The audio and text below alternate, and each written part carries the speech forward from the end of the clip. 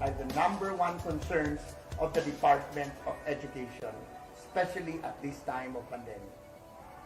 Serving with heart. Leading for the safety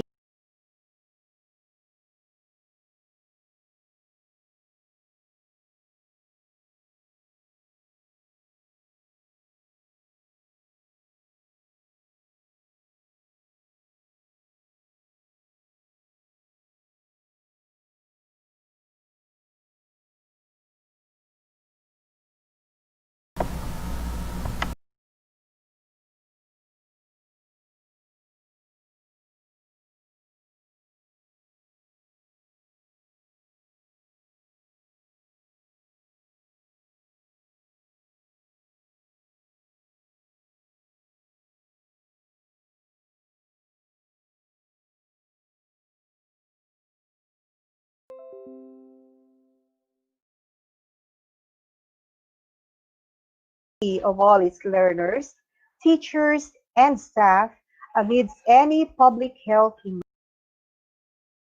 emergencies. So here we come in this one of the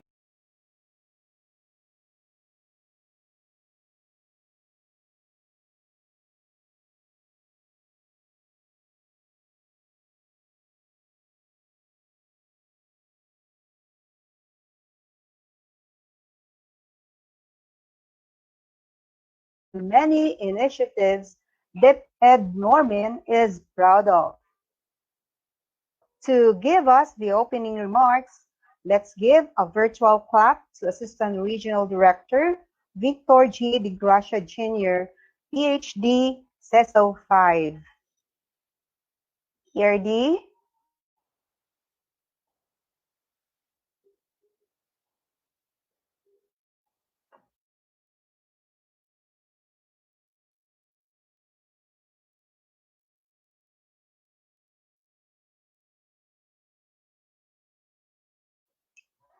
While waiting for ARD to come online, may I just acknowledge the participants.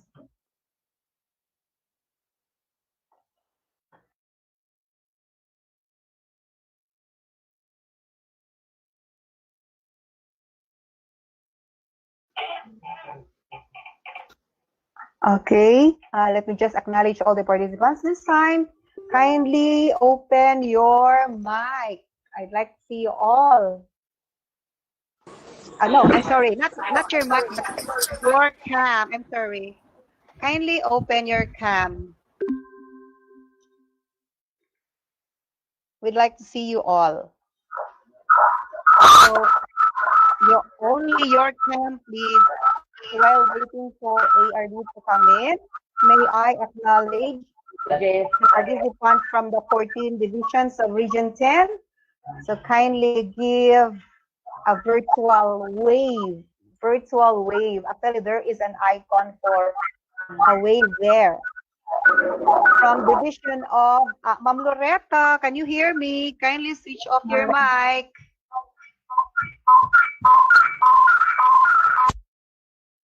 Thank you. May I see the hands of participants from Bukidnon? Hello, Bukidnon. Yes, with Superintendent Randolph B. Tortola and Assistant Division Superintendent Shambay A. Osman. Thank you.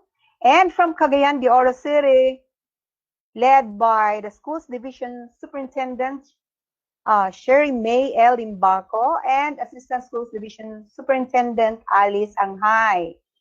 Where are you? Cagayan de Oro City. From Division of Camiguin,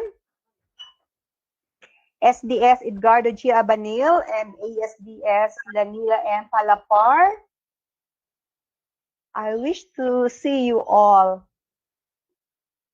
Okay, so I hope everyone can be seen as I call your division. Thank you. From Division of El Salvador City, led by SDS Olga C. Alonsabe and ASDS Aliena Dahay. Good morning po. From Hingog City participants led by Superintendent Jesnar Dams Torres and Assistant Schools Division Superintendent Conibel Misal. Claudine, please. Claudine, can you hear me? Off your mic, please. Yes, ma'am. Claudine, Mary Ann. From Iligan City, led by Superintendent Roy Angelo Gazo and Assistant Schools Division Superintendent Nympha Lago. Lanao del Norte participants led by Superintendent Edelberto S. Oplinaria. Edelberto G. Oplinaria and Assistant Schools Division Superintendent Mary Ann Aliera. From Malaybalay City, led by Superintendent Vicky Gazo and Assistant Superintendent Sunray Amit. Thank you.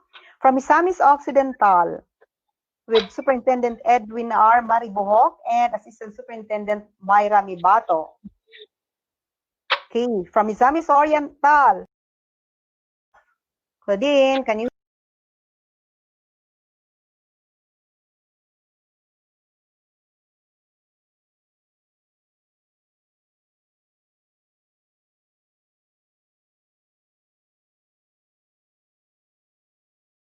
So she will.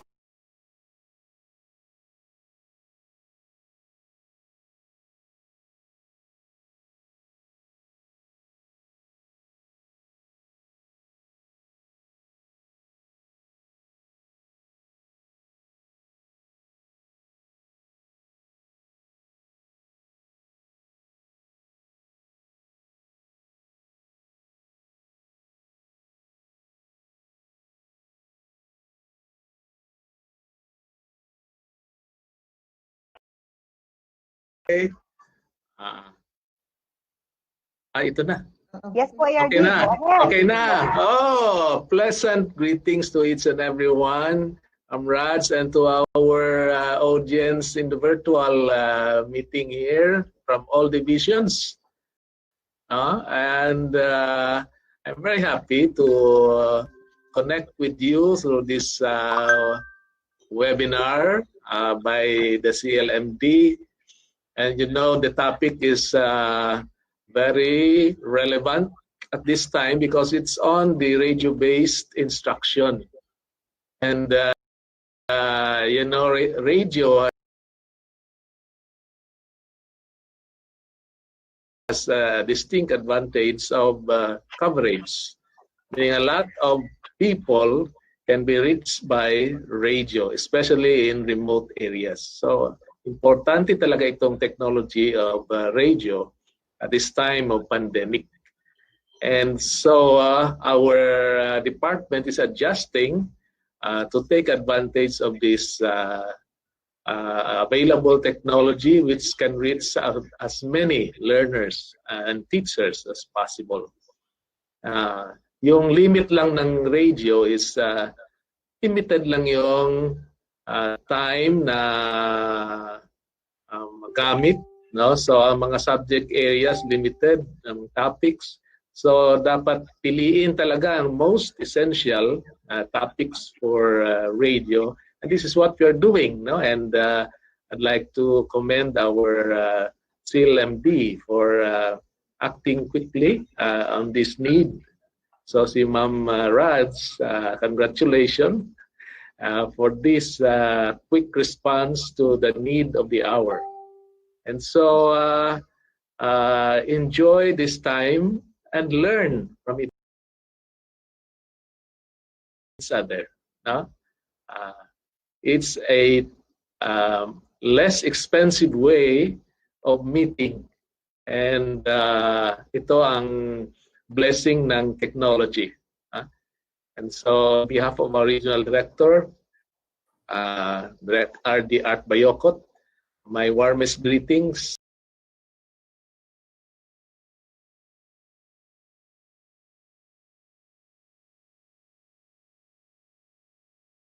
To each and everyone. Thank you for your active participation. We pray that we will all do our best and we will be effective in delivering instruction and learning to our learners using RBI. Thank you. Thank you po, ARDR. You just have that soothing voice which erases all our pangamba, our apprehensions. You know what? A lot things to do after this webinar. Yeah. You know, I understand the participants are now thinking, oh, what is going to happen next? So ano po yung parang parting message mo at saka ano, parang inspiration uli, ARDR for all our participants online? Well, embrace the change. No? Mas magandang we will heartfully embrace it, no? Para we will enjoy doing our new job in this time of pandemic. No? And as you radiate that enthusiasm, that passion to your colleagues and to your learners, learning will be made possible. Okay, thank you po, ARD. Parang ano na, parang meron na, there's something na which directs all our participants on what will happen next. Thank you, RD. Thank you for Thank you very joining much for the opportunity. Okay po, RD. Maraming salamat po. May I remind everyone to observe the webinar protocols because, you know, with your cam on and with your microphone on, it distracts, no? It's actually distracting us. So I hope you understand we are live throughout the country, so we have to consider a lot of things. Another is actually we are working on CPD units, no? So before this webinar happened, actually, the training. Sorry, I'm distracted by the voice. The training design, yeah, because I can hear you. Is that mic on? The training design was already submitted, no?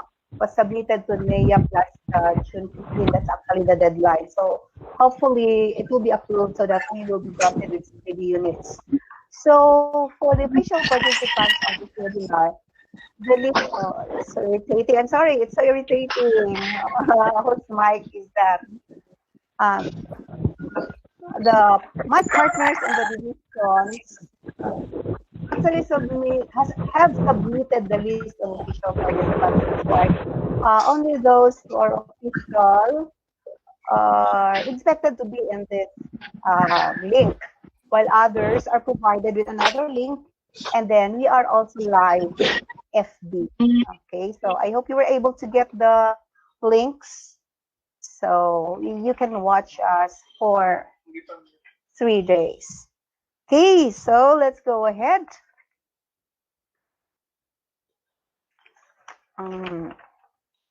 I hope our speakers is already ready, but I tell you again, just like what I announced this morning before we started, that we have a little twist of our schedule because RDR is attending to equally important activity.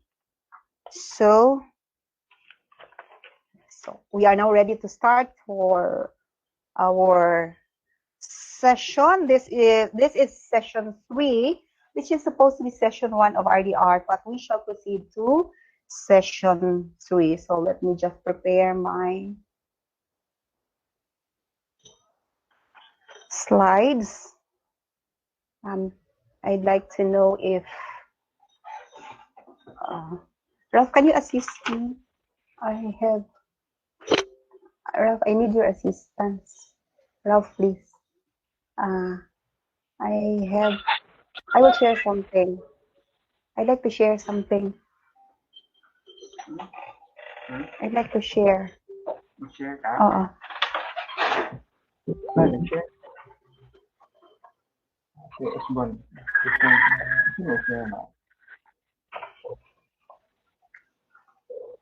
Open na.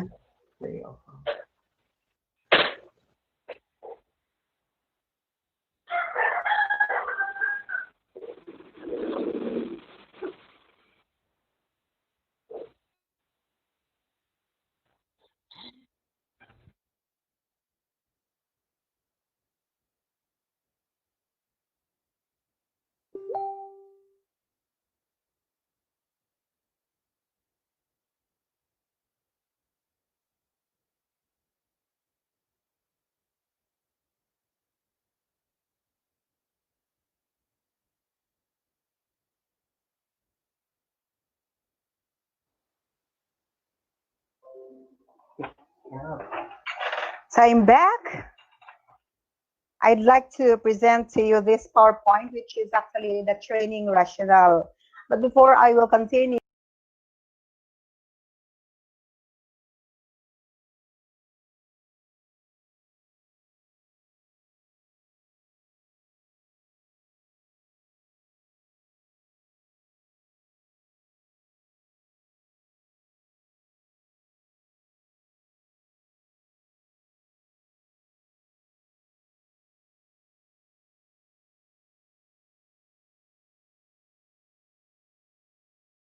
I'd like to pose this question. No, you just have your answer called RX Adobe. That's RX Adobe. Origin 10 Alternative Delivery to Basic Education. So we have distance learning, synchronous method, because while learners can hear us on air, then they are also holding their material. This course focuses on the development of learning episodes and support the in making every learner a leader grade level. And contribute the project PNR of Region 10 must continue using radio to make teaching and learning happen. I'm sorry, but teachers will be trained in designing lessons. Yeah, lessons for RBI, anchored in the most essential learning competencies or MEL, and using radio to deliver stories. Our terminal objective to develop initiatives in designing learning episodes and segments of radio-based instruction, and to come up with sample resource materials for learning continuity in times of pandemic. Our enabling objectives: understand the mechanics of radio-based instruction, develop at least one learning episode or segment for RBI based on an assigned competency. Yan, isa lang naman. Use appropriate assessment activities for various types of learners. Apply the competencies learned in delivering an effective radio program. Demonstrate understanding of RBI instructions through simulation. And plan activities for division RBI implementation. So these are the resources that we need, especially for the Right Shop proper, for workshops. So I can share to you the lesson concepts and guides for Marunko approach. Dr. Maria Joy Tan Agat has shared this to me.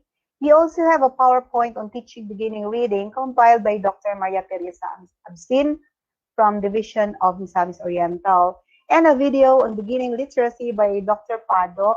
This is a compilation from ELLN videos. And MEL competencies, you'll be provided by your partners, education program supervisors in the regional office.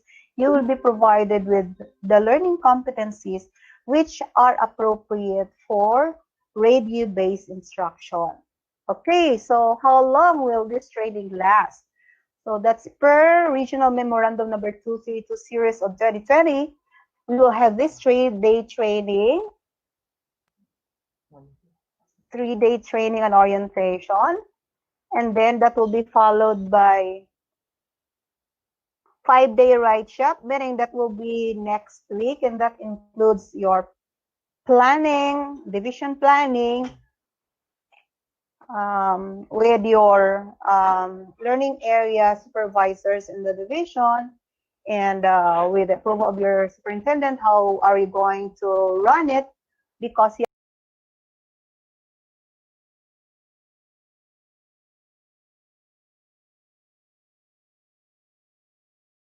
yesterday, as a result of the regional MANCOM, there are divisions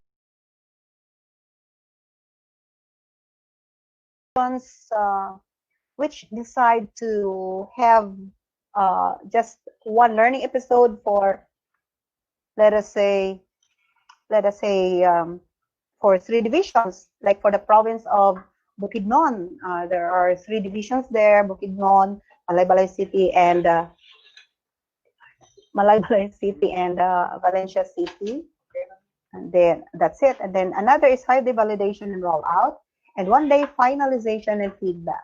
So this is the schedule of activities. So this is it, webinar, RightShop and learning episodes. This is proposed schedule of activities. So again, proposed lang yan, no? We can make adjustments to this one. So we counted the number of hours that we're going to spend equal to the number of CPD units we can get from there. So monitoring and evaluation or output, of course, the learning episode or learning segment. For a while, may call si RD. Sandali lang po ha. Ralph, please. Please answer ni RD kay na-present ko. Please answer ni RD. Hello. Reflection, and then Kwame, we will provide you with a link. Your attendance. This will be taken care of by your division or division supervisors, and then messenger group chat, and then sample learning episode, and a checklist of submitted output, and then division action plan. So yon. So what is the modality? So we have this. What are this? Lecture, tapos readings. You'll be provided with materials for you to read, and then RightShop. That will take us for about 5 days, or well, there are those who are quick on it. And then workshops and simulation, especially on delivering the segment. You know what? There are many of us who really like to announce or really like to run a program, but I don't know if the audio or our own voice is pleasant to the listeners. Much that we love it, but actually there is a tendency of listeners to shift to another station, radio station, because of, you know, our voice quality maybe. So there are a lot of considerations. It's like, I'm happy to see posts sa FB na may workshops sila, and there are those identified to do my screening talaga, who will run the session. So, because ito ay audio. Thank you. Okay, that's it. And sandali ha, just have a thought. We are now ready for the session. Ralph, please. So we are now ready for this. Okay.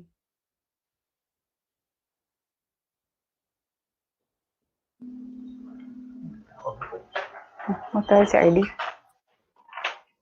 Hello, RD. Ako taga. For a while. Dagan good nga pop RD na kanang kuan. Mga walay appeal RD ba. Aka ni RD, ako nga i-send sa imong messenger.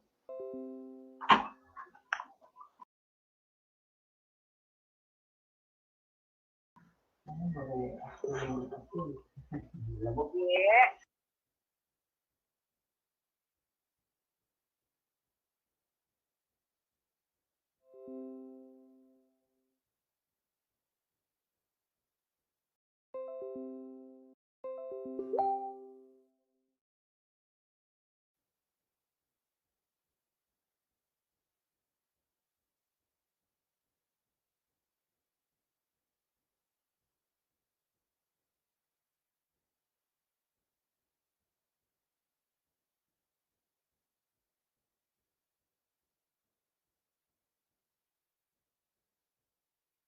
Okay, so I'm sorry.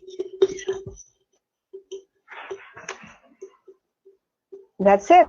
And so, as I said this morning, we'll have a little shift of our schedule for the presentations. Okay, let me just fix my presentation. Ralph, please.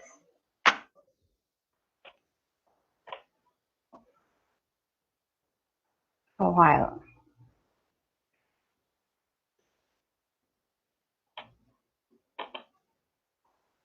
Ralph, this is audio, Ralph. This is audio. This is audio. Ikaw lang.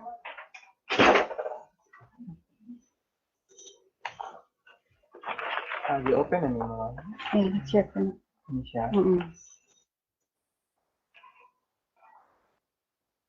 Ano ito sa...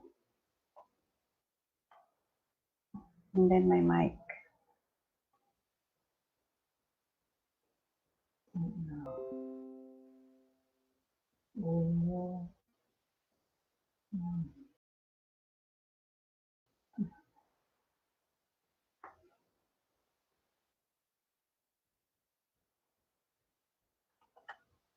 Hindi siya magawa.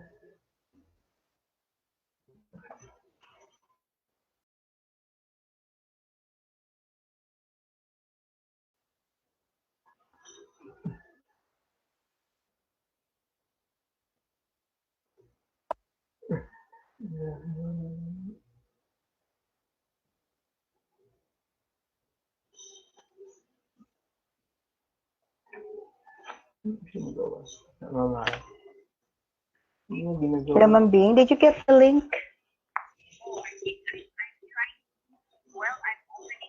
Okay.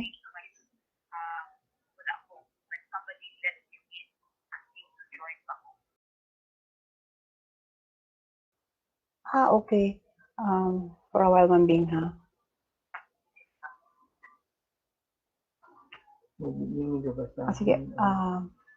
We'll provide you with another link, Ma'am Bing, for a while. I just call somebody.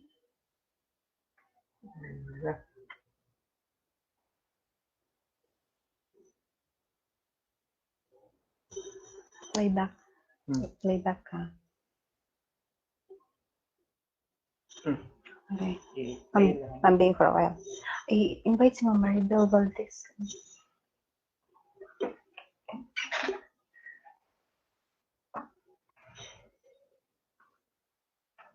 I-play lang mga heading story. This one. Kaning triangle. Ma'am Maribel Midnight. Our speaker is a Doctor of Philosophy, major in Educational Planning and Management, obtained at Mindanao Polytechnic State College, now University of Science and Technology, Cagayan de Oro City. She graduated Bachelor of Arts in Development Communication at Xavier University, Cagayan de Oro City, Master of Arts in Education, major in English Language Teaching at Bukidnon State College, now Bukidnon State University, Cagayan City. She completed a diploma in teaching English as a foreign language at Sydney University, Sydney, Australia, and Certificate of Project in Basic Education, or PROBE, at Queensland University of Technology, Brisbane, Australia. As one of the faculty members of Bukidnon State University, she rose from the ranks. In 1994, she chaired the Language and Letters Division, School of Arts and Sciences, and Development Communication Division, School of Community Education and Industrial Technology. She was the Associate Dean of the School of Community Education and Industrial Technology in 2006 to 2007, Dean of the College of Community Education and Industrial Technology in 2007 to 2016, Editor-in-Chief of the Bukidnon State University Research Journal, the Dean of Graduate School in 2016 to 2017, and eventually the Dean of College of Social Development and Technology in 2017 to May 2020. Her passion in language and letters has extended to working with researches and editorships, a total of 25 works with her as the researcher, as member of the team of researchers, and as editor, have been published at the Bukidnon State University Research Journals, and these include her work in 2006, Listening Preferences of Bukidnon State College Students, Teachers, and Personnel, and the Implications for Radio Broadcast Programming. As the international research presentations, her work, Bukidnon Folk Service of Waterways, Water Protection Practices, was presented during the Asian Conference for Academic Journals and Higher Education Research at Price Plaza, Cagayan de Oro City on August 17 to 20, 2011, and in Association for Asian Studies at Honolulu, Hawaii, USA on March 31 to April 3, 2011.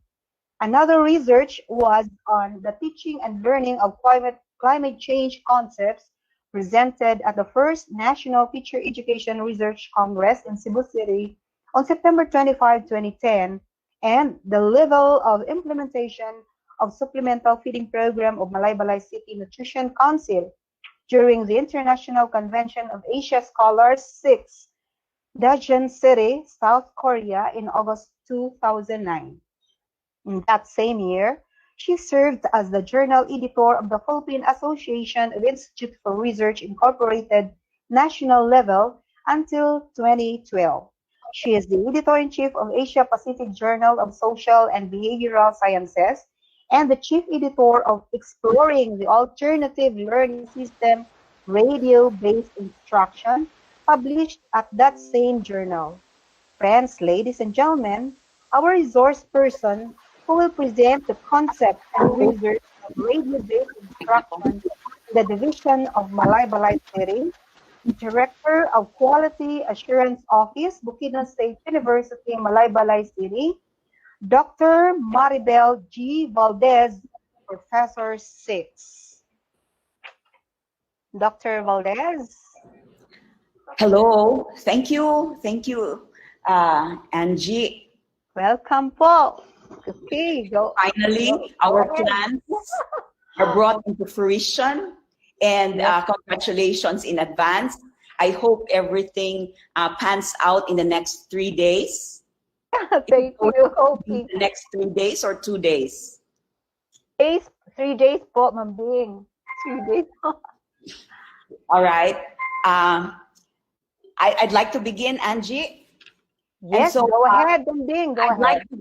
I'd like to greet the regional director, Dr. Arturo Bayokot, and the rest of the speakers today and the next 3 days. Thank you.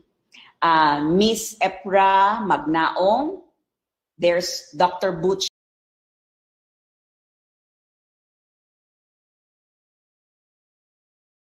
Mahinay, Mr. Marvin Inderes, Miss Jane Abaday, Mr. Richard Apresto, and our anchor and the person who has been behind the nitty-gritty of having this webinar, Dr. Angelina Buaron. So it gives me great pleasure to present 2 papers. The first paper was written by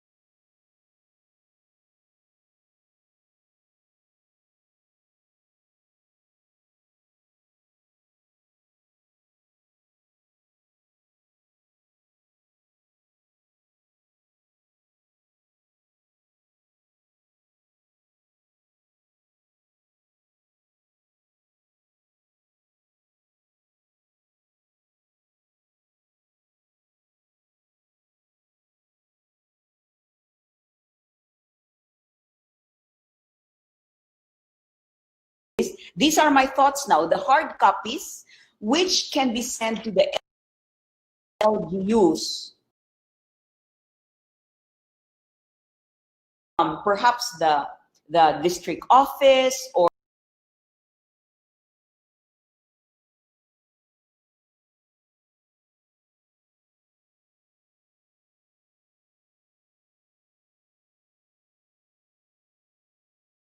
the LGU, all right? And then students send back their field activity sheets.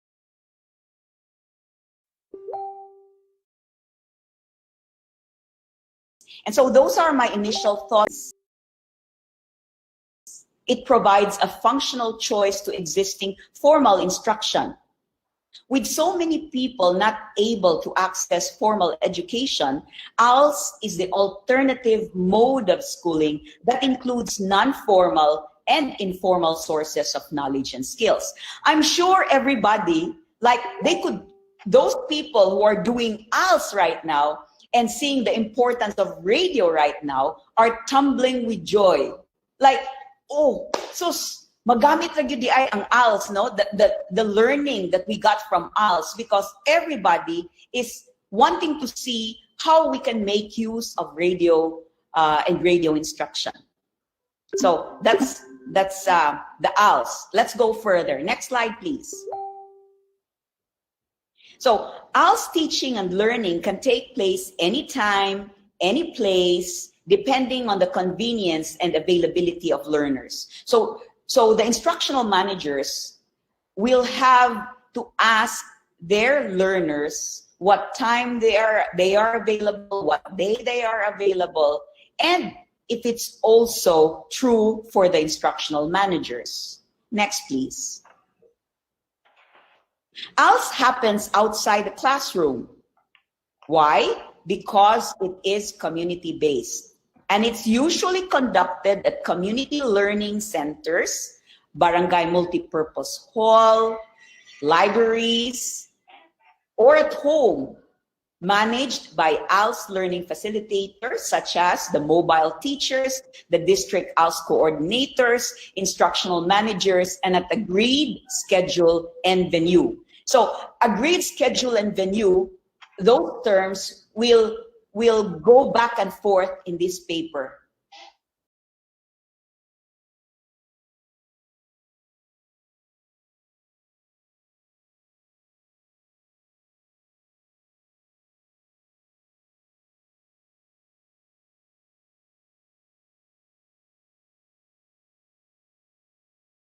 Next, please. So that's radio-based instruction already. Now is the time for the learner to take the A and E test. It hopes to provide a viable delivery system for basic education. It provides learning opportunities to out-of-school youth and adults and enabling listeners, learners to acquire equivalency in basic education. It is distinct from other forms of distance education because its primary goal is the improvement of education utilizing radio broadcast. So, well, it's no brainer. It's based from the title itself. Instruction. You can be heard, everyone. You can be heard. It targets learners and adults in the community. Within the project site, like completers of basic literacy program, the unemployed, the underemployed, what does the college graduate, yet the work that you're doing does not fit your profession, your degree. Elementary and secondary school leavers, because politically correct term is school leavers, it's not so good to mention the word dropouts because it's as if the person has already surrendered from society. So school leavers lang atong itawag. And industry-based and domestic workers. Next slide. Next slide, please, Angie.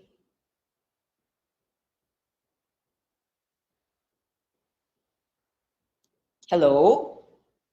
Sorry. So radio-based instruction, those are the concepts. Let me now go to the framework of the study.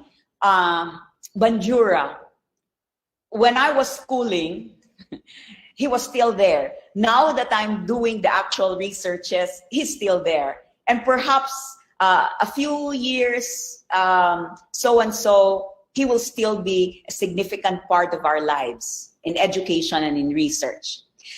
So Bandura's social cognitive theory. In social cognitive theory, people are seen as self-organizing, proactive, self-reflecting, self-regulating, rather than as simply reactive organisms shaped by environmental forces or driven by basic inner impulses. So why did I include Bandura here in this ALS paper? Because with ALS, RBI, they get knowledge, okay? They also get skills. With that kind of education, we hope that they are no longer passive individuals because they can, all those concepts there. So what do I mean by self-organizing? They need to think about their future. And so when they get into ALS RBI, that's why they go into that, because they're thinking of the future. They can compare themselves with those students who are going to colleges, who are going to TESDA. Hey, why couldn't I be there? I have to take this ALS so that I can be like those people when they finish. So they need to organize themselves. Okay?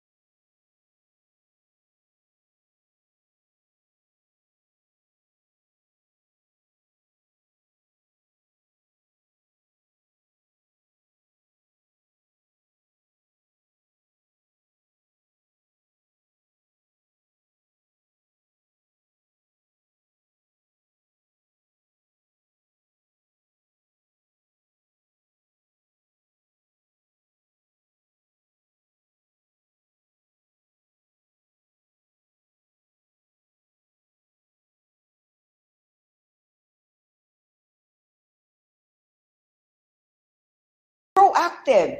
So versus proactive versus reactive. Teach our students that we shouldn't just have short-term goal. Makakaon ko paniud to panihapon. We should have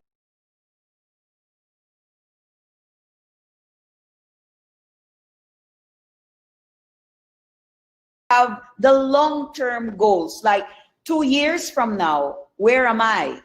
Am I still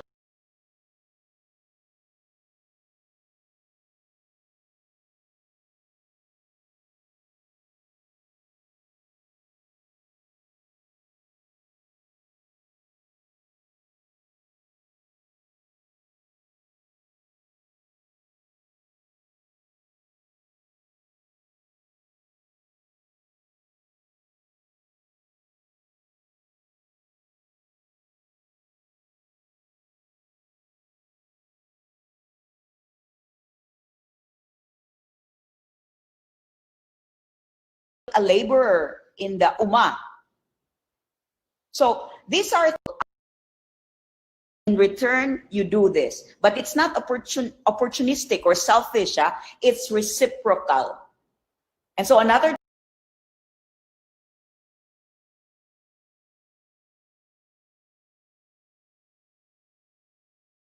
term is dynamic interplay. So what's the interplay? What are these factors? Where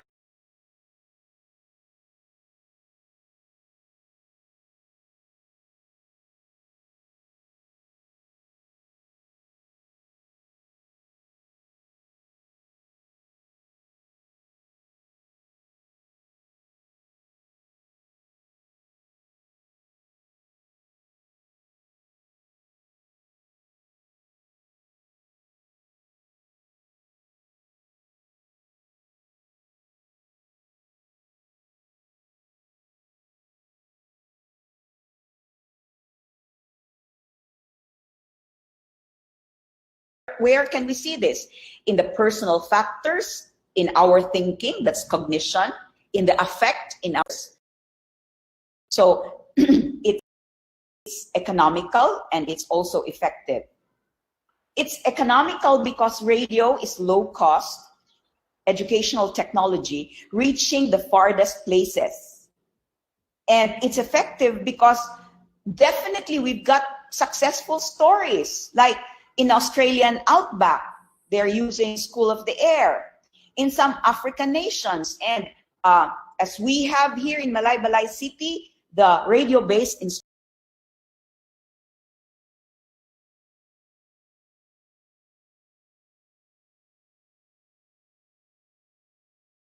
instruction. Next slide, please. And so at Buksu, in the college where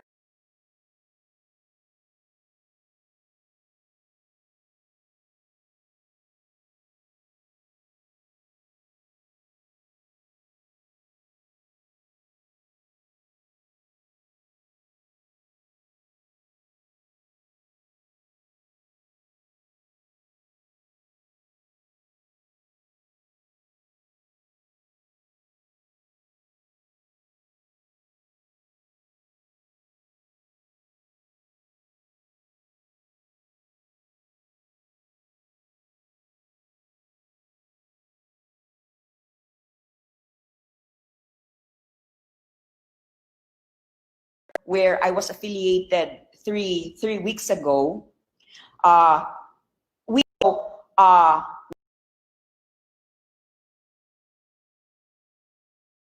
culturally relevant. And this was one of those things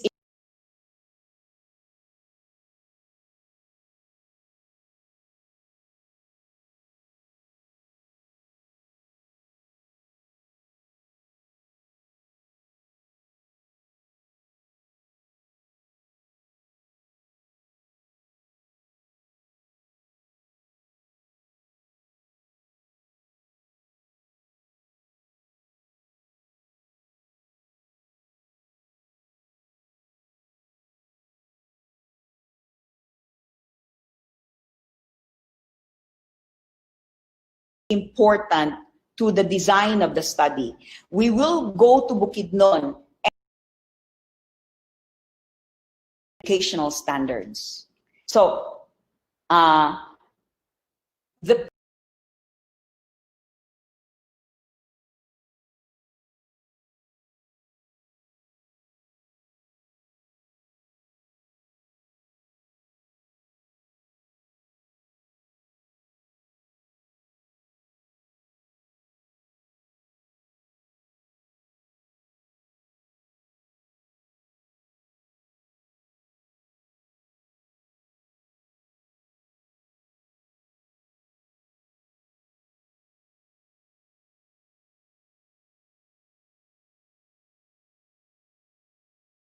papers, the modules came from Manila,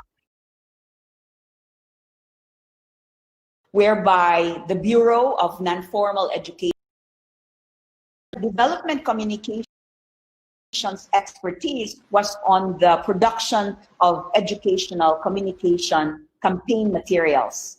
And the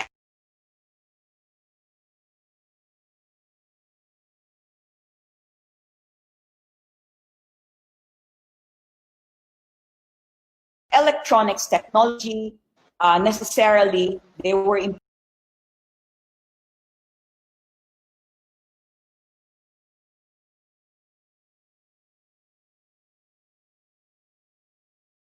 important to the radio production. Subsequent meetings, those were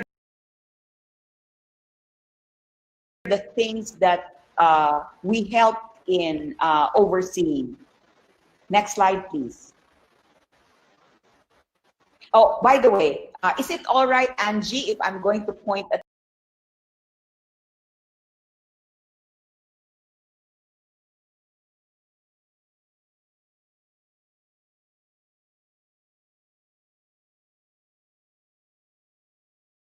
that photo, previous slide.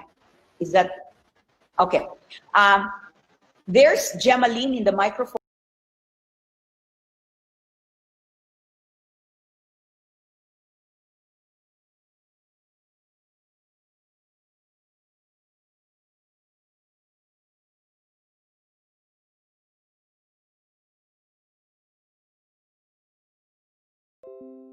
Now in the black shirt. She's the director of extension right now, and her expertise is also an extension. And there's Ethel Binayao. I think that people would know her. There has also been the teamwork of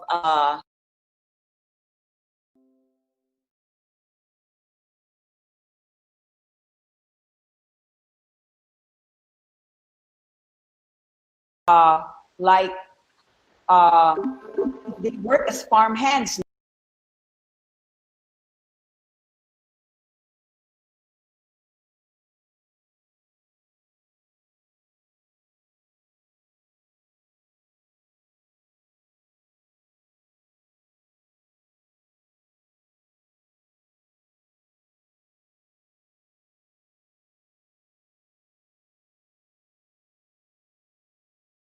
No, in the big plantations around the city.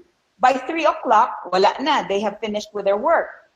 For Mothers University, we have, as always, whenever we broadcast, there is the log. And so this one is purposes of our accreditation, the internal audit being conducted at Buksu, and really the best practice. We need to log so that we can go back to our records. Next, please. What's the methodology? As I've said in the introduction, this was a descriptive qualitative research design with triangulation using survey instrument, document analysis, focus group discussion. The participants were from the 2017-2018 batch. The instrument was composed of 6 categories tested for reliability with Cronbach alpha of 0.9. Items were taken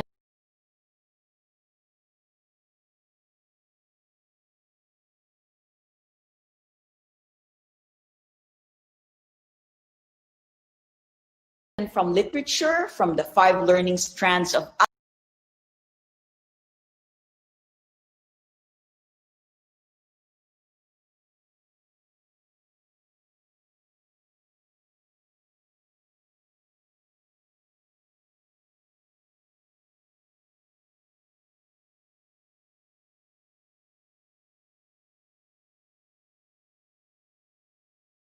and the interviews in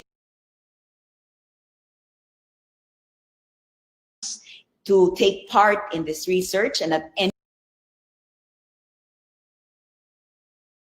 time they can take back their consent, learning environment and classroom culture, and the leadership of ALS RBI. And we took the responses from the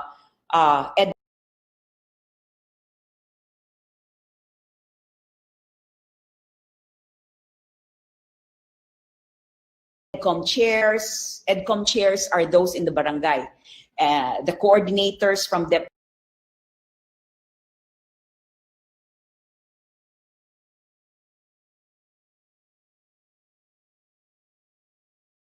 ed specialist, supervisor, and the learner, and the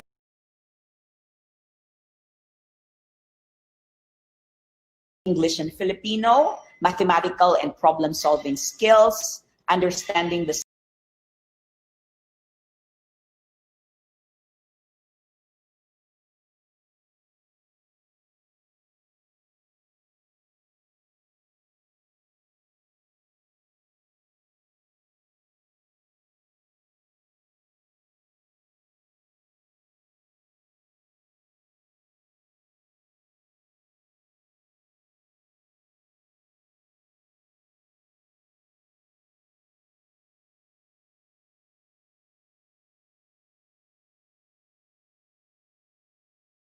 self and society, scientific literacy and critical thinking skills,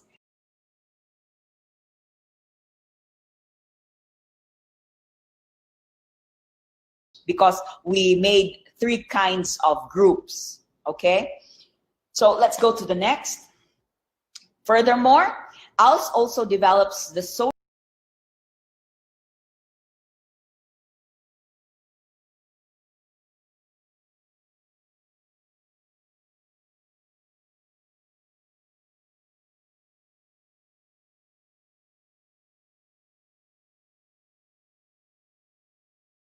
competencies of the students. Here, value their own and other cultural backgrounds. They get taught to enrich their technological competencies.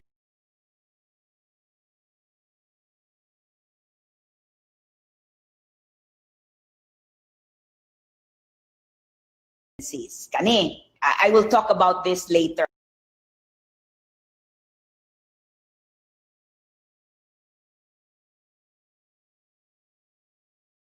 With 21st century skills, ALS are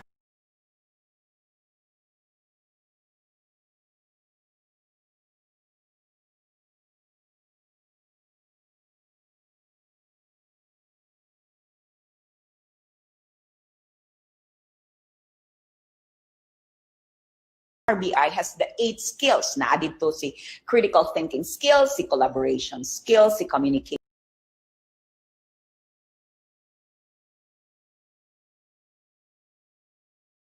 skills, creativity and innovation.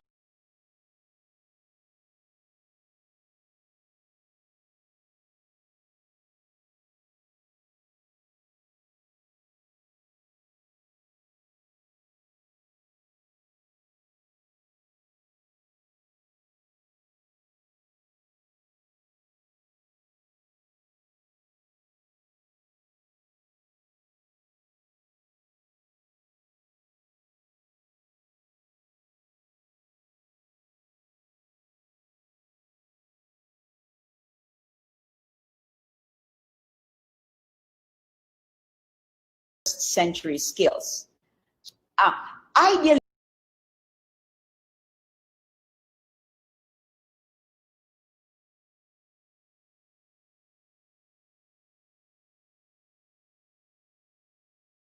manggudapat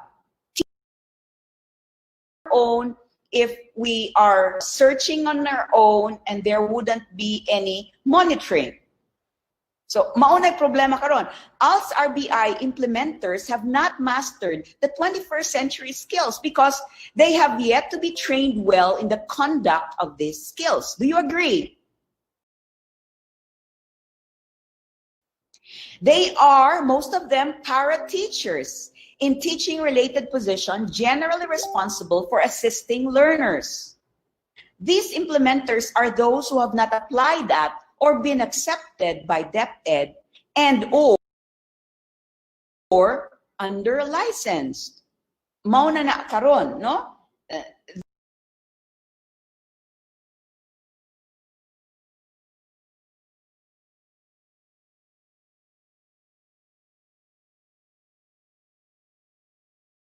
Things that we need to consider.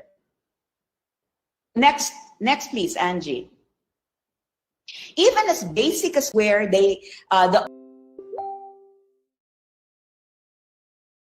the DSWD, the CSWD is housed. So tuwa dito ng mga technology.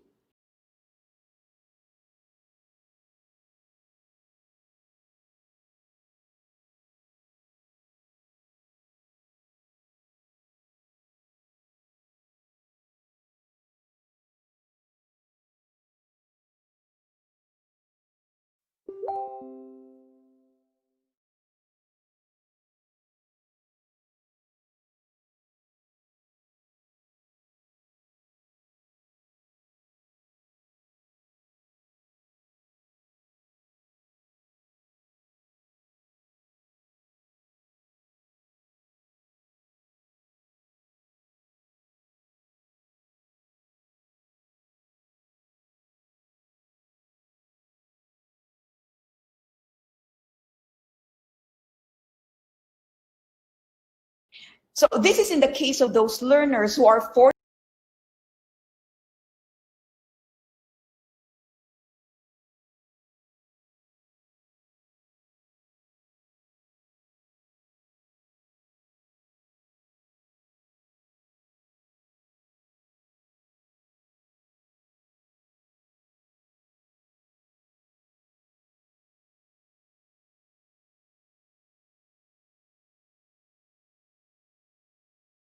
fortunate to have community learning centers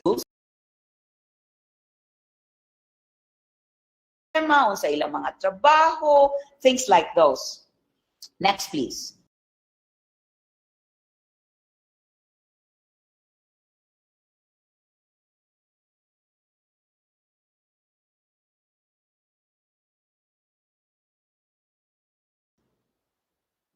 There is also the practice of exchanging ideas, especially in the lessons that they have heard from the radio during their face-to-face interaction. Learners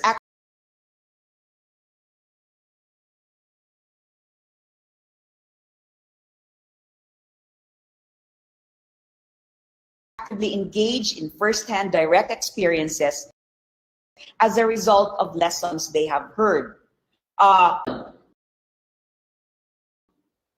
Next, please. Teaching methods are learners-friendly, which help develop self-direction learners. Unya, learner-friendly. I think you know already about low filter.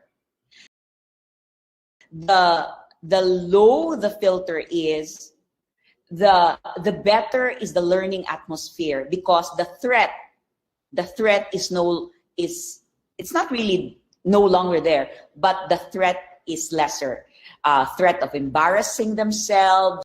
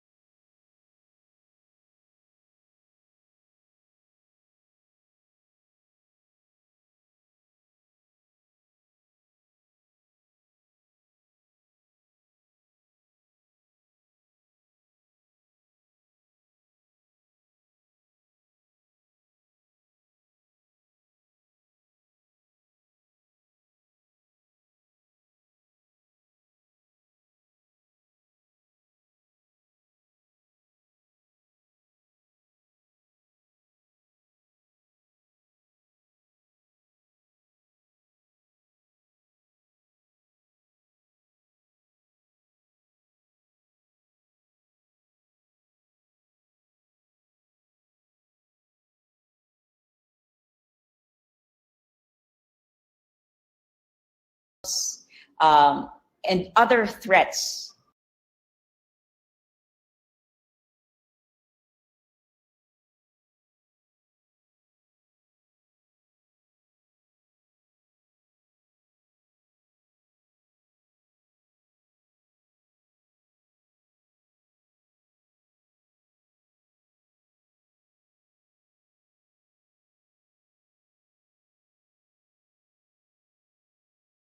To their emotions.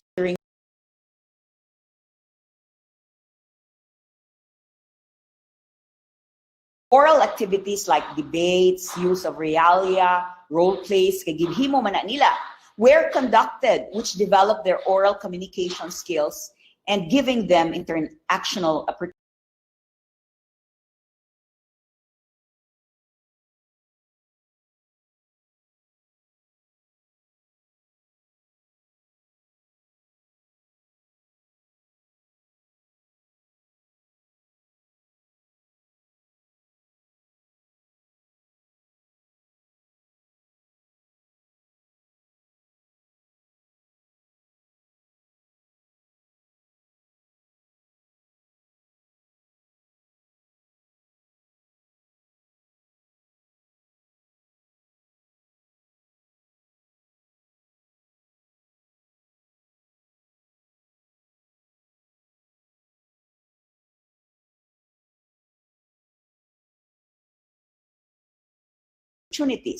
But there is a caveat again.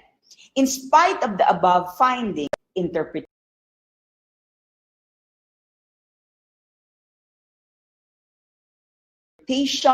reflection, evaluation requires teachers who have been trained very well. First, from their pre-service education as content teachers and being sent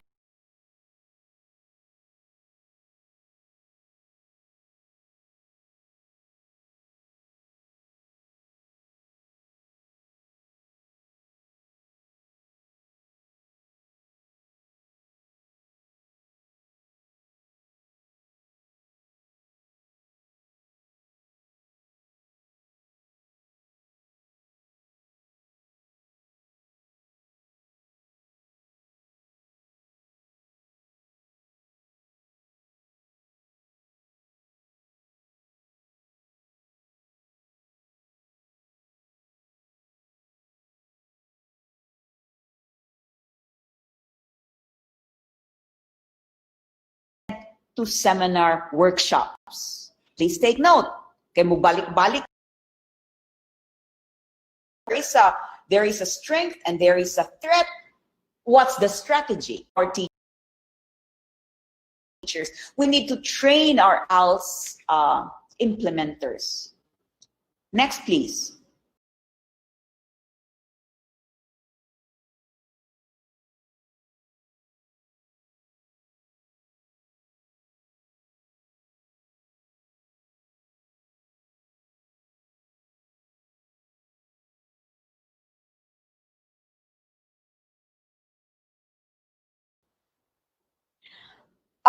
This might not be present in the implementers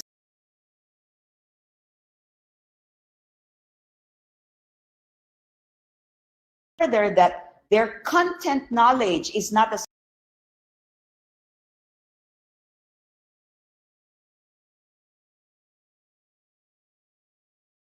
good as those who are graduates of degree programs like education, with biology, with chemistry as majors, etc. In addition, most of them have not obtained their professional teacher's license. Ngano importante man eh, because you cannot get your license if you have not gone to CPDs. It's never good to compare good both, no? Whether you are an implementer or if you are an adept ed teacher. Pero makita ra gyapon sa results. Okay, next please. The instructional learning module were also recorded in CDs. This is the solution for those who are unable to attend the RBI schedule of TTH at 3 p.m.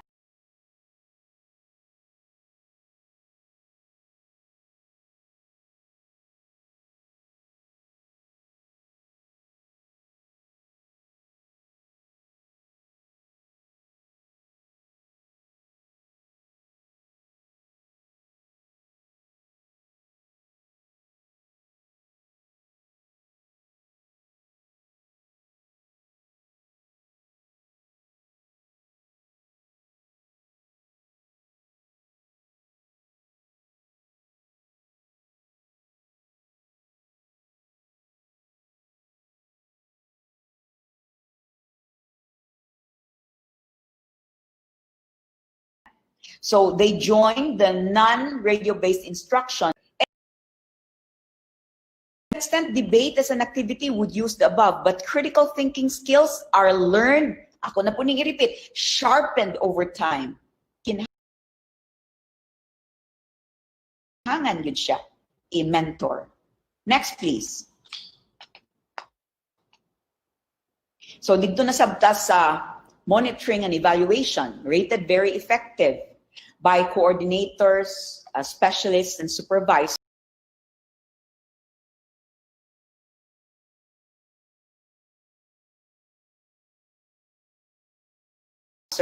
While the implementers, effective lang.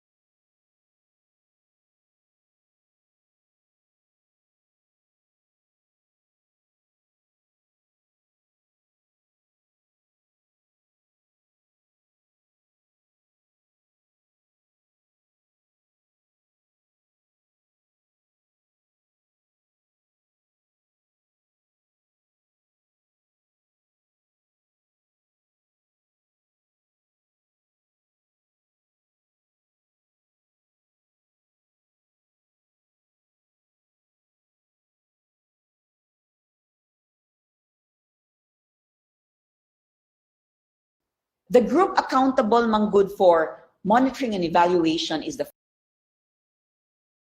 former.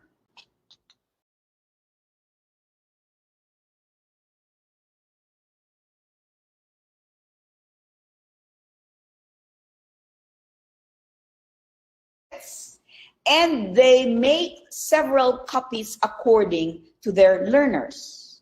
So I hope that can be solved. Next, please.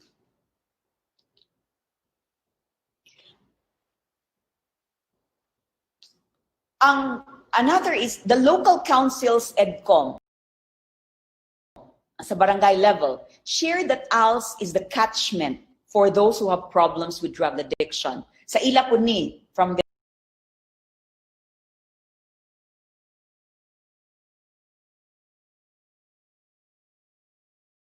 their own perspective. They feel that if their community residents have an outlet through ALS, then it can lessen the drug problem and help in the tokhang. The role of EDCOM chairs in communities was or is to go around their barangays and convince residents, especially those who are identified drug users, to enroll in ALS from their perspective. Akong learning ani, no, looking at this result, trainings for instructional managers kinhangan gyud, because they not only deal with teaching, they also deal with societal problems. Kanansiran ba? And then they're not regular employee, ha? Next, please. So the process of NME, according to implementers, must go beyond. This is from their point of view. Go beyond scoring activities and interviews. Kana siya, ila gina ni gawas. There must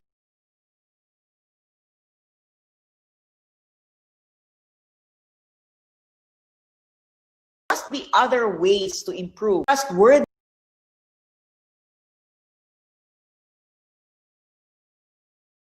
and credible information, accountability, incentives, and capacity. Capacity of the human resource, incentives for the human resource, accountability of those who have designed and katungtuan dito sa offices.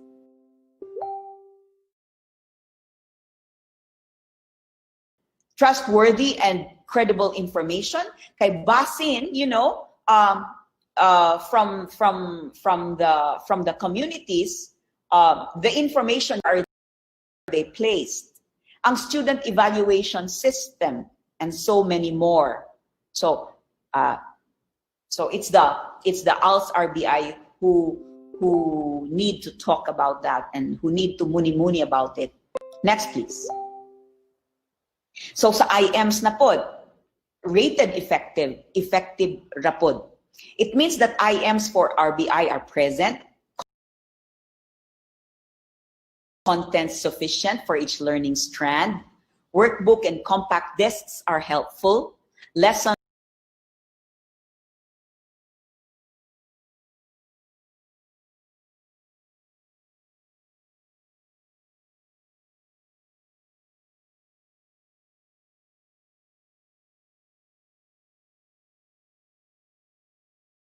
are understandable, packaging of module is attractive, RBI is key implementers to the supervisor and coordinators. So 15 CDs with 40 episodes, 5 session guides, 6 learning workbooks, unya 46 communities are served by ALS RBI. You can just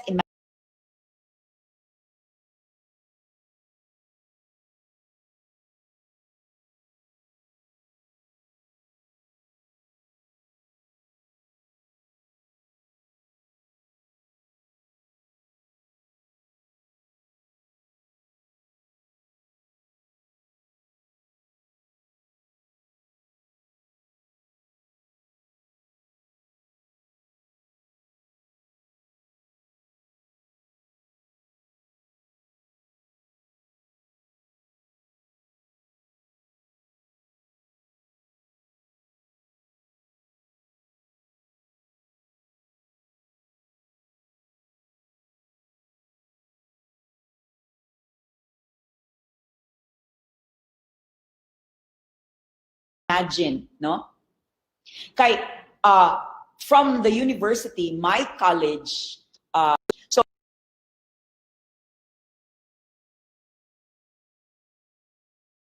next please. Another variable is on leadership, very effective. Leadership includes administrator support in strengthening of ALS program. Leadership is second only to teaching among school-related factors. Its impact on student learning. In addition, the impact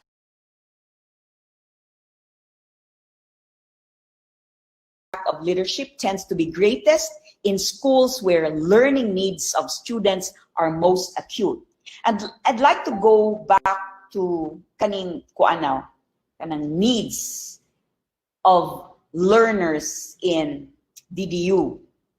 I was looking for a correct term, politically correct term sa DDU.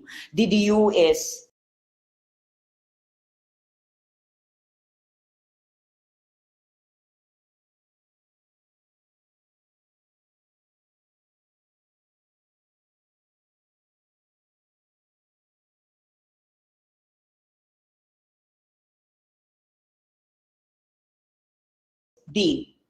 depressed, disadvantaged, and underserved. The socioeconomic factors, so high poverty incidence, presence of vulnerable sectors,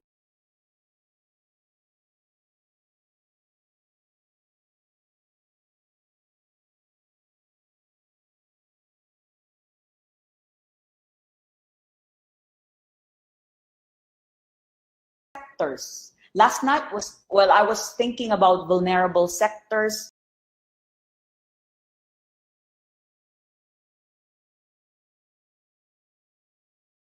Getting pregnant. So, daghan yun ka mga bata and teenagers who are mothers already.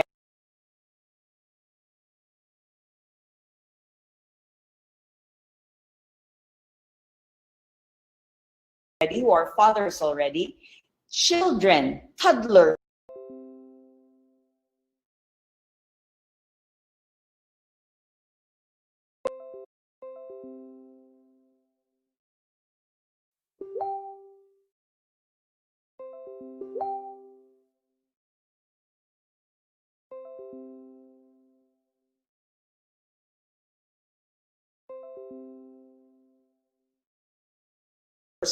these are the vulnerable sectors. You include also a research on disaster. So it's flash floods and ma-erode mountainsides. And also in armed conflict. So in far off areas in the Bukid, again, we've got the conflicts between the government and the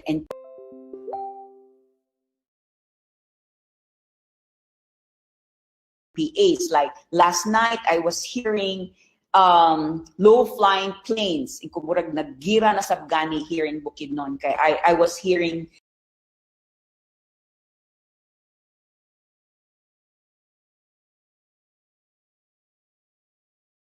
the plane, usa ka plane, balik.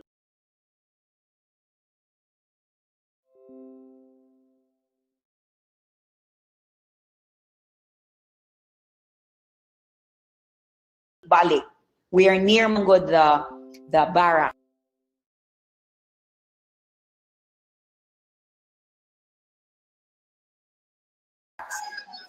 So, okay.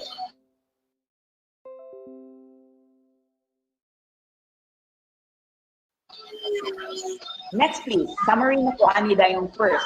The summary shows very effective rating in all the 6 variables. This means that the planning of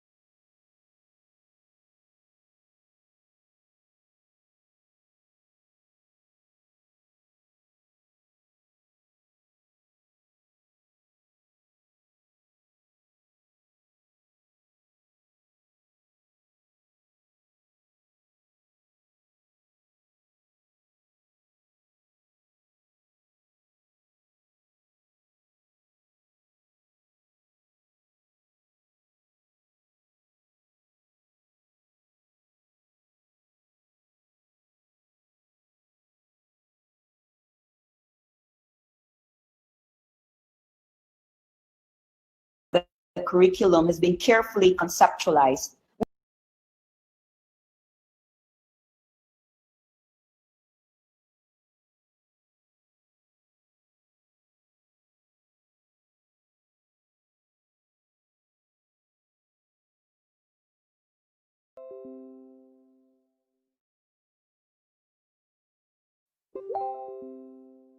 with the learning.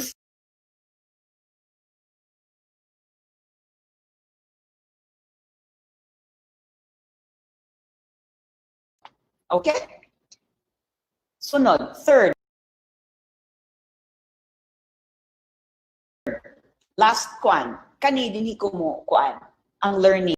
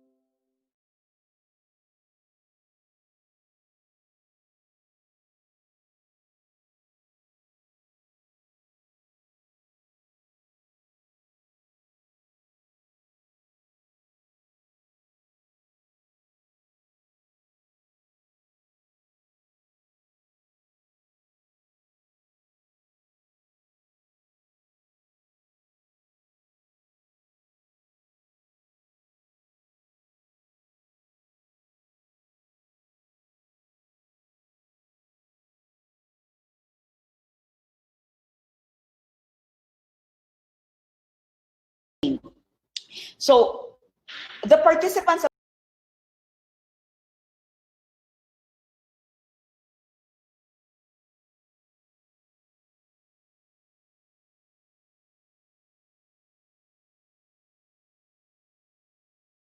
of the study indicated that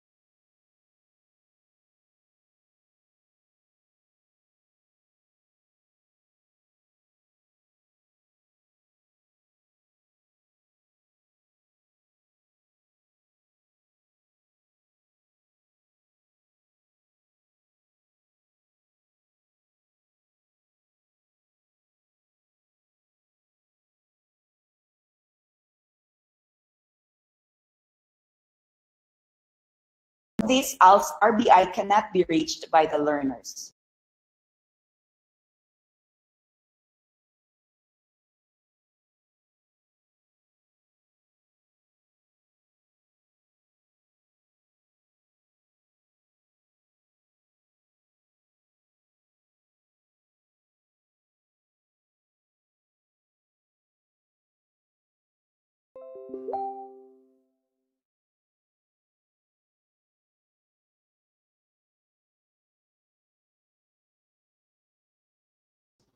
In the second concern, which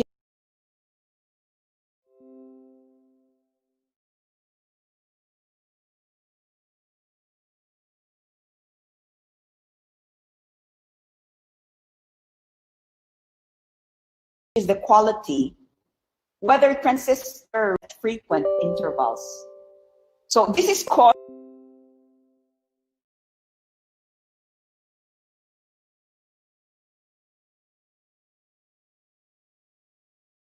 by cheap radios. Oh, ako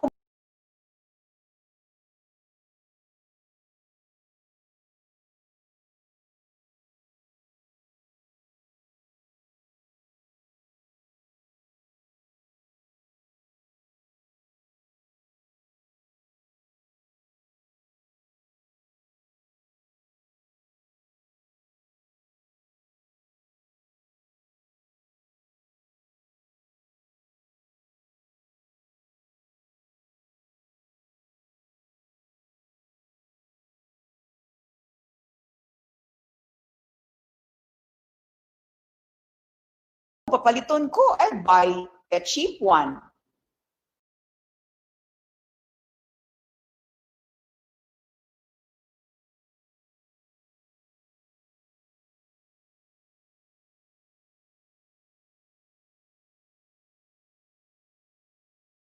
Like, do I have?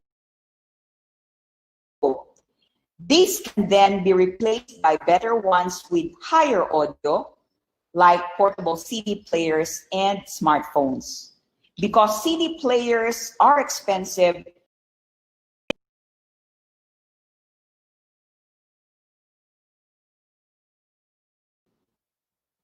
no significant difference in the responses in how they look at ALS RBI in their lives. They find it important and relevant, and it is the next best option to formal education. Next, please. Few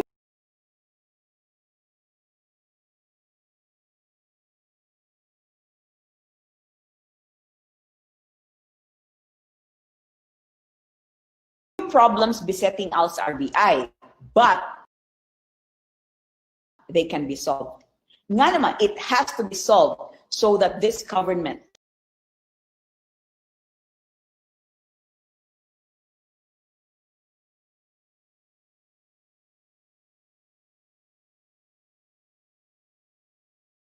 can respond to the needs of those who are unable to go to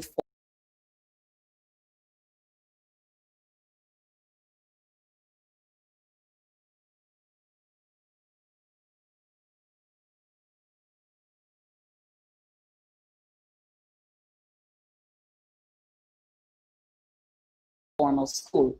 Otherwise, many Filipinos will not have access to education. Recommendation.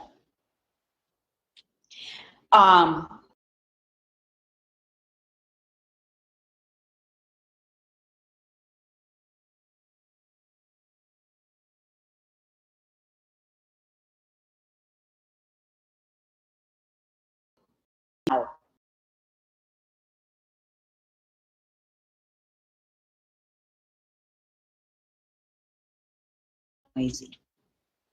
Sunod. Kani mura og piyaw-piyaw. Basta budget na gani, no? Increase budget so learners will have learning modules for each strand. With education given one of the biggest GAA of the government, IMs can get much from this. Next, please. Another budget. May increase budget for volunteers in Malaybalay only 14 persons are regular ALS employees with salaries and benefits, but there are many volunteers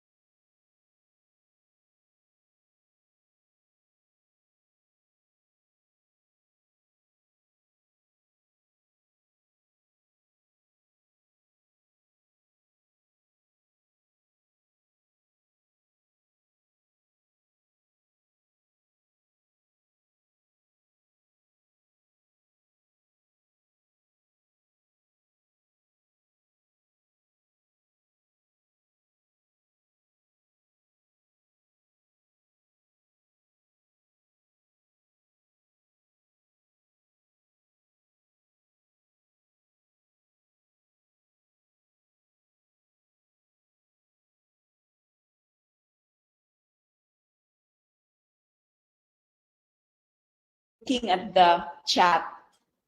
Do I have so many students here? Yeah, on screen, there are 240 and sa FB Live, nakita ko kanina, it's more than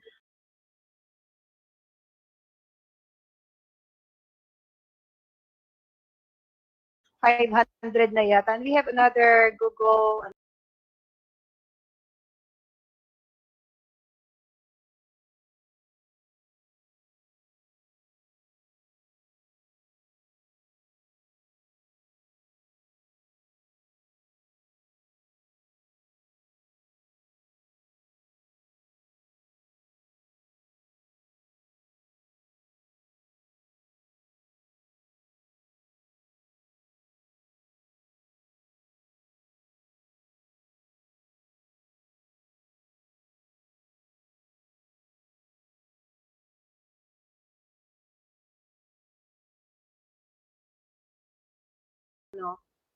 link. I missed to get the total number of viewers.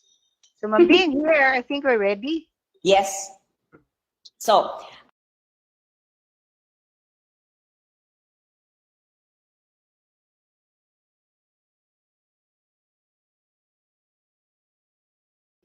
first slide, the title, to eliminate feelings of adversity. First slide, please.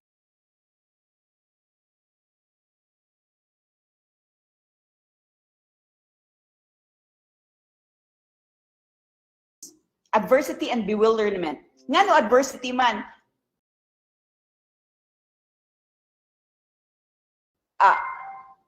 Katawanan mo gud karon. Suddenly, di ba people, you were told to make modules for radio, no? So people like me, 58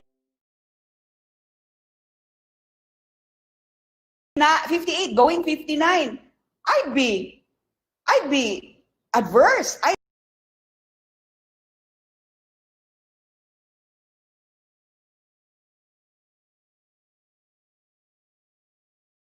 Be opposing the idea. I have already my yellowed notes, yellowed with age na akong notes. I don't want to transfer to radio.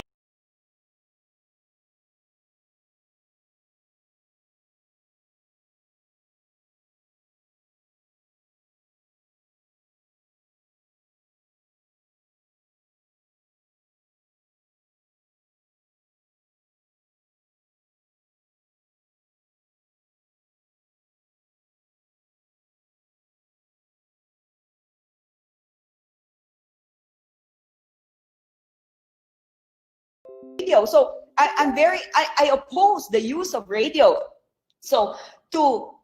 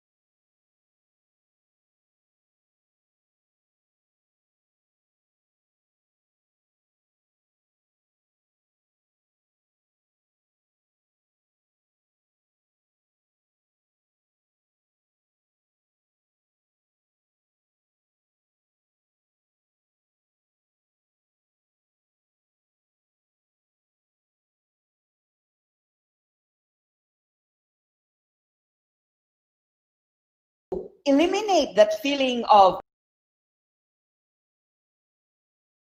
oral, baba, and oral, dunggan, the purpose of educational radio has been to complement the existing curricula. Mark the word complement. Write that down. That's very important. Kaya nga no, basin, ang inyo karon is radio lang gyud. Radio lang gyud. In this paper, of my stand, it should be a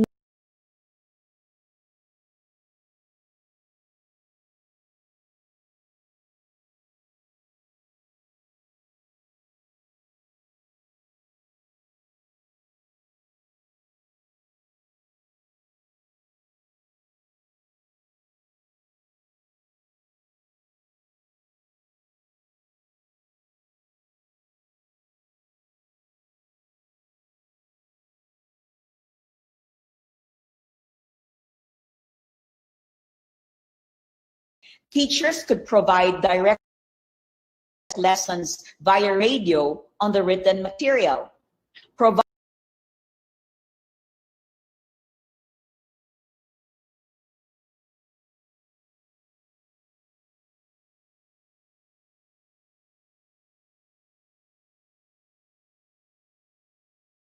Recorded by radio that could not be overall literacy education of students.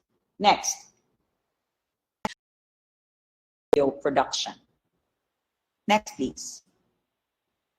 The reading and writing of text was supported by educational radio, using radio impediments to its widespread adoption in education systems. One of these was the issue of availability of transmitters and receivers. Kana siya.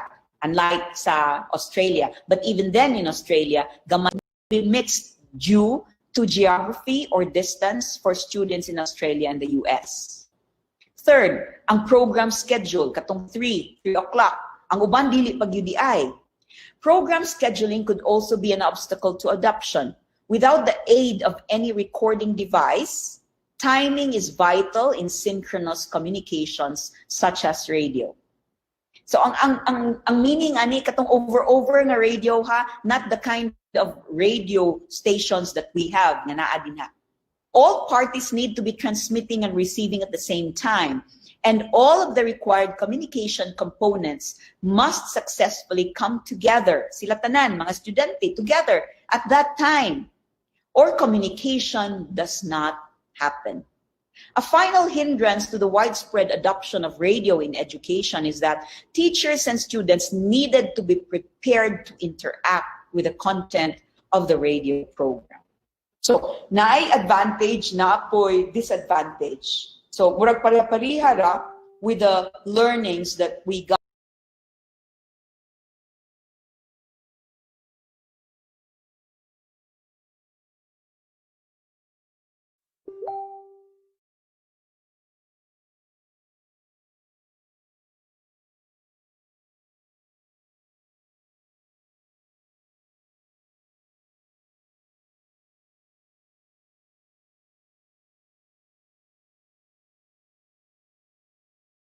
From the RBI. Okay, so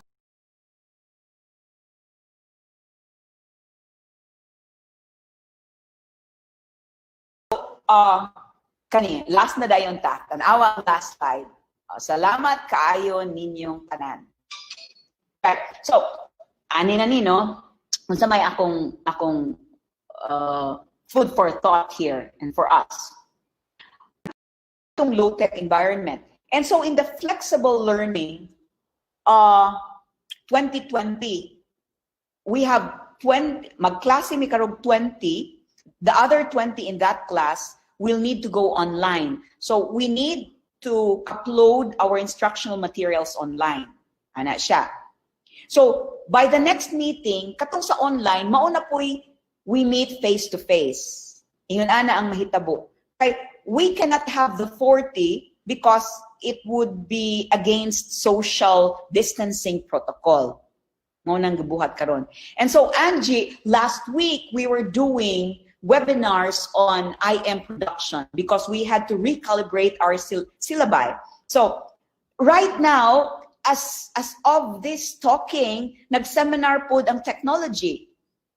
So, gi-pressure pod ko to make my IM. In kumahuman lang Miss Angie, then I could concentrate fully on my technology, Angie.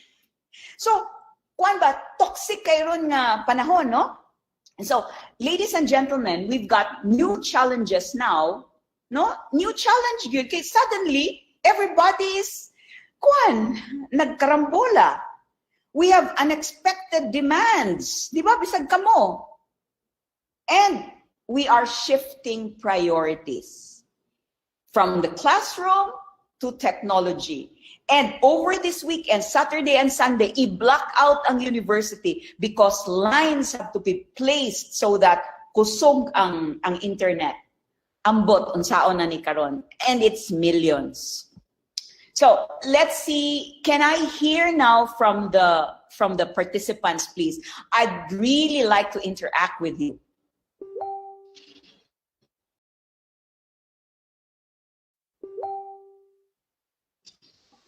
Hello, participants. Kindly open your cam. Kindly open Basahan your na lang.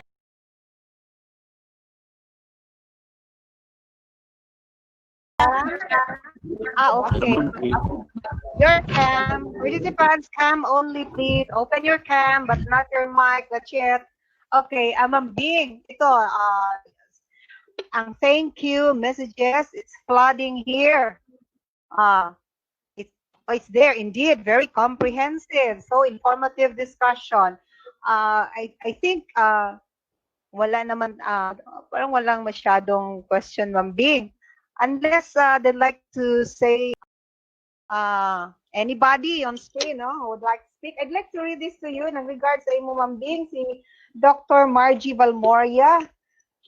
Because, yeah, it says here, she is my external reader sa ako dissertation. Please extend my gratitude and warmest regards. Oh. Dr. Margie Valmoria, she is the supervisor in English of El Salvador City Division. Hi, Ma'am. Hi, Ma'am. So good to hear from you. Okay. Finally, Ma'am Bing, here's one question here. From Jove Carlo Cobrador. How long were the radio instructors trained before airing? This is from Isamis Oriental. How long they were trained? Yeah. Answer. These were the voice talents, sir. Voice talents. And so the faculties of the different units of the university were done with the making of the module. So the voice talents were students from DevCom who had foundation courses in radio broadcasting. And so they knew when to put in the sounds, the sound effects. They knew what kind of voices. Grabe yun nilang practice because they had to be prompted on what kind of sound effects should be incorporated. What kind of voice should be used? Should it be a learner, you know, a baby, not really a baby, but a young child's voice against an older voice? So voice talents. So dili gyud pud sayon, pero that was recorded, manggod, recorded.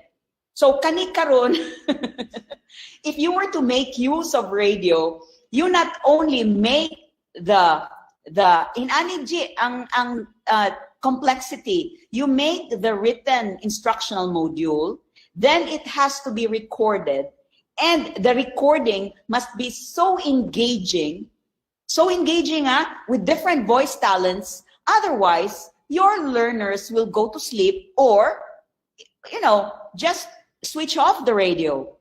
So learning, we have wasted our resources then because the recorded lessons were not interesting. It's a dead voice. It's a monotone voice. So never for radio broadcasting. It has to be alive. Yeah, I agree, Ma'am Bing. And we have a session for that on the third day. Sir Richard Presto will join us.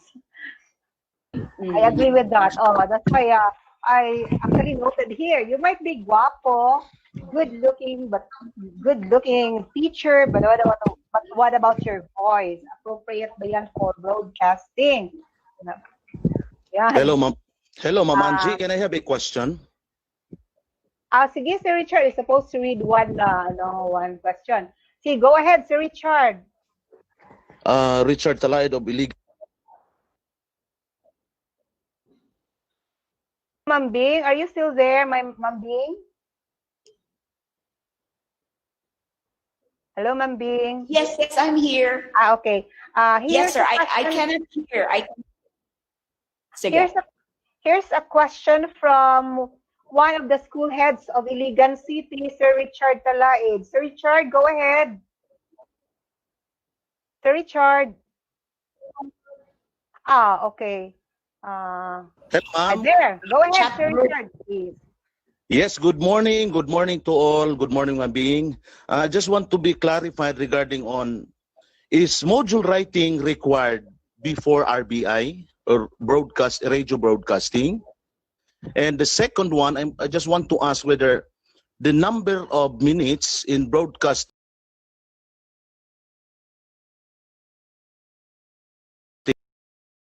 what appropriate number of minutes that would be effective on our student listeners in as far as RBI is concerned? Okay, sir. Kindly go back to that first question.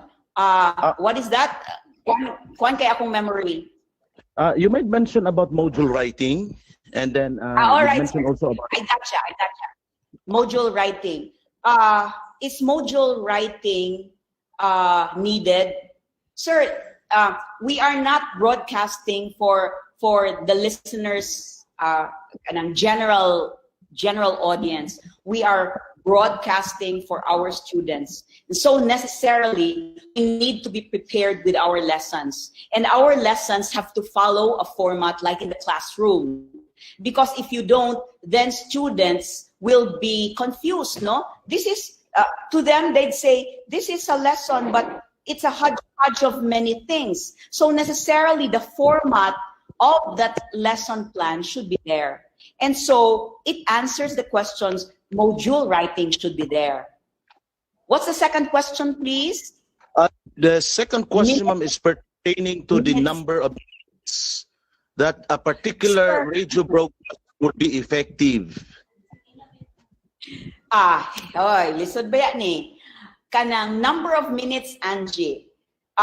If you hear, you will retain less. If you hear and see, you will retain more.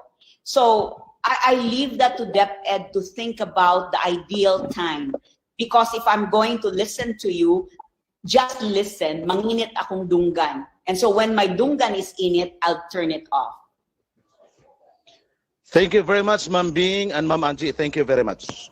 Thank you, Sir Thank Richard, you, and thank sir. you, Ma'am Bing. Ma'am Bing, here's another question. Ma'am Angie, may I- Actually, for a while, Ma'am Josephine, later, Yeah. Ma'am Josephine, Ma'am Bing, regarding the query of Sir Richard, we have another session for script writing, and then with that, we will determine how many minutes is allotted for this, like introduction, and then the content proper.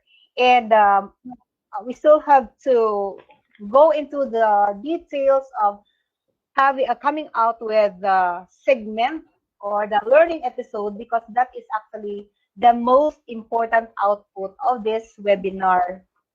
Oh yes po. Ma'am Bing, here's one question before we will have Josephine. Here is from Josie Ingracia. I think she's from Uzami City. Thank you so much, Ma'am Valdez. How about those children with special needs? How can the RBI be very effective for them? Special needs is those who can't see but they can hear. Those they can see, but those who can't. Ang kwan is ang dili makadungog, no? I really don't have any answer. Like that question appeared during a webinar I listened to with a favorite professor, Dr. Bill Atwe from QUT. Di gihapon lisod man, ambot lagi luoy ko. I don't know, Angie. I don't know how to answer that. Like karon gani sige ko, how can private schools kanang live gani karon nga kuan katong private schools nga run by religious kuan orders nga wala diha ang funding, the learners don't have the capacity to have the laptops. Mom, I'm sorry, I cannot give answer. Sige guguna-una ana. Mo fold ba ang school? Because they kuan yun sana ninyo. I'm sure DepEd has thought about that in detail. Like, okay kung makadungog, no, na ang radio. Pero, how about the activity sheet?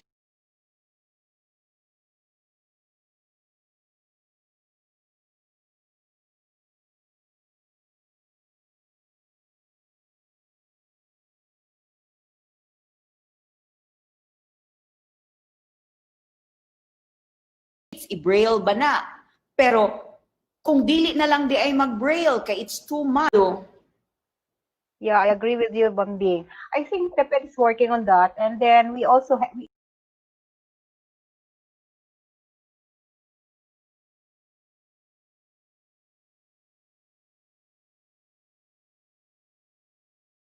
actually we have a supervisor, no, in charge of SPED. I think they're discussing about it too, and they also have plans with that.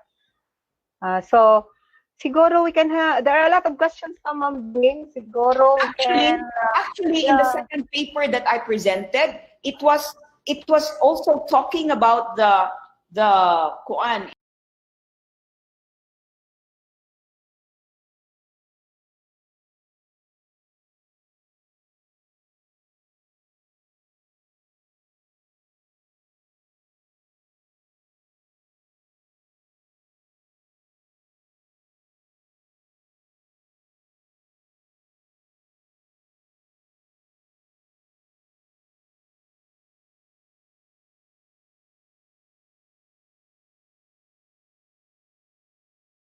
In anang with special needs.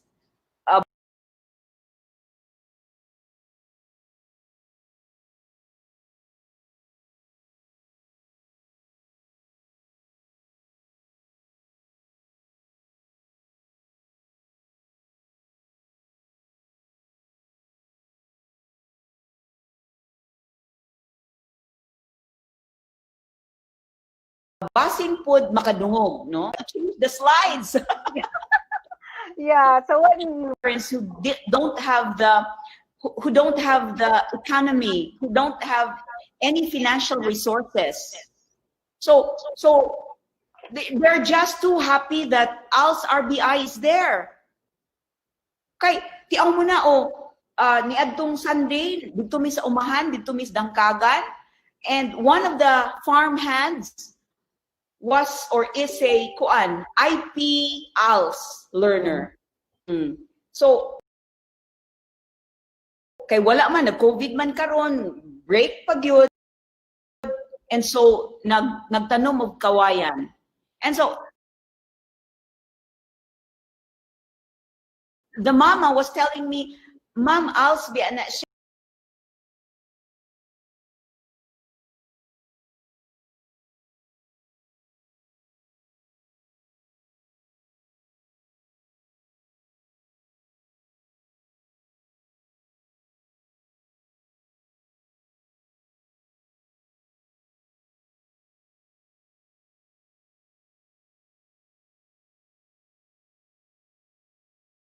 Ma'am, uy, inko nga, kuan, I'm so happy. In fact, I'm going to char. Pero yun na ba, happy ang parents kay then they won't have to spend for allowance, then they won't have to spend for school materials kay na may ALS nga kuan present sa barangay. na parang responsible na pod, no? Maybe Mga na pod. oo. So it might be one of the considerations So as we plan with the division implementation. So, Ma'am Bing, I'm thinking about not pedagogy, but andragogy for adult learners. Dapat kana po i-consider the principles of adult teaching and learning. yes, Ma'am Bing, noted po. And personally, as a focal person of this activity in the region, I'm personally benefited of your presentation. Thank you so much. And you know what? I'm happy to tell you that in some of the division offices, the superintendents require all their supervisors to really watch this RBI for, yeah, implementation. So for possible technical assistance to the field, at least we can be, we are ready. And the regional office can really provide the TA, hopefully, to all divisions, especially in terms of resources. Okay, Ma'am Bing, so before you close, may I present to you this virtual certificate? Sir Ralph, please. And for our participants, there are lots of questions here, but we'll attend to that later. We'll find time because another speaker is waiting. And Ma'am Bing, kindly extend our thanks. And extend our thanks to the University President, Dr. Oscar Cabanyeles, for his approval for you to join us. Because we understand you're so busy being director of the Quality Assurance Office, and you're now preparing for ACUP accreditation. So, Ma'am Bing, here is your certificate, virtual. This is the new normal in the presentation of the virtual certificate. But in a way, Balay City is just 2.5 hours here. Yeah. So may I read to you while Ralph is preparing? It will be flashed then. Republic of the Philippines, Department of Education, Region 10, Northern Mindanao. Zone 1, Upper Balulang, Cagayan de Oro City. Certificate of recognition is awarded to Maribel G. Valdez, PhD, for her valuable contribution as a resource person on the presentation of concept and research on RBI instruction in the division of Balay City during the webinar on radio-based instruction on June 24 to 26, 2020, presented in Cagayan de Oro City on June 24, 2020. Signed, Dr. Arturo B. Bayocot, CESO 3 Regional Director. Thank you, Ma'am Bing. And I'm happy to tell you that RD Art is actually watching. Yay! Yeah. I'm so happy. I would have commented, sus na miss ni Sir. Gwapo untag makahibaw si Sir what's happening here in Bukidnon. He's actually watching since he's... But Dion is there. Dion. Hi, Dion. Yeah, Dion is the supervisor in English Secondary, the division of Oroquieta City. And happy to tell you that Dion is already CC soon. Yes, I saw that in FB. Oh, congrats. Okay, so Ma'am Bing, thank you so much. Thank Salamat you kayo. precious Salamat time. kay Angie. Yeah, I'll be communicating with you soon. Bye-bye. Thank you, Ma'am Thank Bing. you. Okay. So, naghang ang ako. Yeah. Oh, so that's it. It's actually a problem with in terms of like this. Okay. I suppose to monitor your feedback and then your answer to the question that I posted earlier. But we have to proceed for our next speaker. Our next speaker will help us design our learning episodes in the context of appropriate language of instruction and with consideration of the learner's gender, needs, strengths, interests, and experiences, linguistics, cultural, socio-economic,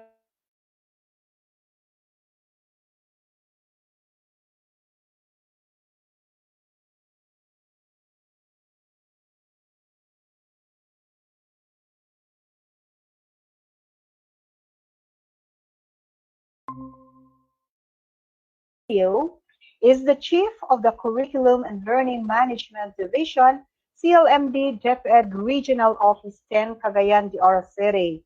A virtual clap for Ma'am Mala Epra B. Magnaong, Certified Learning Facilitator, National Level. Ma'am Perry, take it away.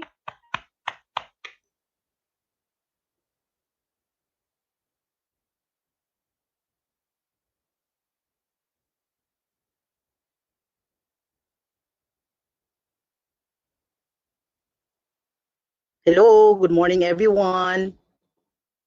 Hello, Yes, hello. yes, Ma'am Perry, you Good can be morning. heard. Good morning, Can you ma'am. hear? Good morning. How about the presentation? Is it okay? Yeah, it can be seen, but may I Huh? suggest, yeah, it can be seen, but please set it to presenting or slide, please. Presenting. Yes, please. Oh. Really oras ako. Excuse. Slide bumper, please. Slide, because it is set on slide 6 already. Slide 1, please. Okay.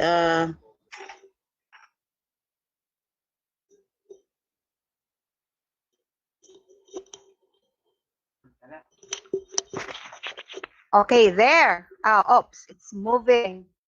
Okay. A pleasant morning to everyone. But then allow me to express my what is that? My gratitude to the first speaker, Dr. Valdez. Thank you very much, ma'am, for sharing to us your comprehensive presentation on your experience as the pioneer in the radio-based instruction. Thank you very much, ma'am.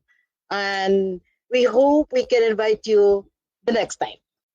Now for today, I'm going to share you on how are we going to, what is that, prepare this material. Because as what Dr. Valdez said a while ago, that we need to prepare the materials, of course. Kasi pag FM radio lang ito, pwede lang, no? Pero, but then you need to follow certain structures for us to deliver well the material to our learners. Please, by the way, Ma'am Angie, do comment to me if you cannot hear me, if my presentation is not okay. I'm opening my phone for you to comment. Loud and clear po, Ma'am Per. Go ahead. Loud and clear. Yes. Okay, sige. Now, so let us now try to bring the classroom into the air. According to a radio that has the ability to tow you around the world, forward or backward or forward, according to Foresight. Now, this is a statement of our secretary. If you look at the background representation, may corona dyan. We are being hit with this, but then our secretary, our department is so determined that education must continue in the midst of the coronavirus crisis. So we have to plan, we have to work, to have to act on it. So in other words, di ta patalo ni corona. And according to the Nurse Secretary Professor Malaluan, for the school year 2021, it doesn't totally mean that we're going to come to school physically if the IATF will not allow us. So in an interview aired on BGMM, he emphasized that there are other platforms that we can deliver the teaching and learning process. And that is why in Region 10, we really started to capacitate ourselves on another format, which is the radio. Hindi ito bago actually. If you're going to look at it, sabi pa ni Ma'am Valdez, 2011 pa sila with radio base. It's for the non-formal ginamit. But now, we consider it parang it's new to us. It's because we, in our, especially Region 10, we don't have that program for the formal. It's being used in the non-formal. Radio broadcasting actually started in the 19th century pa. Ginagamit siya sa tool for mass media. Then for the last course of years, it is being the most effective and most efficient tools of mass communication and the teaching and learning process. As what Dr. Valdez said a while ago, that it's for the people who have the capacity to have the technology like the gadgets for the online system. So this is the most effective and most efficient tools for us now to deliver the teaching and learning process in lieu of not giving the chance to face our learners, because we have the problem with this pandemic, and we are being ordered not to meet yet our learners. So for the meantime, we have to use this one, and this is one of the most effective and cost-efficient tool.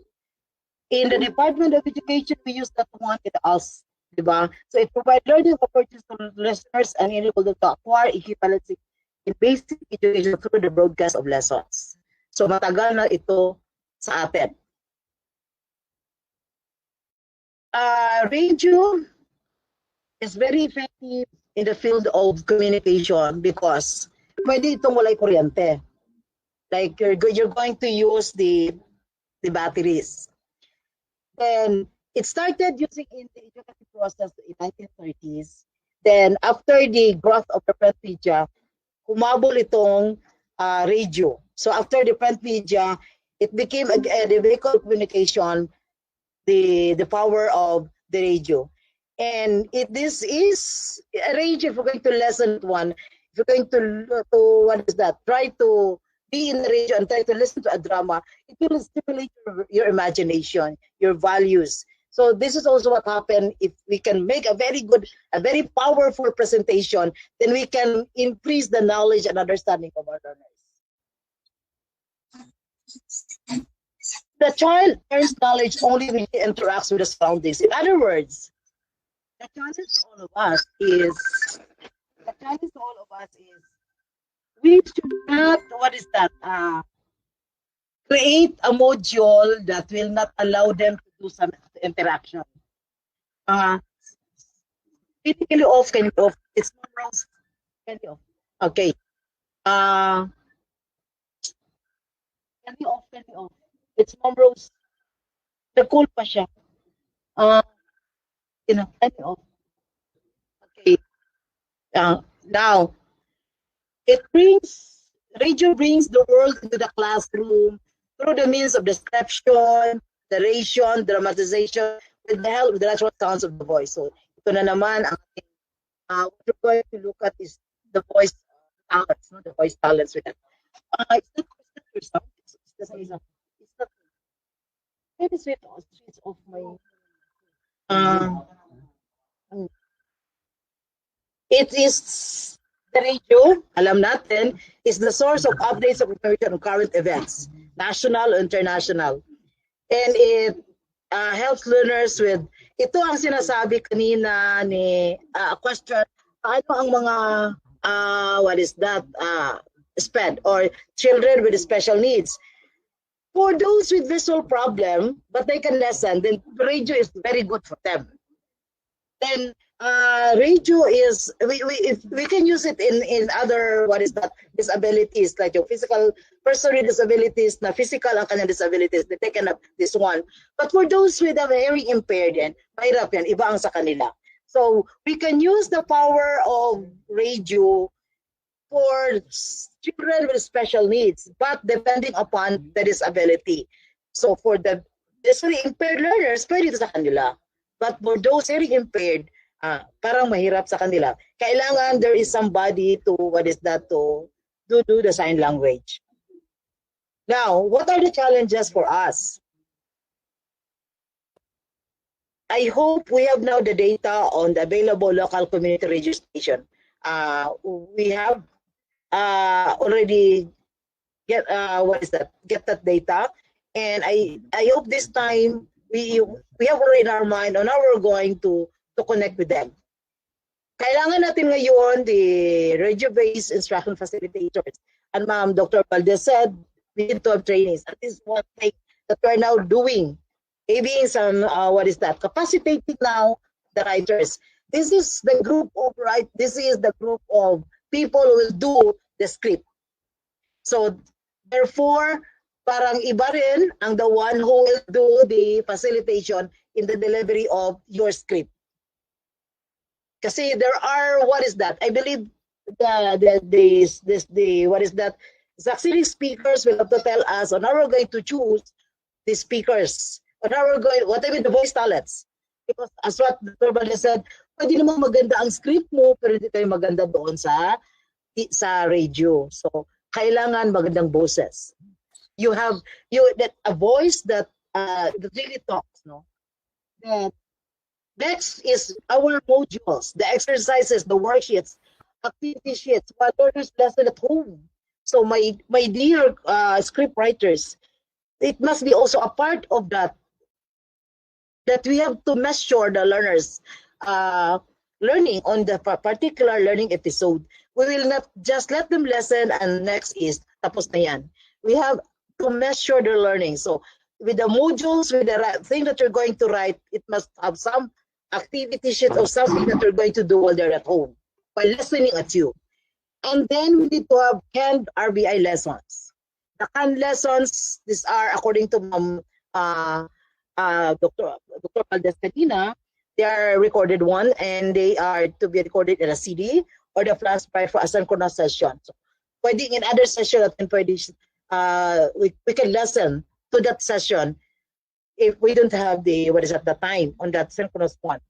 So that lessons will be aired using radios, CD players, and the most pinaka-kuan karon is you can use that one in your mobile phones because you can upload that one, copy the lesson, and you can listen to your mobile phones because the mobile phones now has the capacity to listen to radios. So and we no longer have to bring big radio or yung CD players. Pwede na sa mobile phone. So kung ang bata if we teachers may work from home, then si bata meron sanang learning from home na mangyari after listening from our radio-based instruction.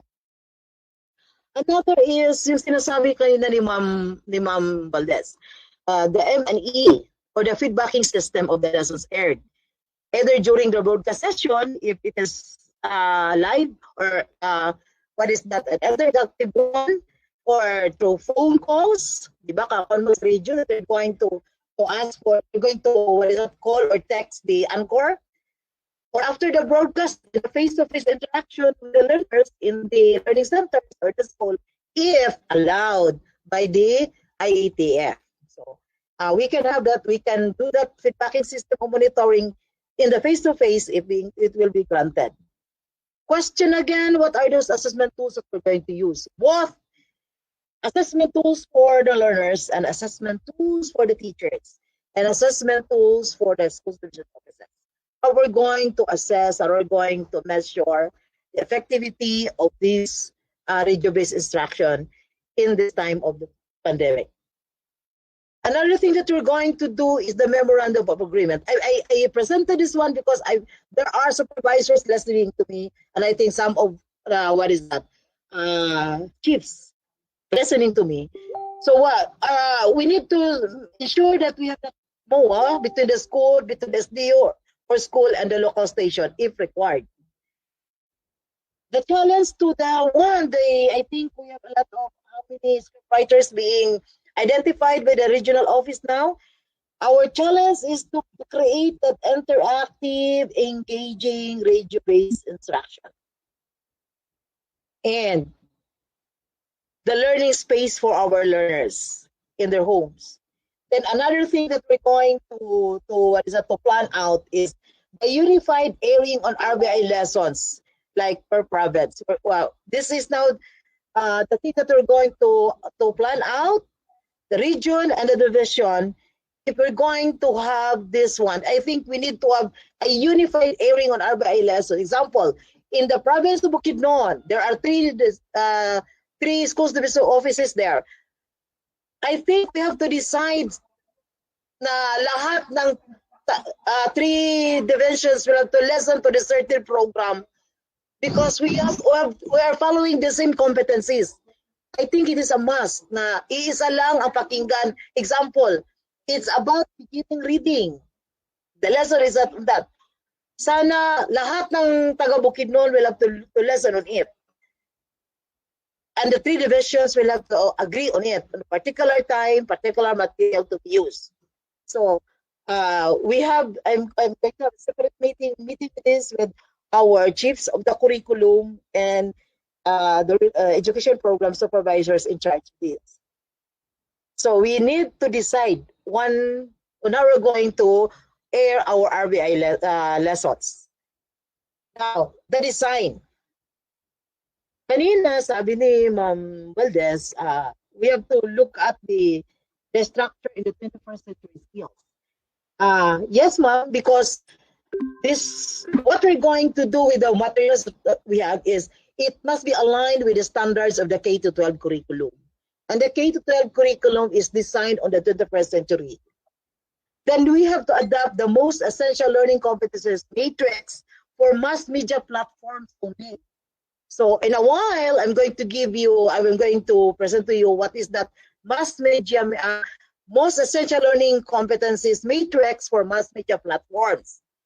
And when we're going to design our radio-based instruction, it must be designed not only to address the access, but it must be a classroom tool that answers also the poor achievement among learners and limited resources. So in other words, when we do it, it's to measure the learning of our learners, not only to let them bring to the school, but let them learn. And our design, we have to ensure that we can make a meaningful system of interactive learning, and in doing so, to enhance or generate higher quality of teaching and learning experiences. So we have to retain and emphasize on quality improvement through a development strategy and methodology that required active learning, attention to pedagogy, and formative evaluation as an integral part of design. That's, in other words, put into your script strategy that is so appropriate and that is so relatable in terms of mga young people to them, no? So that it will be an interactive one and they will not switch off the station. Now, this is what I would like to inform you. The script writers, you listen to me. The most essential competence matrix for mass media platforms. Meron kami ganito.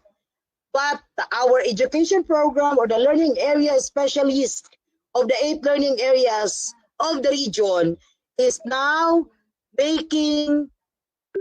identifying specific competencies for mass media platforms. So, we will give you this copy, ganito ang mukha.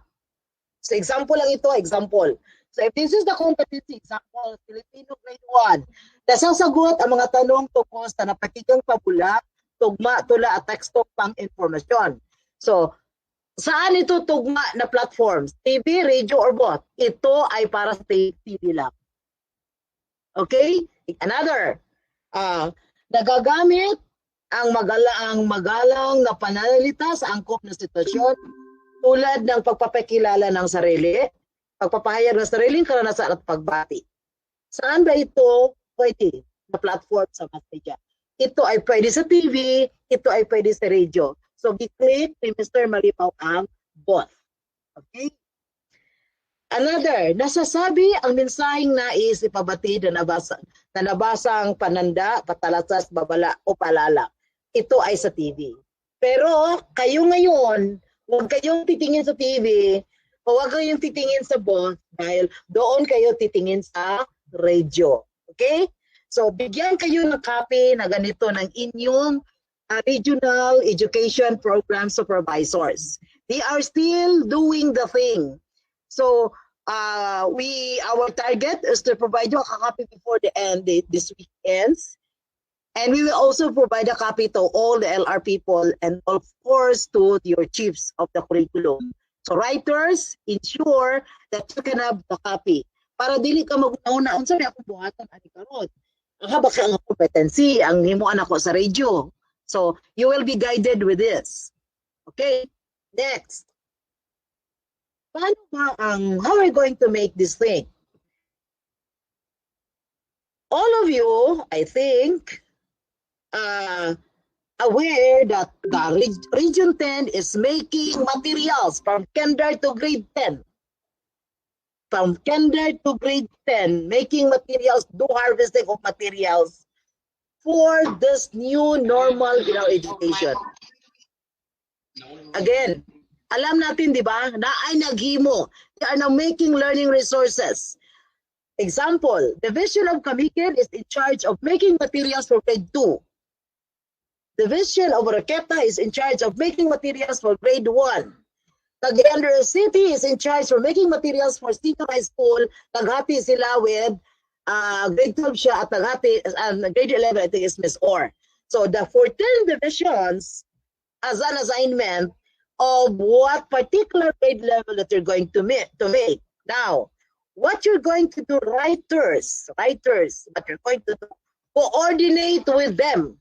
Kung taga Camiguin ka writer karon, coordinate to them kung naa kay kaon dito nga material, you can convert that material into an interactive, engaging, and meaningful script for radio-based instruction.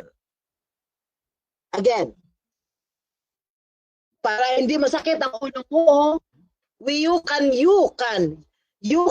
get the material developed by respective division based on the competency na naghatak sa imo, coordinate with the writers, coordinate with your supervisor in LR, or coordinate with the chiefs of the curriculum, and convert that material into interactive, engaging, and meaningful scripts for radio-based instruction. Okay. There is a note there below of the presentation. No, script writers are not limited to conversion, but you can develop your own material. So you think I can make dakoy kopong material good, ma'am. If you think, as long as it follows the suggested learning competencies for media platforms, appropriate strategies, standards, and developing resources, that's very important, and could meet the given deadline. Baka maghimo ka niya, dili ka kami sa deadline, so paano na yan? So you have to ensure nga you can have this thing, then we will allow you to make your own material. But if you think you can just use the material from your from other divisions, then feel free to ask for a copy. Study on it, then you will be guided with the succeeding lectures, and now you're going to make into a script. Ako, pero kung alam how to make a script, pero murang doon sa TV, radio broadcasting, because naman, I was once a school paper advisor and in charge of journalism. Pero tingin ko, iba ang script na you're going to make material for a lesson. That is what Dr. Valdez emphasized to us a while ago, that you have to prepare, make a module, and you're going to make that module. Based on that module, you make that into a script for the radio-based instruction. So this is the thing that you're going to think now. Kung anong area ka na-assign karon, then try to plan it out in your mind. How are you going to get the material? Kung gusto ka mo kuha material or kung mo kag imo. Just ensure nga nagsunod ka with the suggested learning competencies. Everything that we're going to do should be based on the K-12 curriculum guide na being trimmed down into most essential learning competencies that we provided to you. But then, you wait for the copy from us. Do not look for another copy, my dear script writers. Do not look for another copy. But we have to provide you with the copy. Para isa lang awit natin, dili ta mawala with that. Now, the standards in developing learning resources will take time if we're going to what is that to consider this one here. But may I advise you, if you don't have any trainings on the standards of learning resources, please go to your APS and LRMDS. They have the standards, the social content guideline, the educational content, and other source or other, template for you to follow when you're going to make your own material. Follow them. But by the way, when you get the material from your respective division, yung develop nila, coordinate with the writers. Another is, na ay mga harvested material na, bali mga material na from DepEd. So you can also use that one. You can use that one.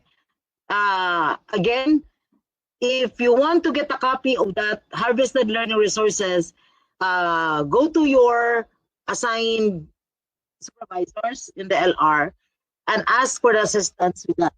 Para you can get the harvested learning resources, because I would like to tell you that the Deputy Superintendent is now making a site where you can get the harvested learning resources and where you can get also materials developed, mga newly developed material as our response to this pandemic. So as of now, limitado pa ang kinsay maka-access because it's still on the process of developing.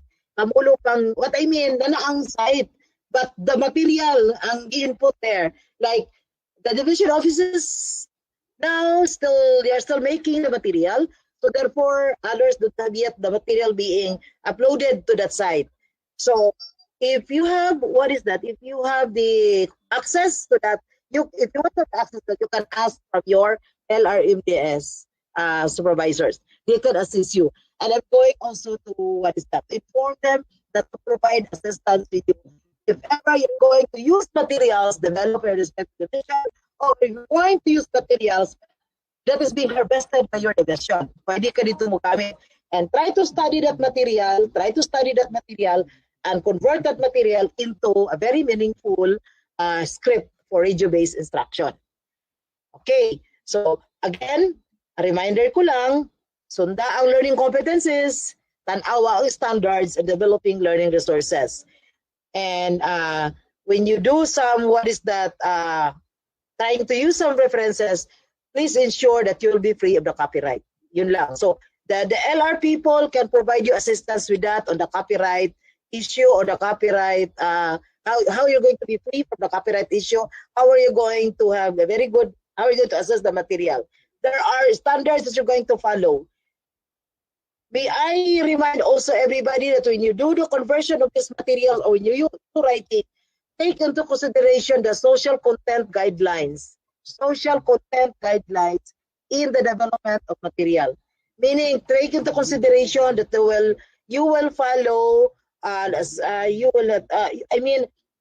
are things that you have to consider like the religion, the gender. So, makita na siya sa social content guidelines of making the material.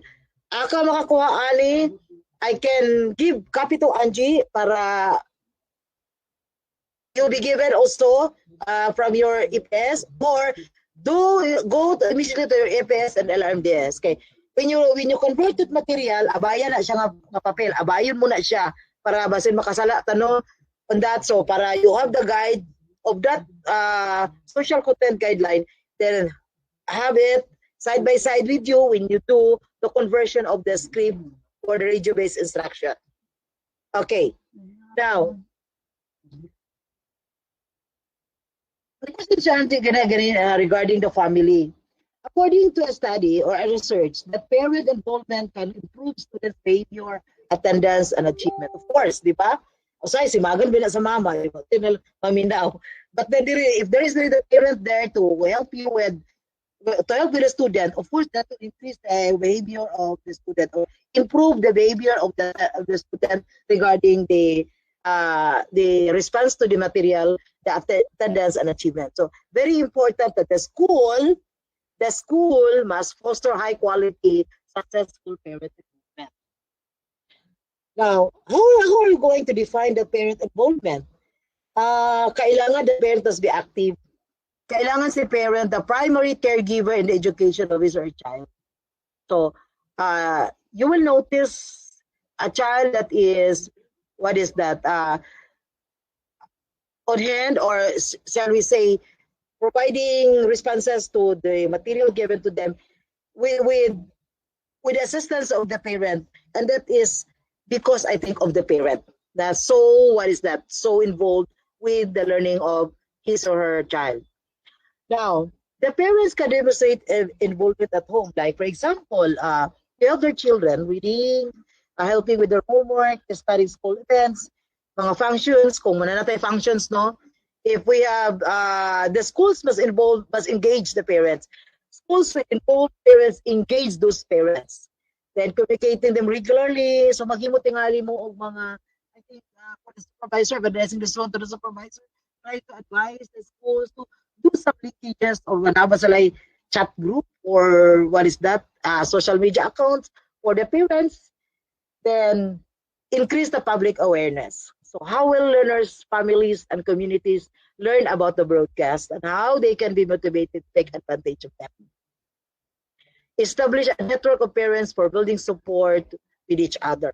So that's one way of making our radio-based instruction successful by ensuring that the school foster high quality, successful parent involvement. Next, now advise parents and community members to prepare the appropriate learning space. Yung sinasabi ko ganina, learning space. Parents and community should be reminded to do the following. And this is not for the writers, but for the supervisors who are listening to me and also the chiefs. Part of the plan is to remind the parents to select a quiet space or as quiet a space as they can find, ensure a regular attendance, minimize interruptions, and ensure children remain focused and attentive. Release children from chores.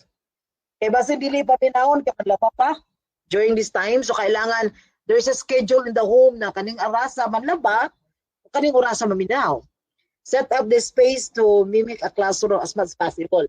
So kung kaya lang unta, kung kaya lang unta, the school or the home, as a space. Nga mura siya classroom, na siya room for that. But then, for those who don't have that space, I think it's a table, it's a part of their living room lang or what, pwede siya dito lingkod, maminaw. Anyway, kung ang gamiton is cellphone or with that, so pwede naman po siya o anywhere, maminaw, kung cellphone. So kailangan, ang cellphone karon di ay what is that? A cellphone that can access radio. Pero halos tanan man na, even that not Android phone, naamang gina siya, pwede ka ba paminaw o radio? Okay, so kung wala yung radio, pwede cellphone, no? Now, protect the space from interruptions by siblings. Gina karon. Kung naibata gagamay, kung may mo, ipalayo.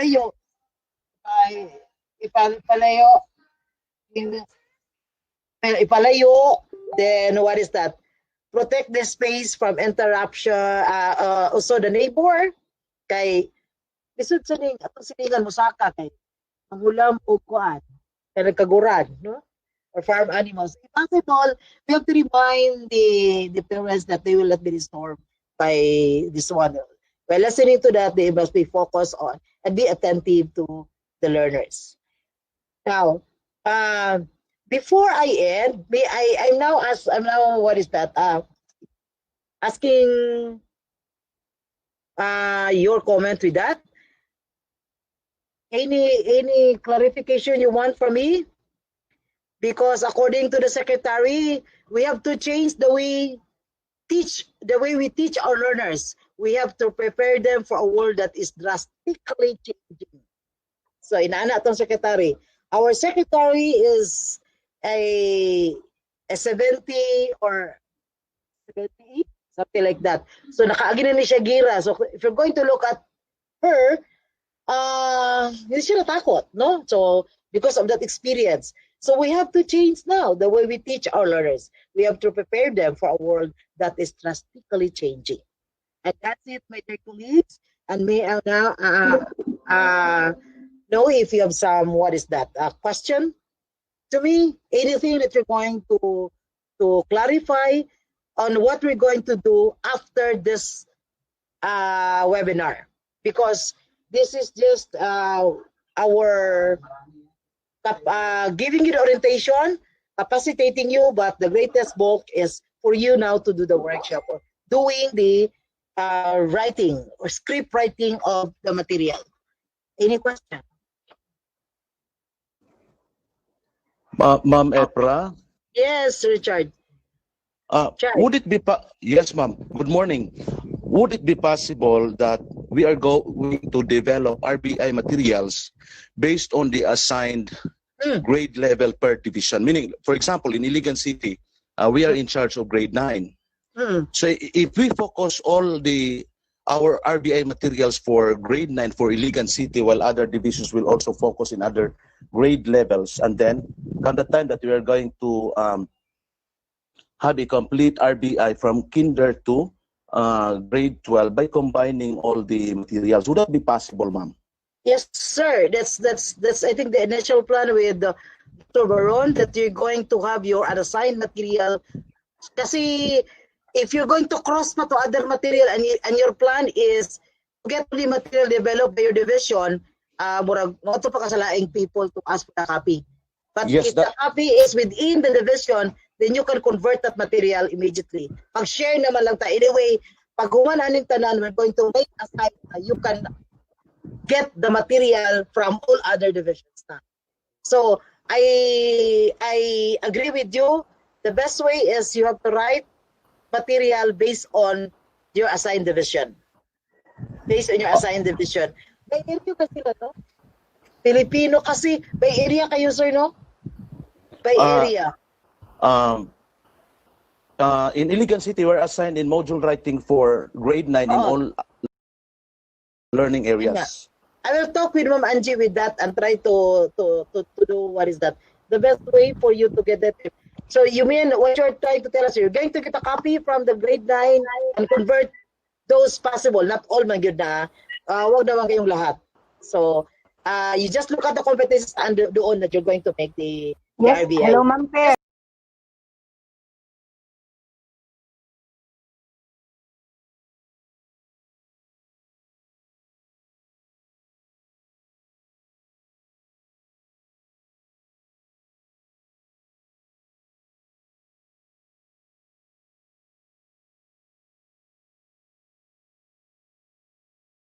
Ma'am Angie, what's your point Yeah. that? Yeah, that's it. Yun yung plan, initial plan. That whatever is assigned to them as to grade level, yun na ang gawin nila. And they will just choose the specific competency which is applicable for RBI. Okay, so that's it. So if I think that's practical. That's so practical. Yes, That po, you're Ma'am going Pe. you assign with the. We will have anyway. We're going to have a meeting with the regional apps. They're still making the matrix. They're still preparing for that for you. So the next thing we're going to give you the what is that? The decision. Pero parang ganyan na talaga patungo. You will be assigned with your respective division para madali to get a copy. Like Richard is an Iligan. Dali rin niya idool dito ni Ma'am Shirley, amigo man sila, to get the copy. So yan lang na. Okay. Thank you very much, Chard, for that. What is Ma'am, that? and then do we need to agree with the time, the nominal duration or the number of minutes that we're going to develop an RBI per, like for example, we're going to for uniformity in all divisions? Chard, I will just tell you the truth. Supposed to be one part of my presentation is the standard. Part of it. From the Bureau of Learning Resources. Unfortunately, Chard, at this time, di pa sila naghatag sa standard. I was waiting that one last Friday, naglunis na lang kung nabot talaga ron. Wala, supposed to be a part of my presentation is the BLR standards. I keep on asking, kahit kagabi, I asked for that, but then they don't have yet that complete copy. So, ang ato ani, write lang the script. Then we do the adjustment of the time. We do adjustment. Start now, writing the script, we do the adjustment of the time. There are, what is that? May sinabi pa nga sila sa akin na they're going to make a common music spiel. So, meron tayong ginawa, but we'll just listen to them. I told Director Bayokot na we don't have yet the standard from BLR. But what we are following now is the standard from BOCSO. Anyway, that standard is from central office pa rin when they made that ALS material. CO pa rin galing yun sa kanila. The difference lang is yung CO at yung material from CO is for ALS. Now this time, the material we're going to use is for the school-based learners. So therefore, I think maliit lang na tweak and I think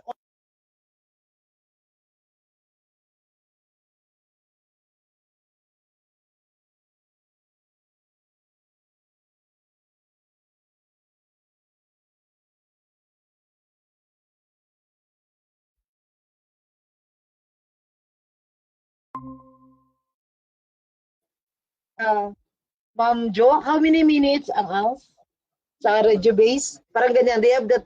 They know from Malaybalay City, pila ka minutes ang inyo? Malaybalay City na mga bakat kindly tell me how many minutes? Minutes ba or hour?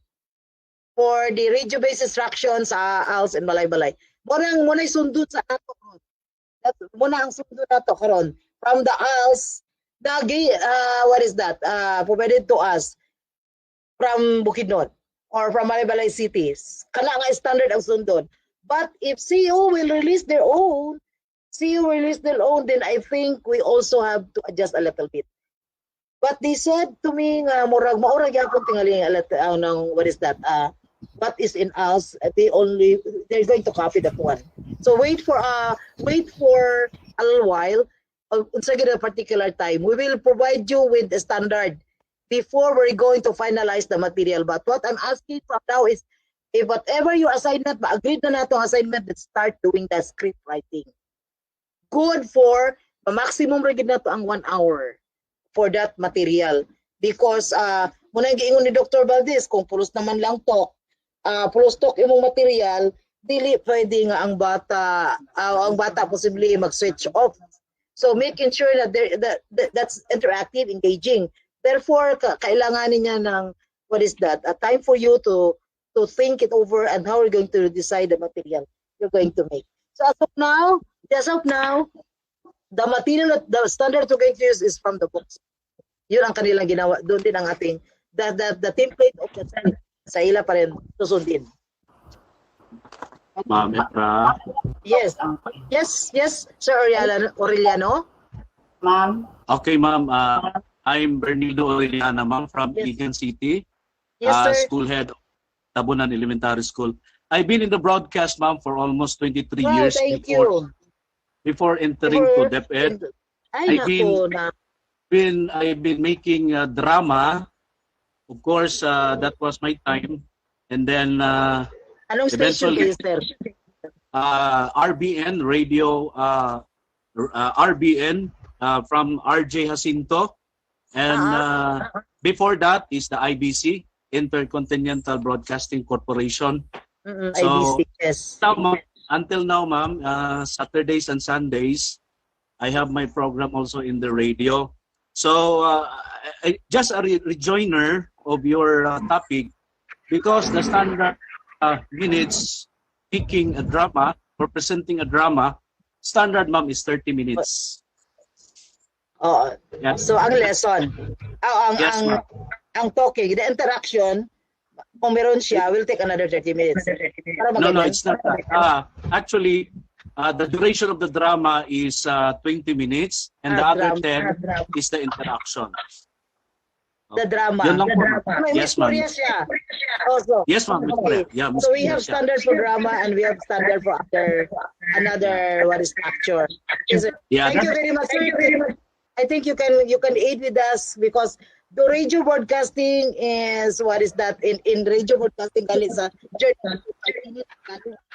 allow no. And in this new talaga sa amin yan because alam mo naman in the school system we focus more on the face-to-face, and this one convert the material that face-to-face into distance learning using the power of radio. So Sir Ronaldo, we will really so appreciate if you can share to us your expertise on this what is that making material for that. One day we will call you and try to ask for your assistance on we're going to make the final copy of all materials. You will also share that one to the division of Iligan City. Sir? Okay, sir. Thank you very much, sir. Thank you for that input. So, ang drama tayo talaga. Yes. Okay, Yes. thank you, sir. Thank you, Ma'am Perry. May I request other participants, if it's not your turn yet to talk, kindly switch off your mic. Okay. cannot see all. Please, please open your cam if you'd like to ask question to Ma'am Perry. May I ask a question, ma'am? Ma'am, Yes, go ahead, Ma'am Josephine. Go ahead. Okay. I am not sure if there are RBI materials ready for senior high school. If there are, then and my question is it really effective, or I think this is a challenge for senior high school teachers, especially those teachers teaching mathematics, pre-cal, entrepreneurship, and accountancy. Ma'am Josephine, I just cut you there, Ma'am Perry. Kasi baka hindi narinig ni Ma'am Josephine yung kanina during the preliminaries and then yung rationale. We are here because this is a training for us to develop segments. In other words, wala pa po tayong material. That's why we have to undergo this seminar. The ultimate output of this is we will come up with radio segments radio scripts. We develop scripts. We will come up with the material that we need for competencies appropriate for RBI po, Ma'am Josephine. Okay. So, Ma'am Jo, a rejoinder to Ma'am, Ma'am Angie. Actually, this is the scenario now in our system. The CEO is planning also to make material for senior high school. And this is the thing that we have to discuss among us because we have some assignment also for that. But then we need also to have to make a copy because I'm not sure for CEO if they can come up with material before August, before the opening of classes. So our director is so determined that we have to make because we are in the frontliners. So we are the frontliners when it comes to the implementation of the curriculum and instruction in times of the pandemic. So kailangan we have to prepare for that. So Ma'am Jo, we will just try to explore, Ma'am Jo, if what platforms best for math. Ako man rin, I am thinking of that. Paano ba yan i-eto in the radio? But then it's so challenging. We are still looking at it and we'll try, ma'am. We need your assistance, we need your expertise on how to make it into a radio-based instruction, teaching mathematics because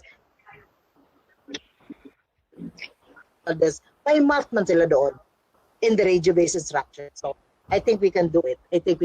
Ma'am. With your assistance. Thank you, Ma'am Josephine. Okay, any more? Hello? I think there's none. Okay, thank you, Ma'am Perry. That was indeed a substantial sharing. Thank you so much. So may I now read this virtual certificate, Ma'am Perry? Ma'am Perry, I have to present this because I really prepared for this. If RD is actually here, I think he's actually busy right now. So it's supposedly it would be RD to virtually award the certificate. So I read through the citation, Ma'am Perry, Certificate of Recognition, same heading, is awarded to Mala Epra B. Magnaong, Chief Curriculum and Learning Management Division, Regional Office 10, Cagayan de Oro City, for her valuable contribution as resource person on bringing the classroom to life with radio during the webinar on radio-based instruction on June 24 to 26, 2020. Presented in Cagayan de Oro City on June 24, 2020. Signed, Dr. Arturo B. Bayocot, Susuri Regional Director. Thank you so much, Ma'am Perry. Salamat po. And of course, salamat. Anyway, Thank you, Angie, for leading the activity. Yeah, give us a clap to Angie. Thank you. Virtual clap. Virtual clap. Salamat. Okay, thank you, Ma'am Perry. For all participants, Thank you, Bayocot, for that also. Okay, ma'am. Thank you. And for all participants, may I see you? Can you open your cam?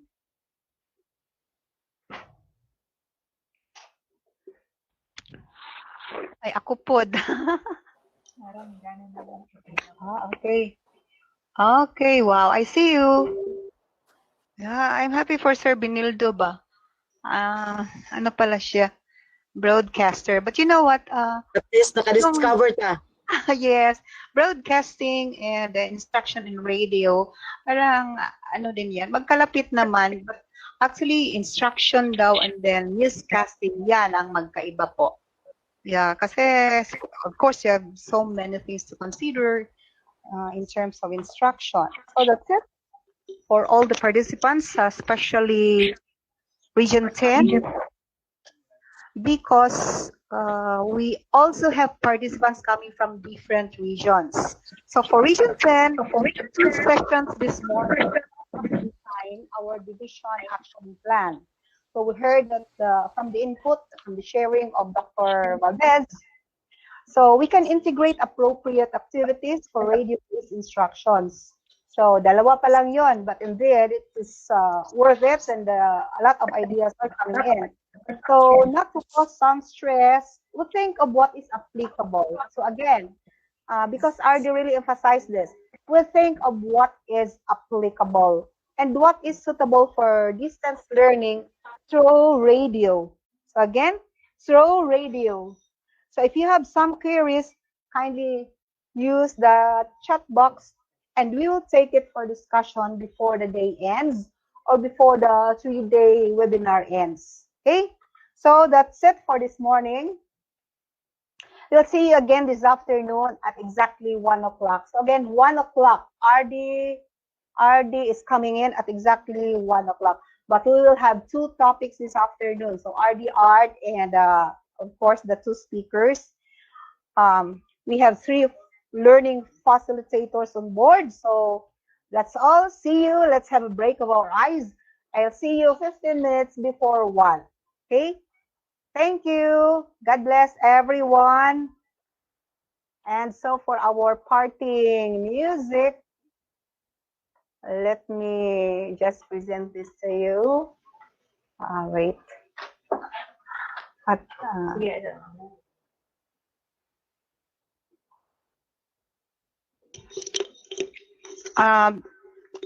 parang ano lang ito.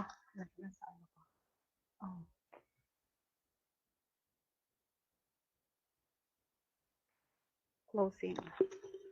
Parang testing lang. So, if this is an actual RBI instruction, so this is my closing or closing signature tune.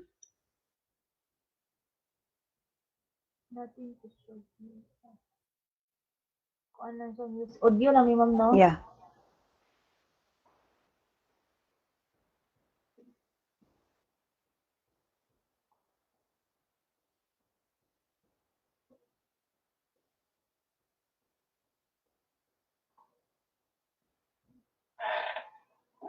Ako na, dito.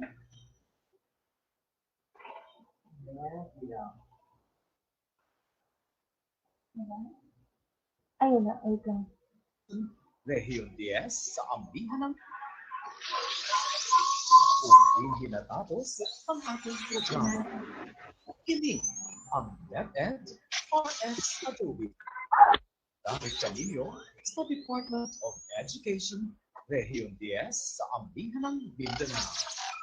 Kining tanan akong himo para sa kabataan. Pagkot sa sulod nating panaguban. Daghang salamat.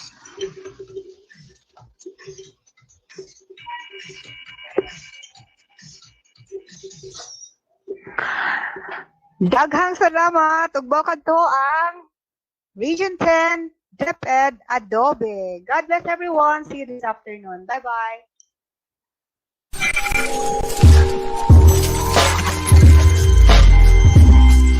RX Adobe, the learning continues and creative software products. As an adopted acronym, it stands for Alternative Delivery of Basic Education. When put together, RX Adobe prescribes creative, innovative, and alternative processes, strategies, and activities aimed at effectively accomplishing the goals of the department.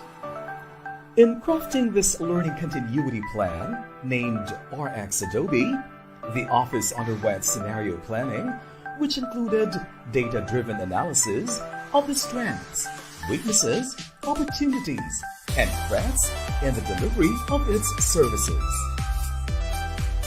Featured in RX Adobe are the different learning modalities such as face-to-face, distance learning, blended learning, apprenticeship, and homeschooling.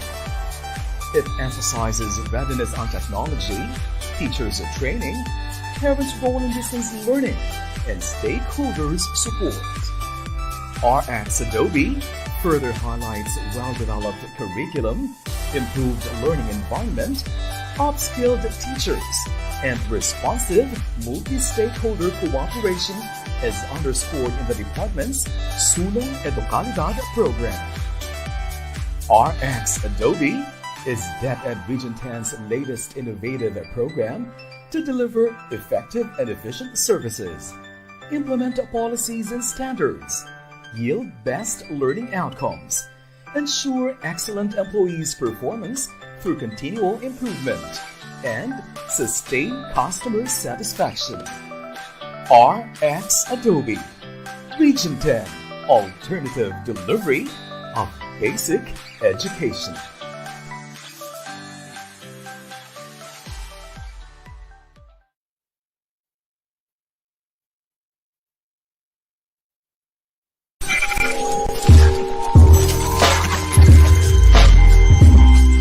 RX Adobe, the learning continuity plan of DepEd Region 10. RX Adobe has a beautiful representation. R stands for region and X for the Roman numeral equivalent of number 10. RX also signifies the Latin recipere, meaning to take. Further, the RX symbol is believed to have evolved from the Eye of Horus, an ancient Egyptian symbol associated with healing powers. Adobe, on the other hand, is a company known for its multimedia and creative software products. As an adopted acronym, it stands for Alternative Delivery of Basic Education. When put together, RX Adobe prescribes creative, innovative, and alternative processes, strategies, and activities aimed at effectively accomplishing the goals of the department. In crafting this learning continuity plan, named RX Adobe, the office underwent scenario planning, which included data-driven analysis of the strengths, weaknesses, opportunities, and threats in the delivery of its services. Featured in RX Adobe are the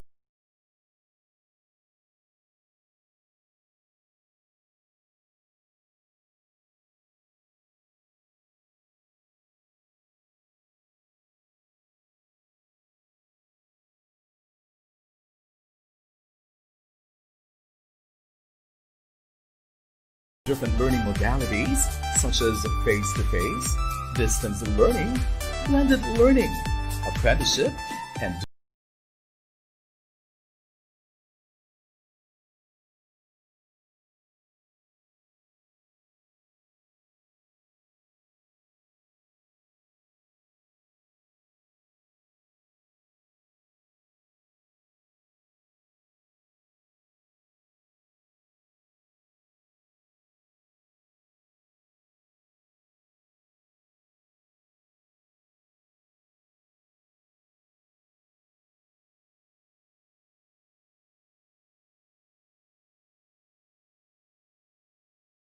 homeschooling. It emphasizes readiness on technology, teachers training, parents' role in distance learning, and stakeholders.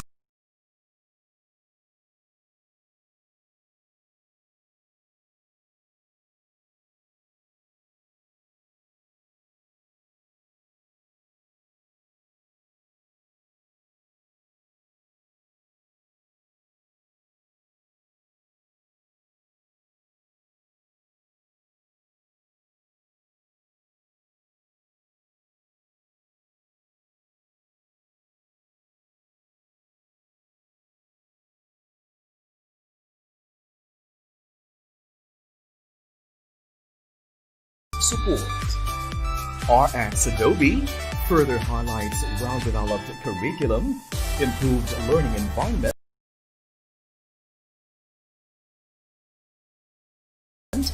upskilled teachers, and responsive multi-stakeholder cooperation is underscored in the department's Sulong Educalidad program.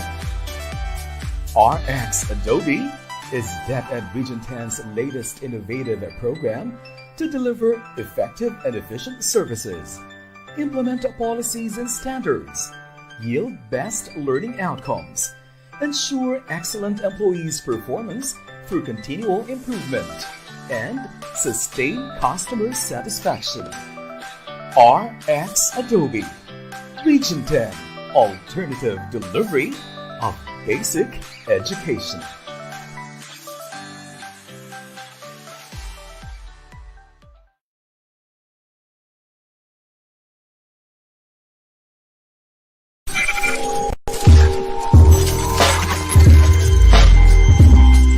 RX Adobe, the learning continuity plan of DepEd Region 10.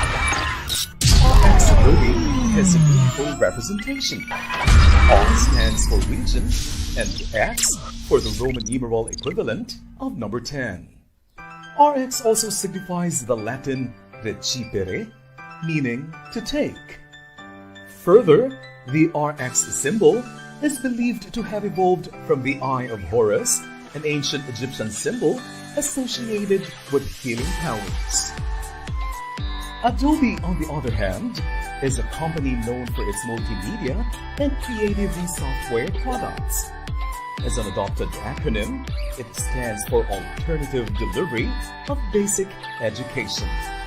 When put together, RX Adobe prescribes creative, innovative, and alternative processes, strategies, and activities aimed at effectively accomplishing the goals of the department. In crafting this learning continuity plan, named RX Adobe, the office underwent scenario planning, which included data-driven analysis of the strengths, weaknesses, opportunities, and threats in the delivery of its services. Featured in RX Adobe are the different learning modalities such as face-to-face, distance learning, blended learning, apprenticeship, and homeschooling. It emphasizes readiness on technology, teachers training, parents' role in distance learning, and stakeholders support. RX Adobe further highlights well-developed curriculum, improved learning environment, upskilled teachers, and responsive multi-stakeholder cooperation is underscored in the department's Sulong Educalidad program. RX Adobe is DepEd Region 10's latest innovative program to deliver effective and efficient services, implement policies and standards, yield best learning outcomes, ensure excellent employees' performance through continual improvement, and sustain customer satisfaction. RX Adobe, Region 10, alternative delivery of basic education.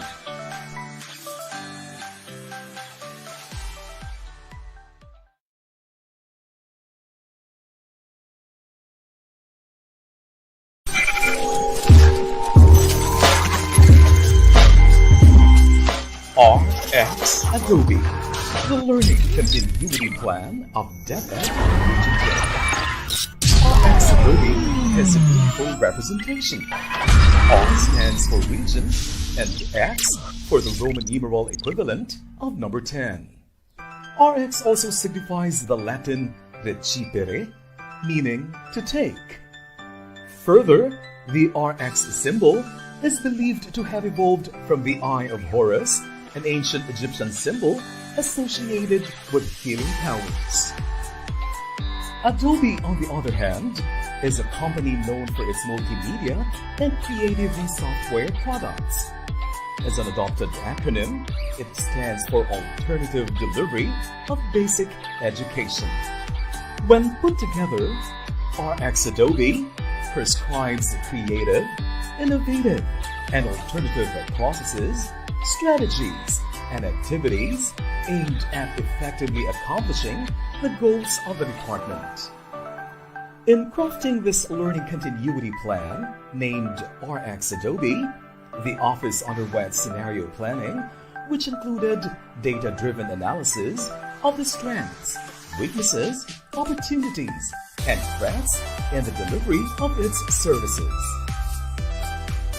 Featured in RX Adobe are the different learning modalities such as face-to-face, distance learning, blended learning, apprenticeship, and homeschooling. It emphasizes readiness on technology, teachers training, parents' role in distance learning, and stakeholders' support. RX Adobe further highlights well-developed curriculum, improved learning environment, upskilled teachers, and responsive multi-stakeholder cooperation as underscored in the department.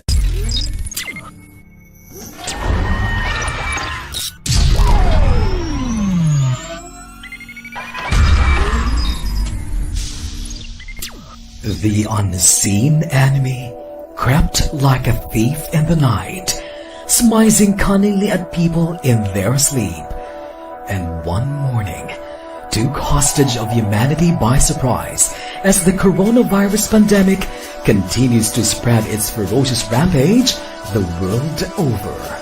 COVID-19 took the different sectors by storm, and education was no exception. COVID-19 pandemic shocks the world. We didn't see this coming. We were caught unaware. This has created the new normal, and we have to embrace it by addressing the challenges it brings. Determined to pursue the delivery of education amidst the COVID-19 pandemic, DepEd Region 10 launched its banner program dubbed as RX Adobe. The Department of Education, Northern Mindanao, has crafted its learning continuity plans under the banner program RX Adobe, which stands for Region 10 Alternative Delivery of Basic Education. It underscores the alternative delivery modes under the remote teaching and learning. The 14 schools division offices of the region have crafted the learning continuity plans anchored on RX Adobe. Always ready for education emergencies, DepEd Region 10 will continue its tradition of excellence in delivering its services anchored on the department's Sulong Edukalidad program. As we pivot from access to quality, we have to consider a well-developed curriculum, improved learning environment, upskilled teachers, and take into consideration responsive multi-stakeholders cooperation. All these and more are under the program Sulong Edukalidad. But on top of these all, still health and safety are the #1 concerns of the Department of Education, especially at this time of pandemic. Serving with heart. Leading with heart. Envisioning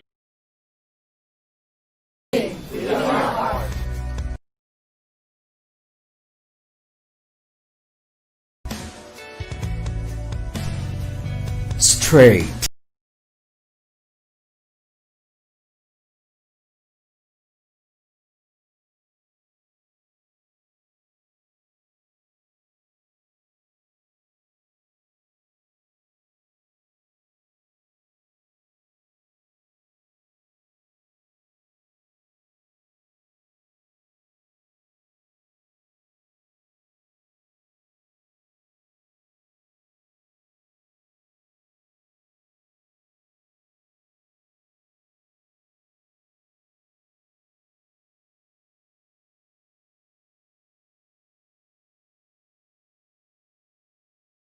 From the heart of DepEd Region 10.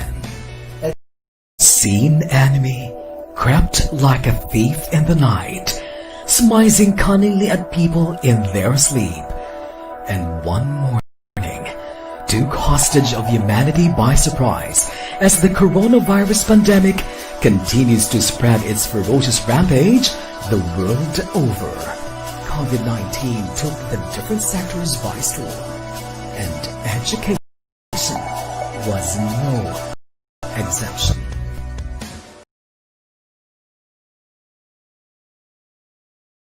COVID-19 pandemic shocks the world. We didn't see this coming. We were caught unaware. This has created the new normal, and we have to embrace it by addressing the challenges it brings. Determined to pursue the delivery of education amidst the COVID-19 pandemic, DepEd Region 10 launched its banner program dubbed as RX Adobe. The Department of Education, Northern Mindanao, has crafted its learning continuity plans under the banner program RX Adobe, which stands for Region 10 Alternative Delivery of Basic Education. It underscores the alternative delivery modes under the remote teaching and learning. The 14 schools division offices of the region have crafted the learning continuity plans anchored on RX Adobe. Always ready for education emergencies, DepEd Region 10 will continue its tradition of excellence in delivering its services anchored on the department's Sulong Edukalidad program. As we pivot from access to quality, we have to consider a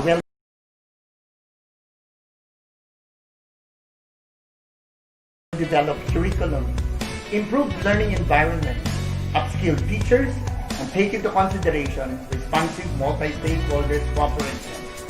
All these and more are under the program Sulong Edukalidad. But on top of these all, still health and safety are the #1 concerns of the Department of Education, especially at this time of pandemic.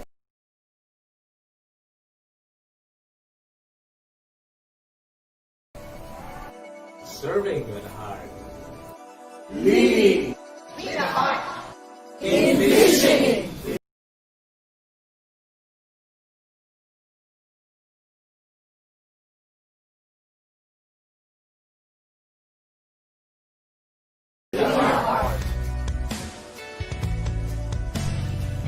Straight from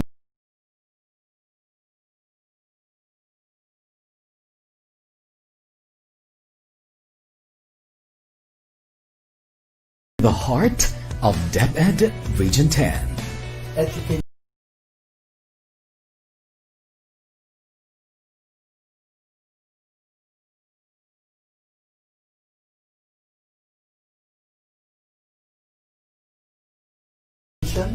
Masterpiece.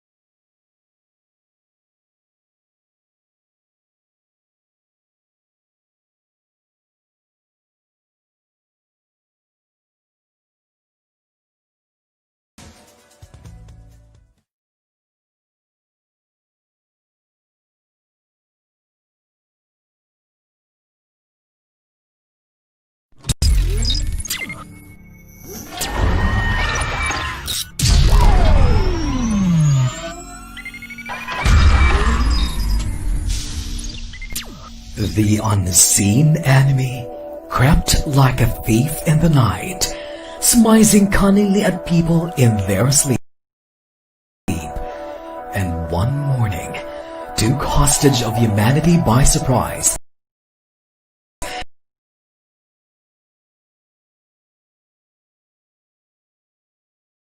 As the coronavirus pandemic continues to spread its ferocious rampage the world over, COVID-19 took the different sectors by storm.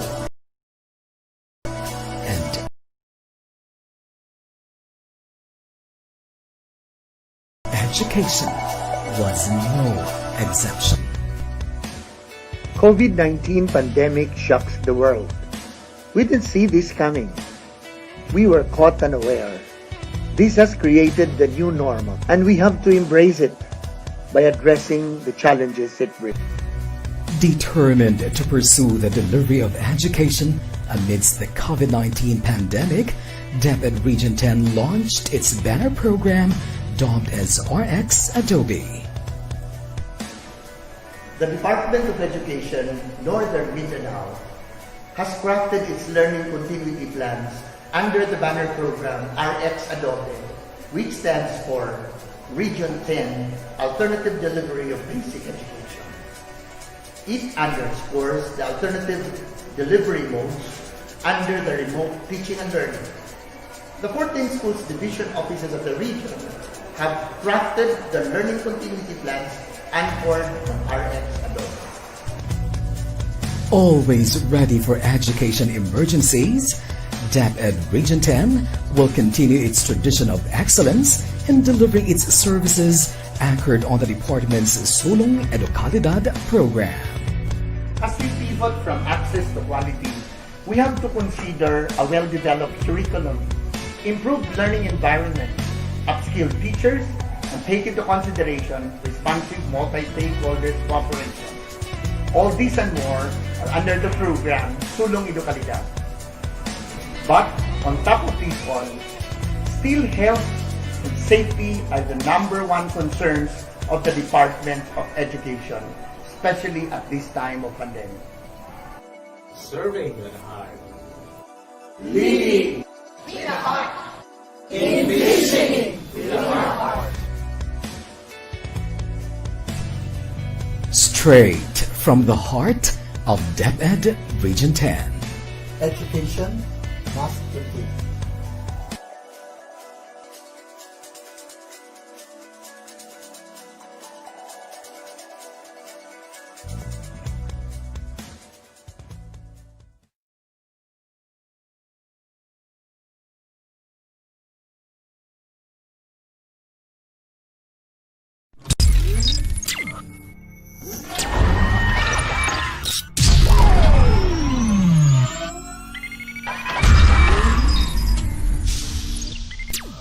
The unseen enemy crept like a thief in the night, smizing cunningly at people in their sleep, and one morning took hostage of humanity by surprise as the coronavirus pandemic continues to spread its ferocious rampage the world over. COVID-19 took the different sectors by storm, and education was no exception. COVID-19 pandemic shocks the world. We didn't see this coming. We were caught unaware. This has created the new normal, and we have to embrace it by addressing the challenges it brings. Determined to pursue the delivery of education amidst the COVID-19 pandemic, DepEd Region 10 launched its banner program dubbed as RX Adobe. The Department of Education, Northern Mindanao, has crafted its learning continuity plans under the banner program RX Adobe, which stands for Region 10 Alternative Delivery of Basic Education. It underscores the alternative delivery modes under the remote teaching and learning. The 14 schools division offices of the region have crafted the learning continuity plans anchored on RX Adobe. Always ready for education emergencies, DepEd Region 10 will continue its tradition of excellence in delivering its services anchored on the department's Sulong Edukalidad program. As we pivot from access to quality, we have to consider a well-developed curriculum, improved learning environment, upskilled teachers, and take into consideration responsive multi-stakeholders cooperation.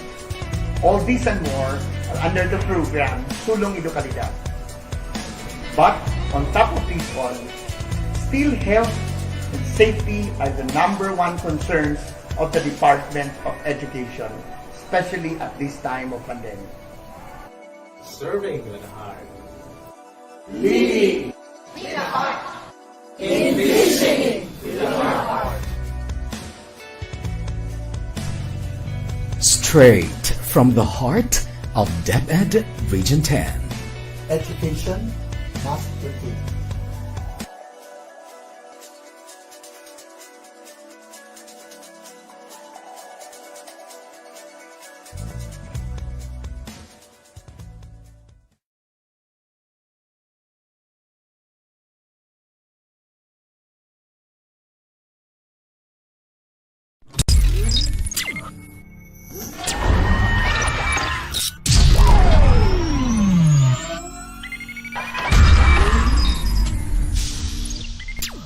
The unseen enemy crept like a thief in the night, smizing cunningly at people in their sleep, and one morning took hostage of humanity by surprise as the coronavirus pandemic continues to spread its ferocious rampage the world over.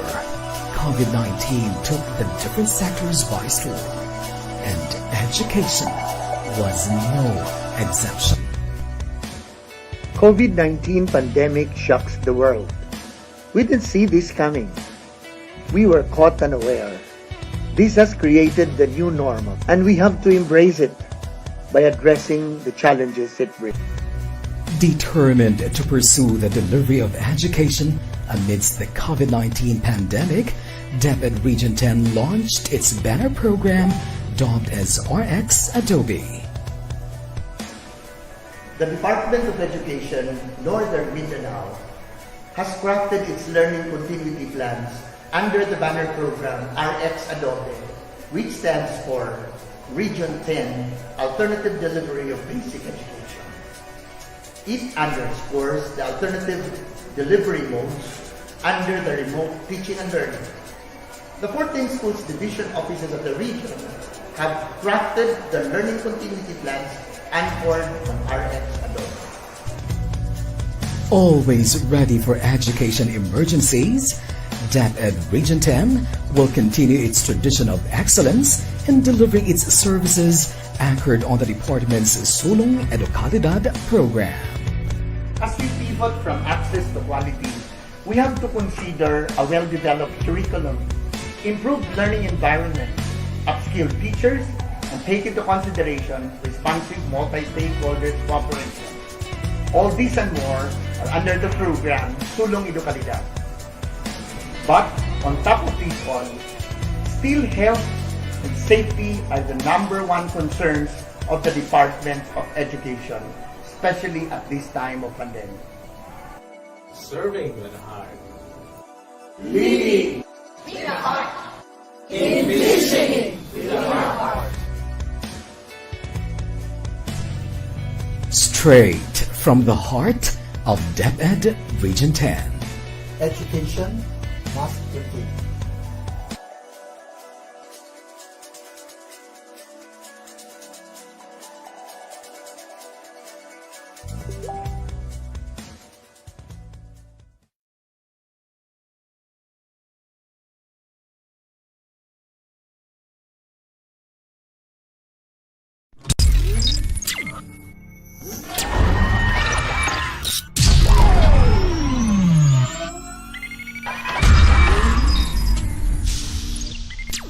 The unseen enemy crept like a thief in the night, smizing cunningly at people in their sleep, and one morning took hostage of humanity by surprise as the coronavirus pandemic continues to spread its ferocious rampage the world over.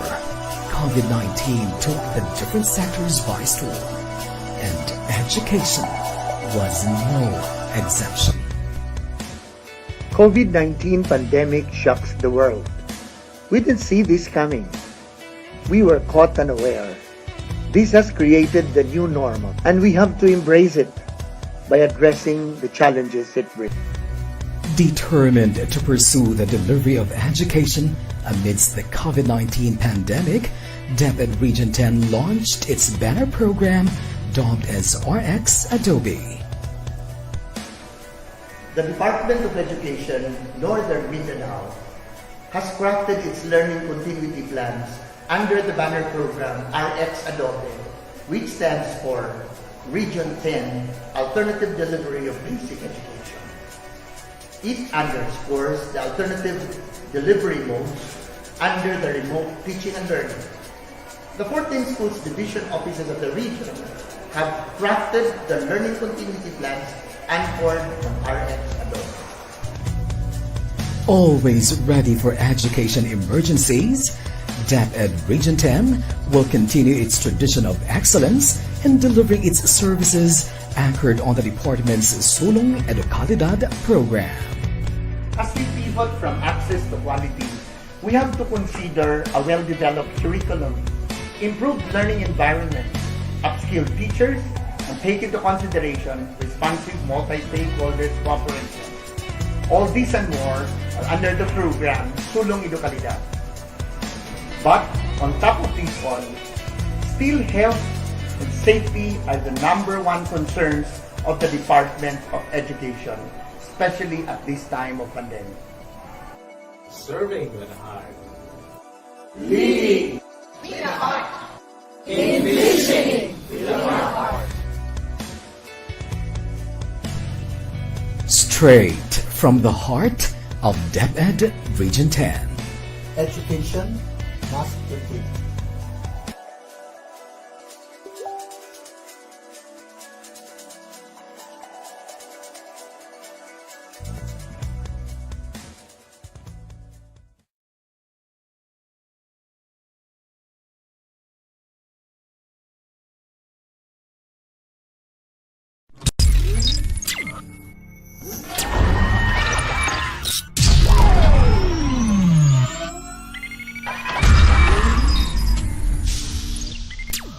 The unseen enemy crept like a thief in the night, smizing cunningly at people in their sleep, and one morning took hostage of humanity by surprise as the coronavirus pandemic continues to spread its ferocious rampage the world over. COVID-19 took the different sectors by storm, and education was no exception. COVID-19 pandemic shocks the world.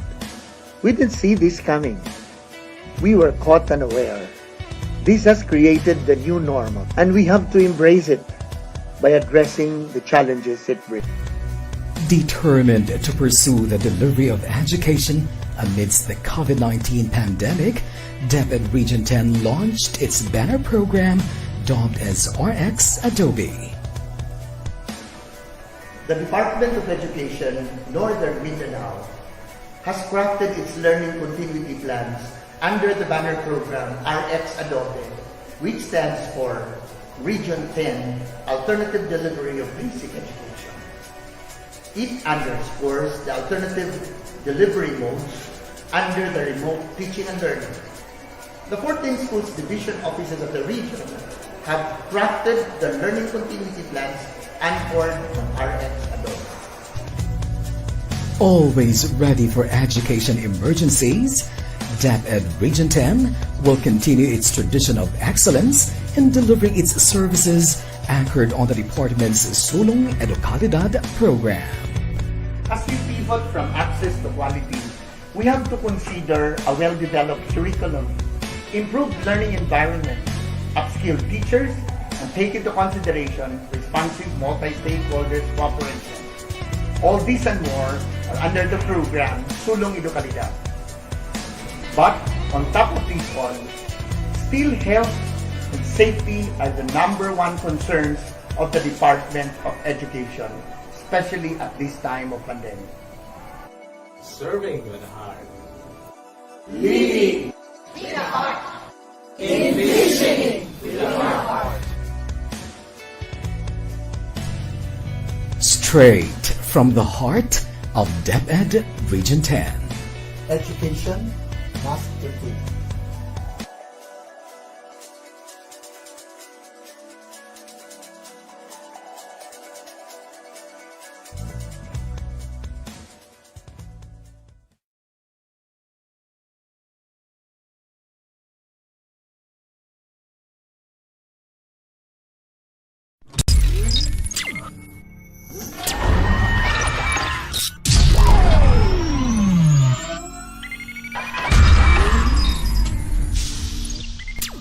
The unseen enemy crept like a thief in the night, smizing cunningly at people in their sleep, and one morning took hostage of humanity by surprise as the coronavirus pandemic continues to spread its ferocious rampage the world over.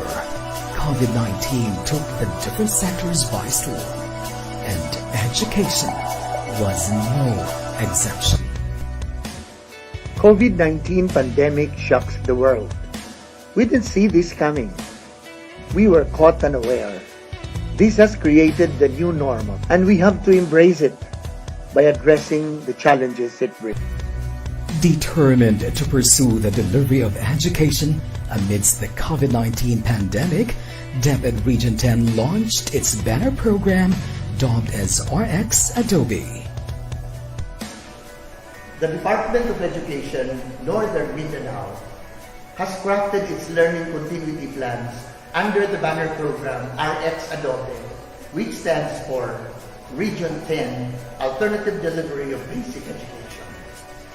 It underscores the alternative delivery modes under the remote teaching and learning.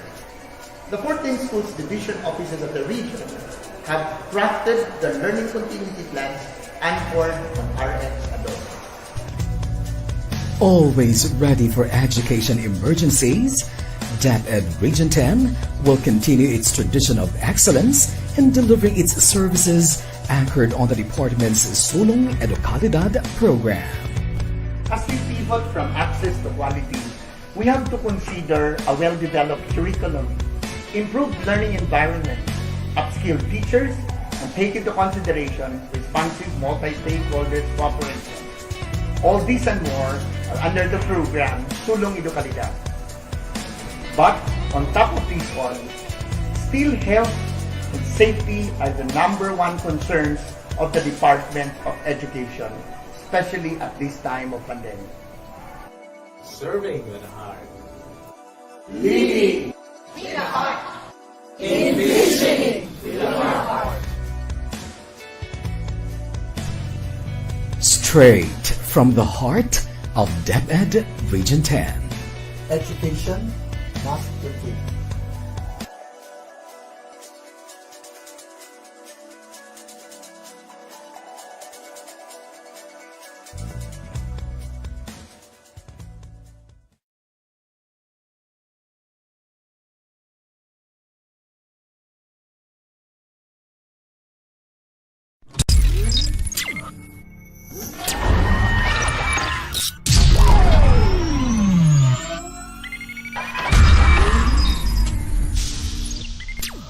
The unseen enemy crept like a thief in the night, smizing cunningly at people in their sleep, and one morning took hostage of humanity by surprise as the coronavirus pandemic continues to spread its ferocious rampage the world over. COVID-19 took the different sectors by storm, and education was no exemption. COVID-19 pandemic shocks the world. We didn't see this coming. We were caught unaware. This has created the new normal, and we have to embrace it by addressing the challenges it brings. Determined to pursue the delivery of education Amidst the COVID-19 pandemic, DepEd Region 10 launched its banner program dubbed as RX Adobe. The Department of Education, Northern Mindanao, has crafted its learning continuity plans under the banner program RX Adobe, which stands for Region 10 Alternative Delivery of Basic Education. It underscores the alternative delivery modes under the remote teaching and learning. The 14 schools division offices of the region have crafted the learning continuity plans anchored on RX Adobe. Always ready for education emergencies, DepEd Region 10 will continue its tradition of excellence in delivering its services anchored on the department's Sulong Edukalidad program. As we pivot from access to quality, we have to consider a well-developed curriculum, improved learning environment, upskilled teachers, and take into consideration responsive multi-stakeholders cooperation. All these and more are under the program Sulong Edukalidad. But on top of these all, still health and safety are the #1 concerns of the Department of Education, especially at this time of pandemic. Serving with heart. Leading with a heart. Envisioning with our heart. Straight from the heart of DepEd Region 10. Education must be free.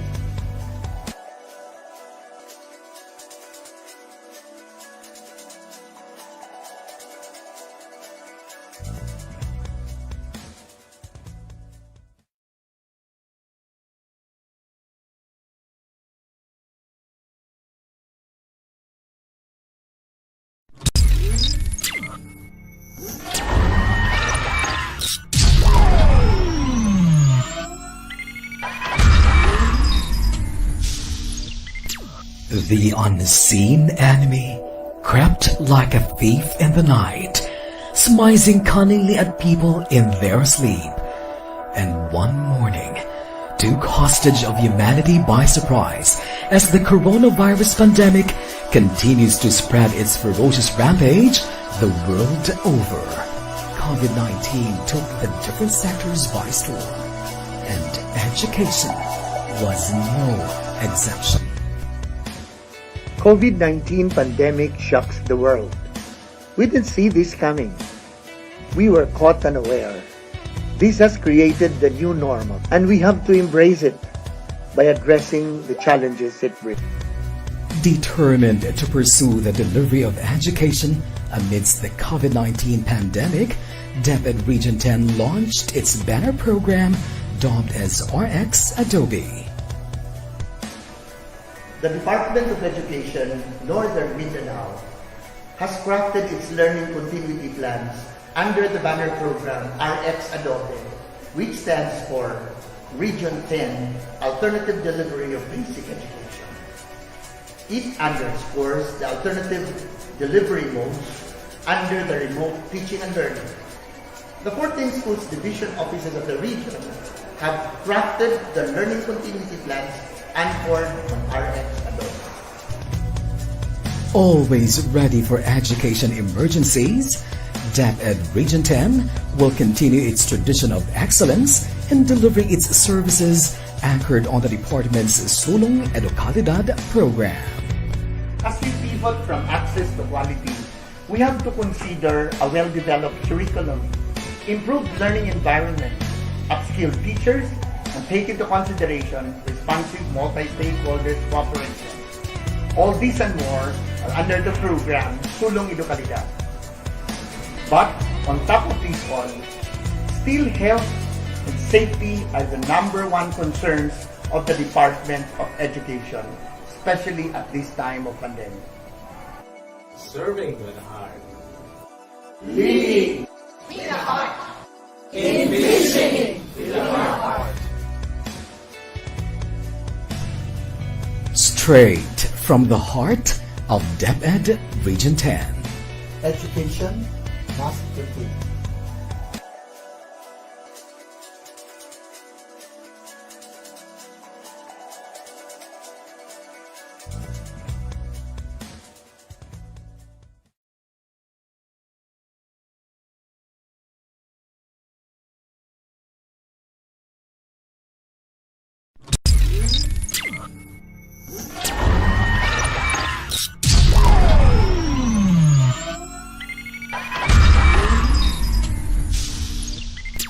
The unseen enemy crept like a thief in the night, smizing cunningly at people in their sleep, and one morning took hostage of humanity by surprise as the coronavirus pandemic continues to spread its ferocious rampage the world over.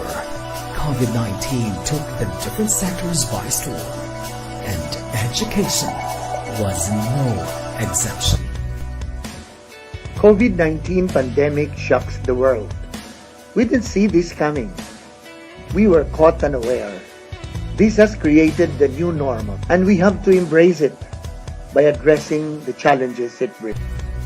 Determined to pursue the delivery of education amidst the COVID-19 pandemic, DepEd Region 10 launched its banner program dubbed as RX Adobe. The Department of Education, Northern Mindanao, has crafted its learning continuity plans under the banner program RX Adobe, which stands for Region 10 Alternative Delivery of Basic Education. It underscores the alternative delivery modes under the remote teaching and learning. The 14 schools division offices of the region have crafted the learning continuity plans anchored on RX Adobe. Always ready for education emergencies, DepEd Region 10 will continue its tradition of excellence in delivering its services anchored on the department's Sulong Edukalidad program.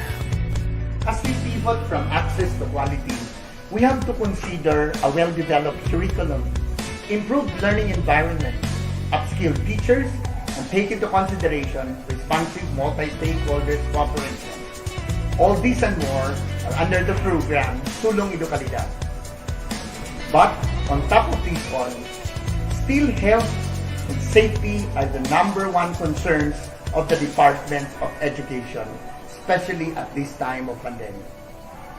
Serving with heart. Leading with the heart. Envisioning with our heart. Straight from the heart of DepEd Region 10. Education must be key.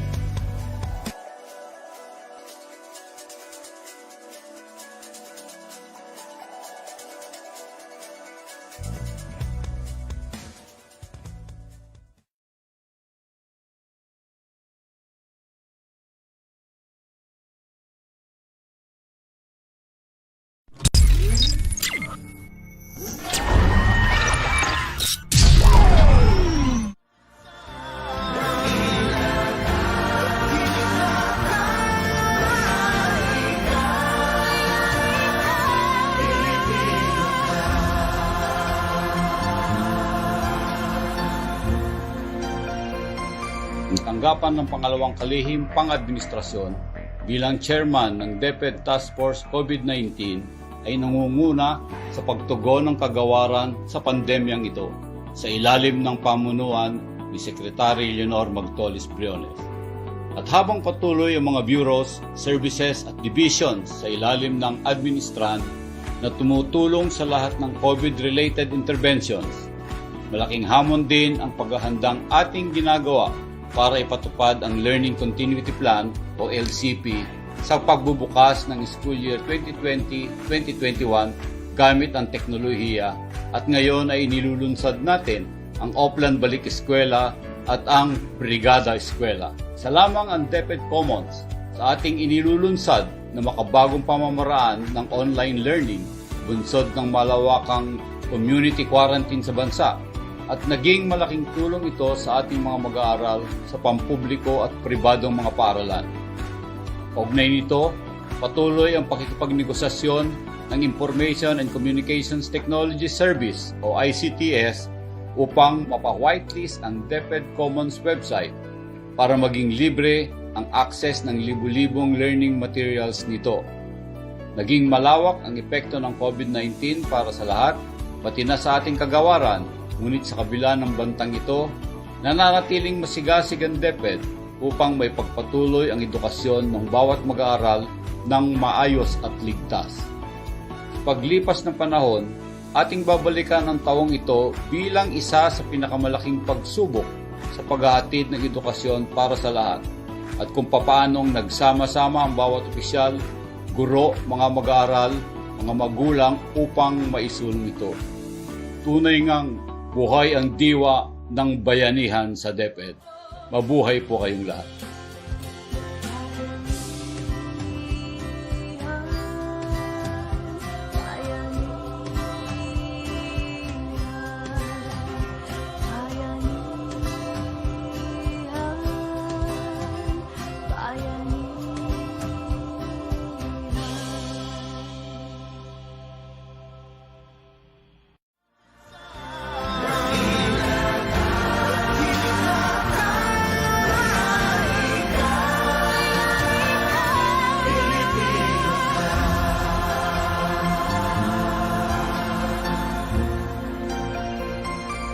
Tanggapan ng pangalawang kalihim pang-administrasyon bilang chairman ng DepEd Task Force COVID-19 ay nangunguna sa pagtugon ng kagawaran sa pandemyang ito sa ilalim ng pamunuan ni Secretary Leonor Magtolis Briones.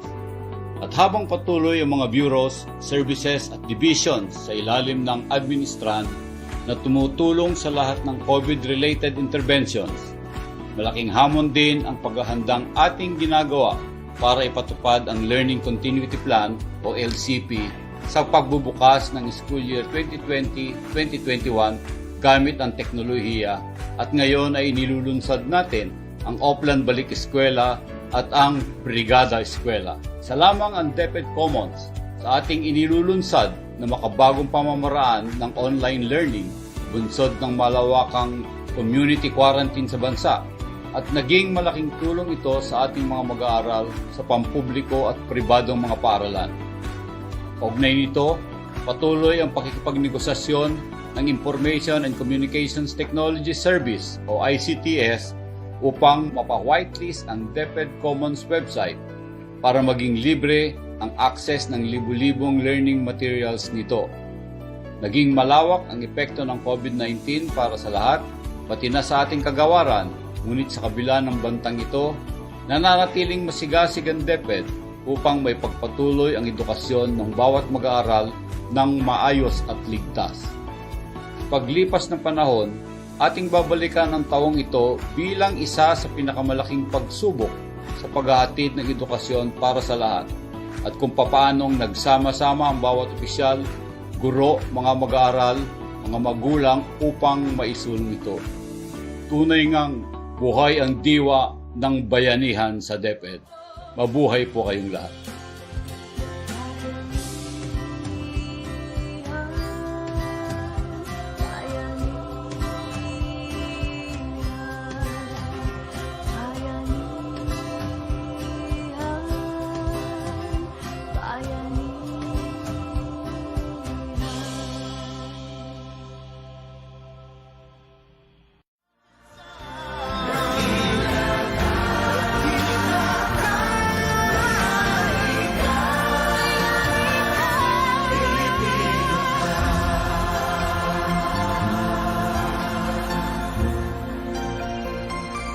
Tanggapan ng pangalawang kalihim pang-administrasyon bilang chairman ng DepEd Task Force COVID-19 ay nangunguna sa pagtugon ng kagawaran sa pandemyang ito sa ilalim ng pamunuan ni Secretary Leonor Magtolis Briones. At habang patuloy ang mga bureaus, services at divisions sa ilalim ng administran na tumutulong sa lahat ng COVID-related interventions, malaking hamon din ang paghahandang ating ginagawa para ipatupad ang Learning Continuity Plan o LCP sa pagbubukas ng school year 2020-2021 gamit ang teknolohiya at ngayon ay inilulunsad natin ang Oplan Balik Eskwela at ang Brigada Eskwela. Salamang ang DepEd Commons sa ating inilulunsad na makabagong pamamaraan ng online learning, bunsod ng malawakang community quarantine sa bansa, at naging malaking tulong ito sa ating mga mag-aaral sa pampubliko at pribadong mga paaralan. Kaugnay nito, patuloy ang pakikipagnegosasyon ng Information and Communications Technology Service o ICTS upang mapa-whitelist ang DepEd Commons website para maging libre ang access ng libu-libong learning materials nito.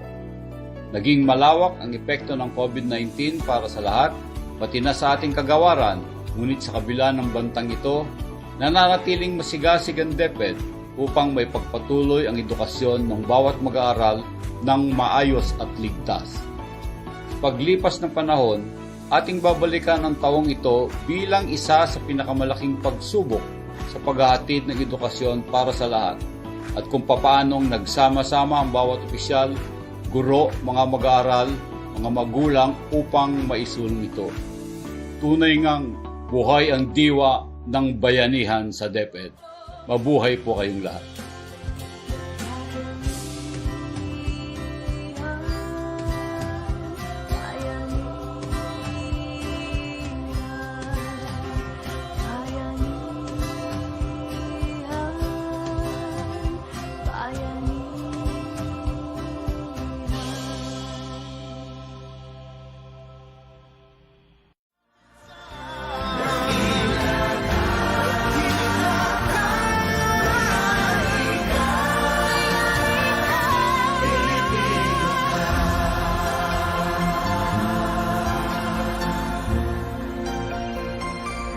Tanggapan ng pangalawang kalihim pang-administrasyon bilang chairman ng DepEd Task Force COVID-19 ay nangunguna sa pagtugon ng kagawaran sa pandemyang ito sa ilalim ng pamunuan ni Secretary Leonor Magtolis Briones.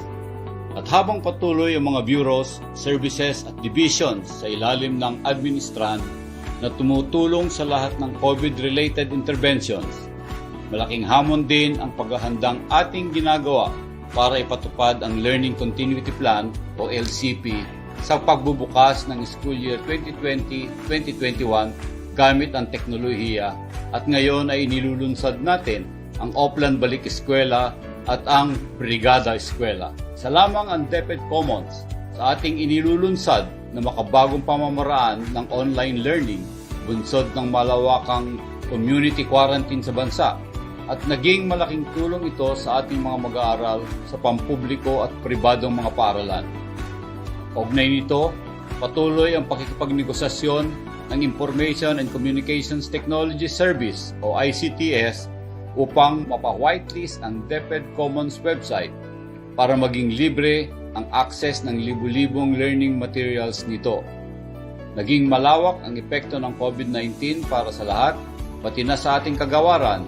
Ngunit sa kabila ng bantang ito, nananatiling masigasig ang DepEd upang may pagpatuloy ang edukasyon ng bawat mag-aaral ng maayos at ligtas. Paglipas ng panahon, ating babalikan ang taong ito bilang isa sa pinakamalaking pagsubok sa paghahatid ng edukasyon para sa lahat at kung papaanong nagsama-sama ang bawat opisyal, guro, mga mag-aaral, mga magulang upang maisulong ito. Tunay ngang buhay ang diwa ng bayanihan sa DepEd. Mabuhay po kayong lahat.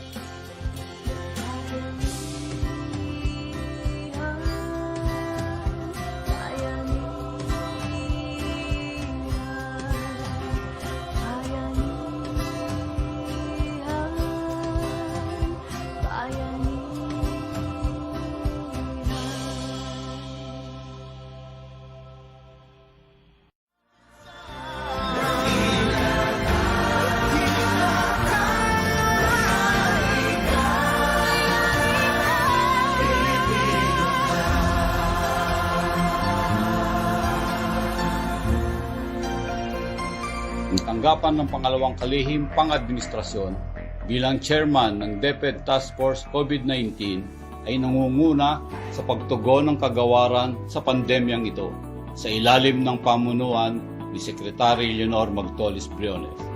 At habang patuloy ang mga bureaus, services at divisions sa ilalim ng administran na tumutulong sa lahat ng COVID-related interventions, malaking hamon din ang paghahandang ating ginagawa para ipatupad ang Learning Continuity Plan o LCP sa pagbubukas ng school year 2020-2021 gamit ang teknolohiya at ngayon ay inilulunsad natin ang Oplan Balik Eskwela at ang Brigada Eskwela. Sa lamang ang DepEd Commons sa ating inilulunsad na makabagong pamamaraan ng online learning, bunsod ng malawakang community quarantine sa bansa, at naging malaking tulong ito sa ating mga mag-aaral sa pampubliko at pribadong mga paaralan.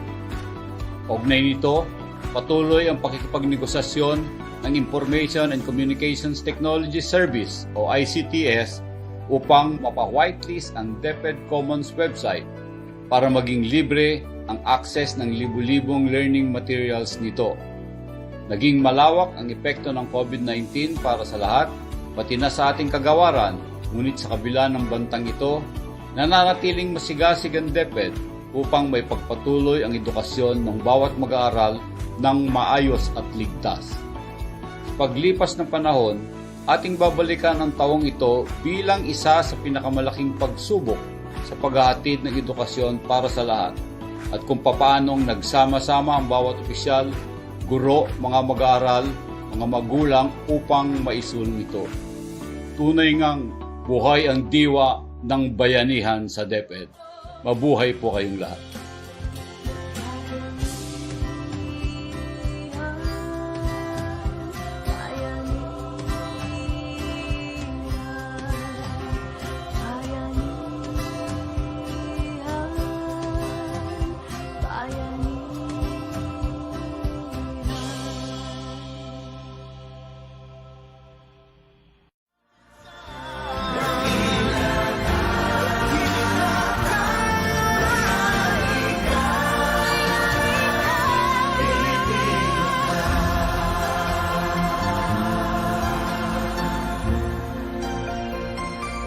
Tanggapan ng pangalawang kalihim pang-administrasyon bilang chairman ng DepEd Task Force COVID-19 ay nangunguna sa pagtugon ng kagawaran sa pandemyang ito sa ilalim ng pamunuan ni Secretary Leonor Magtolis Briones.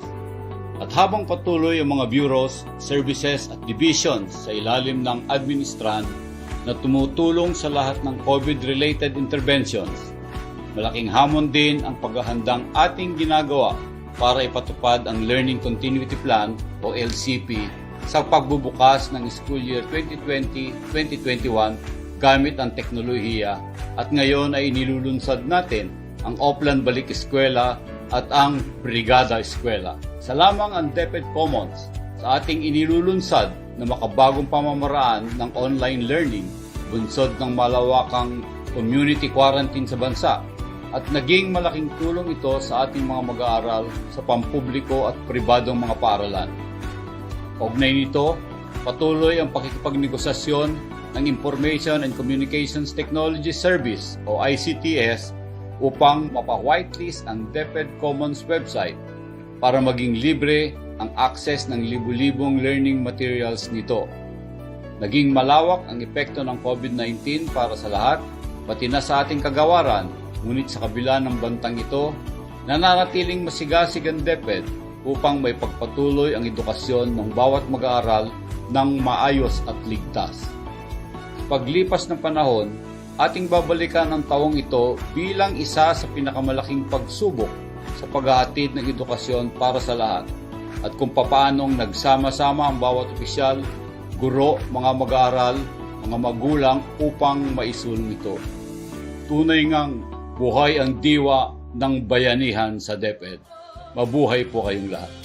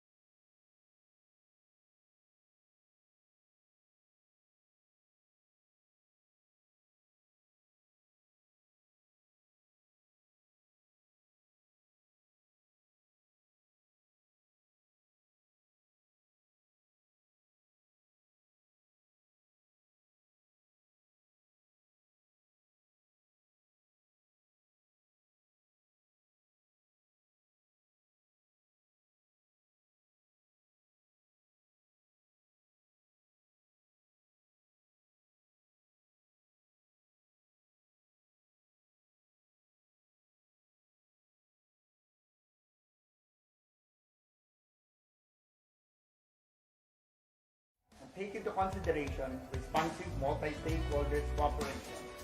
All these and more are under the program Sulong Edukalidad.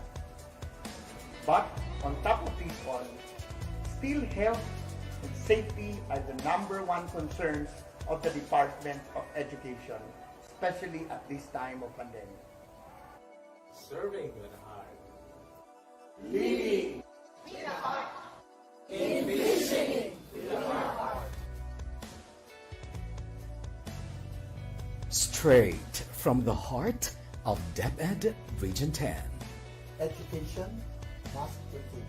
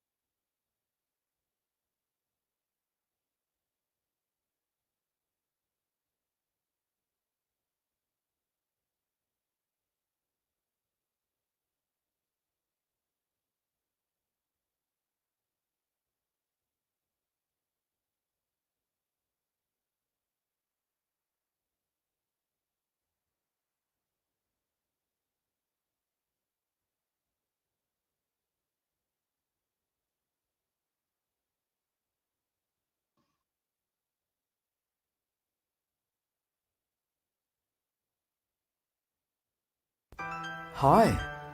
For all of us to experience, the following perfect 10 suggestions on proper etiquette in video conferencing are offered. Condition yourself for the activity by ensuring that you are prepared and available for active engagement. Dress properly for the affair by ensuring that you do not look sloppy. Test your internet facilities beforehand by ensuring that your microphone, speakers, headphones, and internet connectivity are in place. Blur your background or use a decent one by ensuring that your room or chosen background does not have distracting features. Find a quiet or private space by ensuring that your area is not vulnerable to unnecessary noise.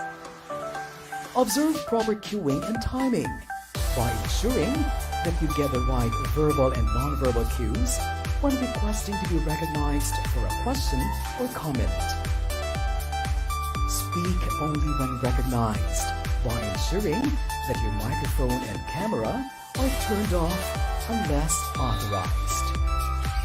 Demonstrate active engagement by ensuring that you manifest active listening and balanced communication, especially during a conversation. Show reverence and appreciation for the presenter by ensuring that you give the presenter your full attention. Finally, be grateful for the opportunity by ensuring that you imbibe a positive vibe throughout the activity and being thankful for whatever takeaway you get out of the experience. Your meaningful and wonderful experience in today's activity is important to us. Thank you.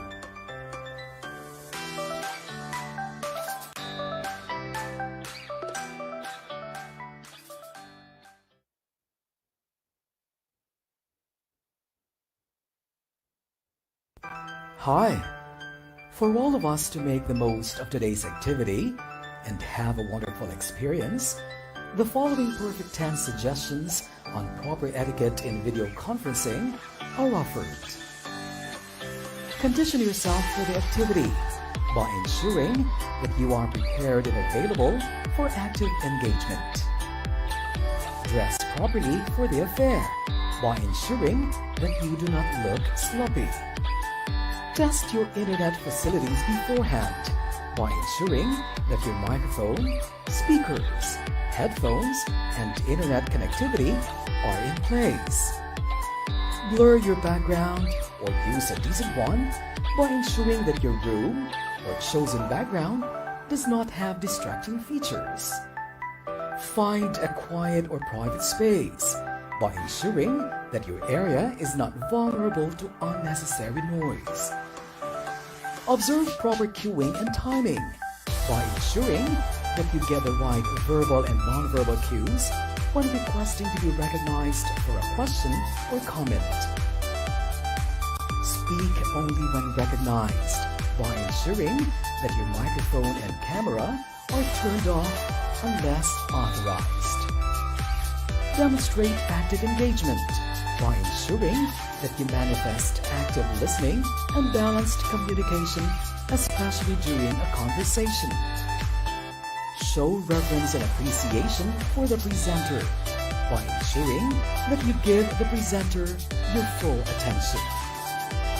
Finally, be grateful for the opportunity by ensuring that you imbibe a positive vibe throughout the activity and being thankful for whatever takeaway you get out of the experience.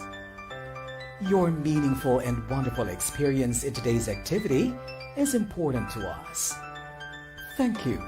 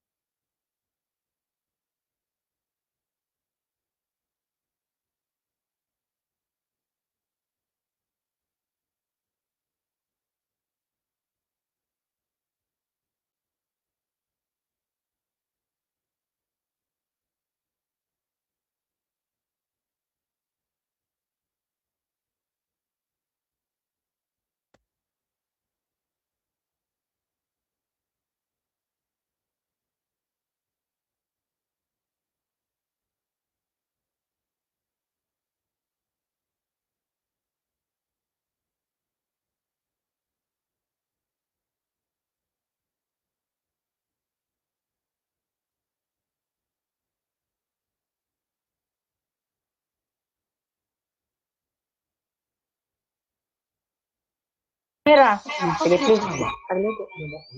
Okay. Ang pagpadayon sa edukasyon, paliwanag sa bisan-unsang katalakman. Sa imong niini, padayon na makakapon ang kabataan ug makabot damlag ang ilang mga panganib. Kini ang DepEd RX Adobe. Mga higala, ani-ana ang inyong magtutulog.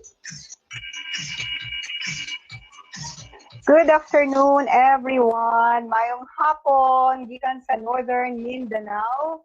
And we are now here in our afternoon session. This morning, I think I left a question, pero I looked at your responses, pero wala yung nagtubag. I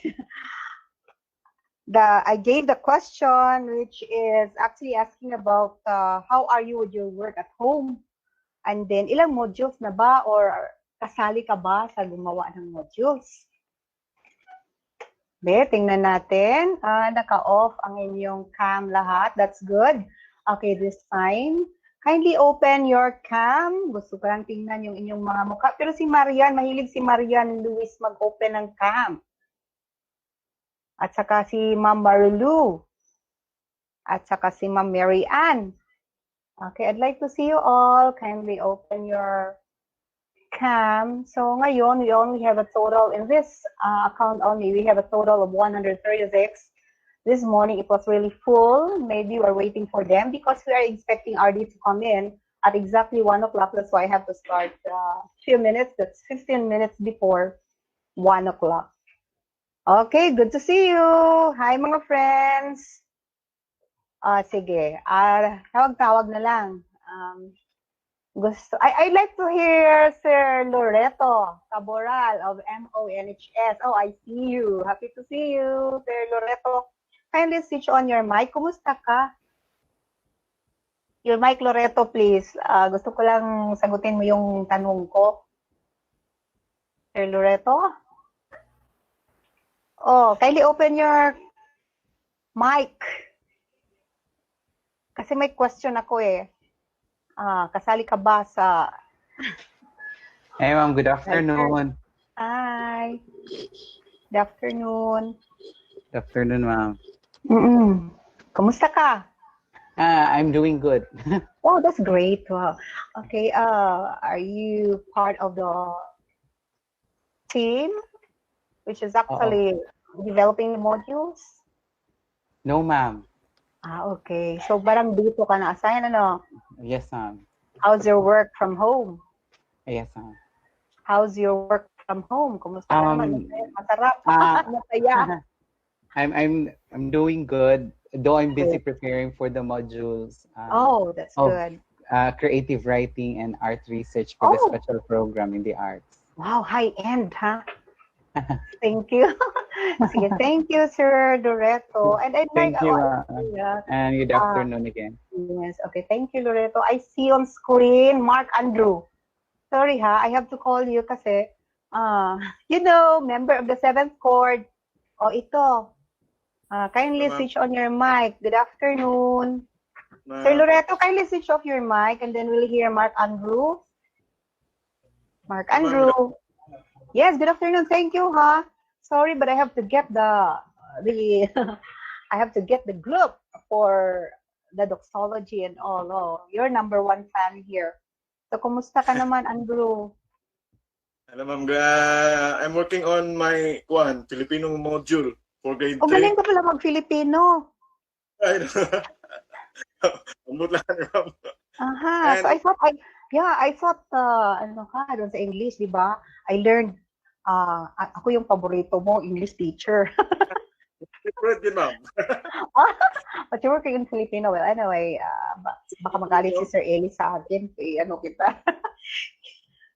I-pirate kita. And then working on for Music 6 na test construction for the test. Oh, great. Okay, thank you, Mark. Yeah, I understand everyone is so busy. So while waiting for RDR to come in, anyway, I still have 5 minutes. Allow me to acknowledge the brains of this activity in the regional office. Parang nauuna nga tayo di ba? Sa central office, maggagawa pa lang sila. And then, of course, as mentioned by Ma'am Perry this morning, we have to anchor our script from what will be sent to us by the central office. So, dependent pa rin tayo. But one good thing is that we already have this capacity building, Okay, we consider the writers, all of you are actually recommended by the supervisors in your division, and so congratulations for that. And again, I'd like to emphasize that this is actually applied for possible CPD units by the National Educators Academy of the Philippines. Actually, I'm waiting for the results. I'm waiting for their feedback if this passes their standard. It's going to be 48, a total of 48 hours. That includes your write shop and then validation and all.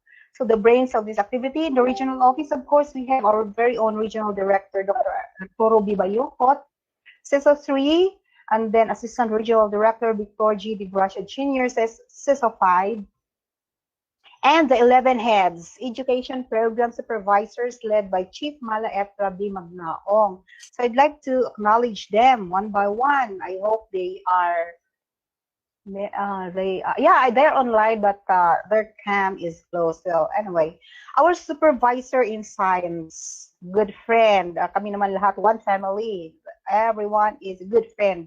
Dr. Nick C. Pañares, PhD, who also takes care of madrasa.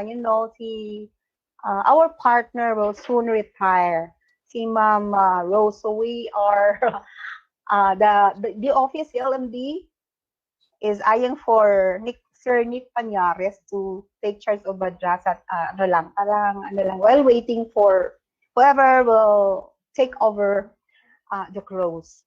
And in mathematics, Dr. Marino Odao, DM, your partner here, no, in the regional office. Filipino, Sir Eliseo M. Maribao, nasa office po sila lahat. A lot of things to do under the new normal.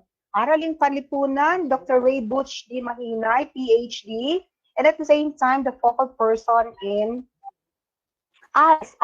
Yung talagang concentration ni Dr. Butch sa ALS siya. And then with the promotion of Dr. Ninian Alcacid, she's now the chief of the CID in division of El Salvador City. So for the meantime, it is assigned, AP is assigned to Dr. Butch Mahinay. And for MAPE, we have Dr. Benz Tagulimot, and soon will also takes charge of ESP, while waiting for our new supervisor. Of course, this madrasa and ESP, this where the program and learning area assigned to Dr. Rose Iburan. IP, Ma'am Josephine L. Valledor. This is Ma'am Jo. Kindergarten and SPED, Dr. Ellen D. Cabahog, EDD, on maternity leave, but we are expecting her to return come July 1. And the TLE focal person, Sir Elson C. Hamero. Yan siyang designate na member of the CLMD. Okay. So, saan na tayo? We have 1 minute left. Tingnan ko lang, ha. You know what? Ang COVID-19 is setting us or pushing us to embrace the new normal. But I tell you, for everything that we feel about what we have been doing, maybe we blame it to the pandemic. But I tell you, pandemic brings the best in us or the worst in us. Like best, because you discover you are good in arranging the plants and making them grow. Natawang ako sa Facebook. Diba? We keep ourselves busy. Dapat naka-mask daw tayo. But here we are, busy buying mga kaang and all. Best because you're able to prepare a number of learning kits. You involve yourself to prepare the learning modules, learning resource materials, or the worst in us. Like we blame COVID-19 and do nothing. Though we owe from the government. Of course, you are in the umbrella of that end. Okay? For us, that's even our bread and butter. So, let's embrace the new normal. This afternoon, tingnan ko lang sadali, ha? We are ready to listen to RD Art. Just check. Sir Ralph, pwedeng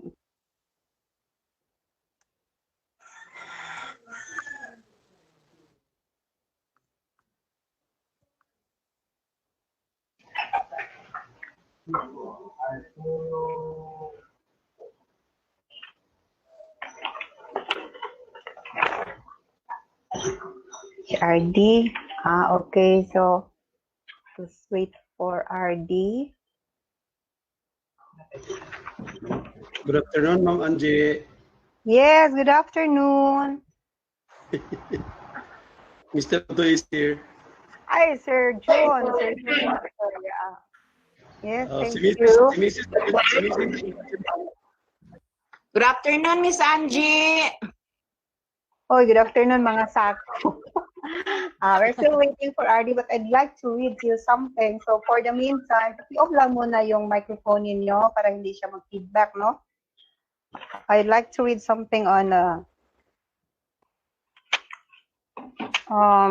the RX Adobe. That is actually, we're pushing into the implementation of programs, activities Or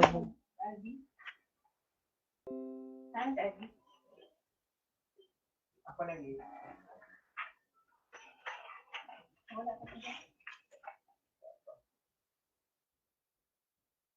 Binibining marikit na dalangin ko.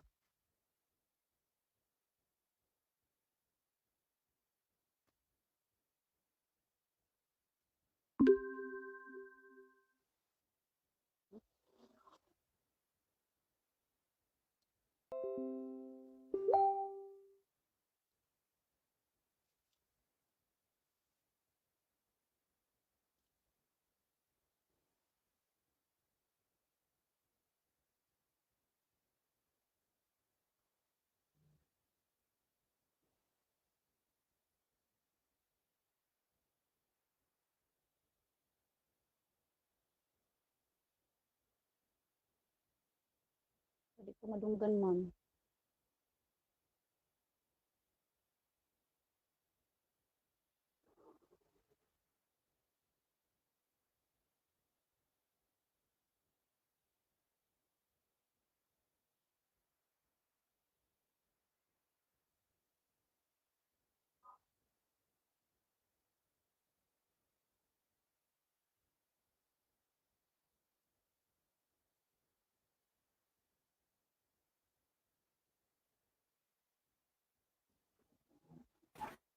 Excuse me, Mama Ange. Naka-off yung mic mo. Naka-off. Salamat.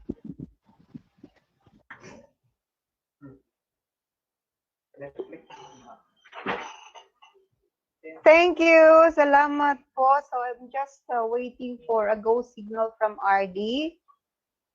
We expect him to come in. Naka-off pala yung mic ko. Okay, so balik tayo to what I had mentioned a while ago. Before we had this webinar, there were already 3 regional memoranda released. First is engagement with stakeholders, making arrangements, partnerships with radio and TV networks for possible slot, no? Kasi nga, embracing the new normal, we need this. But again, radio, as mentioned by Dr. Maribel Gakasan this morning, ano siya, to complement talaga. Because, example, yung gi-raise ni Ma'am from Iligan City kanina, like, how are you going to teach mathematics on radio? So we need your bright ideas to that. So we can make things, we can realize things. And then after that, there's another memorandum was released that is on the schedule of this webinar. And prior to that, I submitted the training design of this 4 possible credit units, no? You need that for renewing your license. Yes. And the last is thank you. yeah, hopefully NAIAP will approve it so we can use that for our license. And the last memorandum, ensuring strong engagement with radio and TV networks. Kailangan na talaga ito. So, in fact, si RD mentioned here that all division offices are directed to establish strong engagement with local radio and TV networks and other partners, and to support the RBI modality for full implementation beginning school year 2020-2021. Okay, yon. That's why yesterday was the regional MAN committee, and there were a lot of sharings from the schools division offices, through your schools division superintendents and assistant division superintendents. So I was able to get notes, no? Like division of Bukidnon, Valencia City, and Malaybalay City, so pwede sila mag-converge or uniform na the same content yung gamitin. They can plan it together. For Misamis Occidental, ano din. So RD we'll wait for RD to give us further instructions relative to the implementation. So RD, May I know if you are there, RD?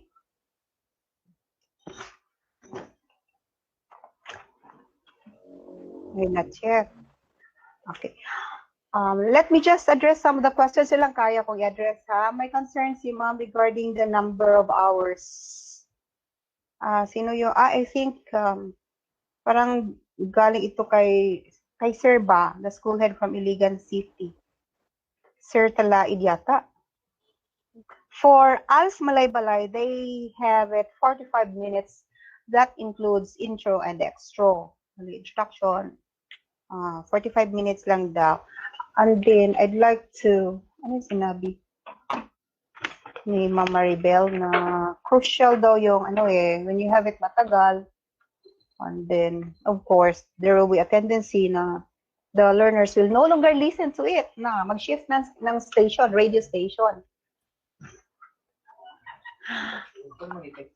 Oh, Sir Ramon, ito, thank you ha sa audio ng intro at extra. We are waiting for RD na lang. Sir Ram? Alin, parang gusto namin live ka eh. Sige, I like that, Sir Ramon. Pasok. They like it, Sir Ramon. Oh, they want it to have live. That is an example of, let's talk about Sir Ramon ha, nandito na siya eh. Siya yung siya yung ginawa naming sample for intro and extra. We call that sa radio as signature tune. Signature tune yan. Of course, the voice of, the golden voice of Sir Ramon, tapos yung ICT skill ni Sir Elson for a while. Hello po, RD Art. Yes. Yes po, RD Art. Char-char lang muna, RD Art, while waiting for you to come in. Okay, so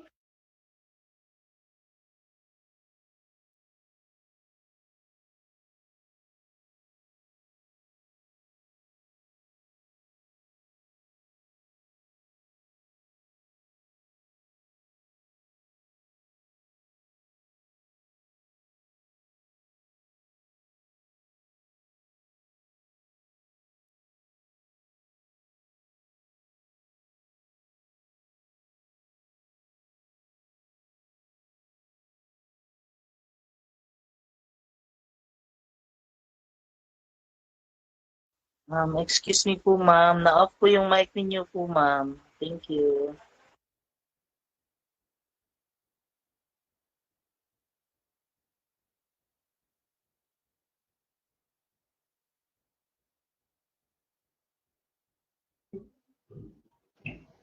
Si RD mo. okay, RD, please come in. Na-mute lang yung ko. Mukalit lang siya o mute. Ladies and gentlemen, the quote from our passionate regional director, Arturo B. Bayocot, says 3. Let us now hear his message and his topic. A virtual clap for RD Art, everyone.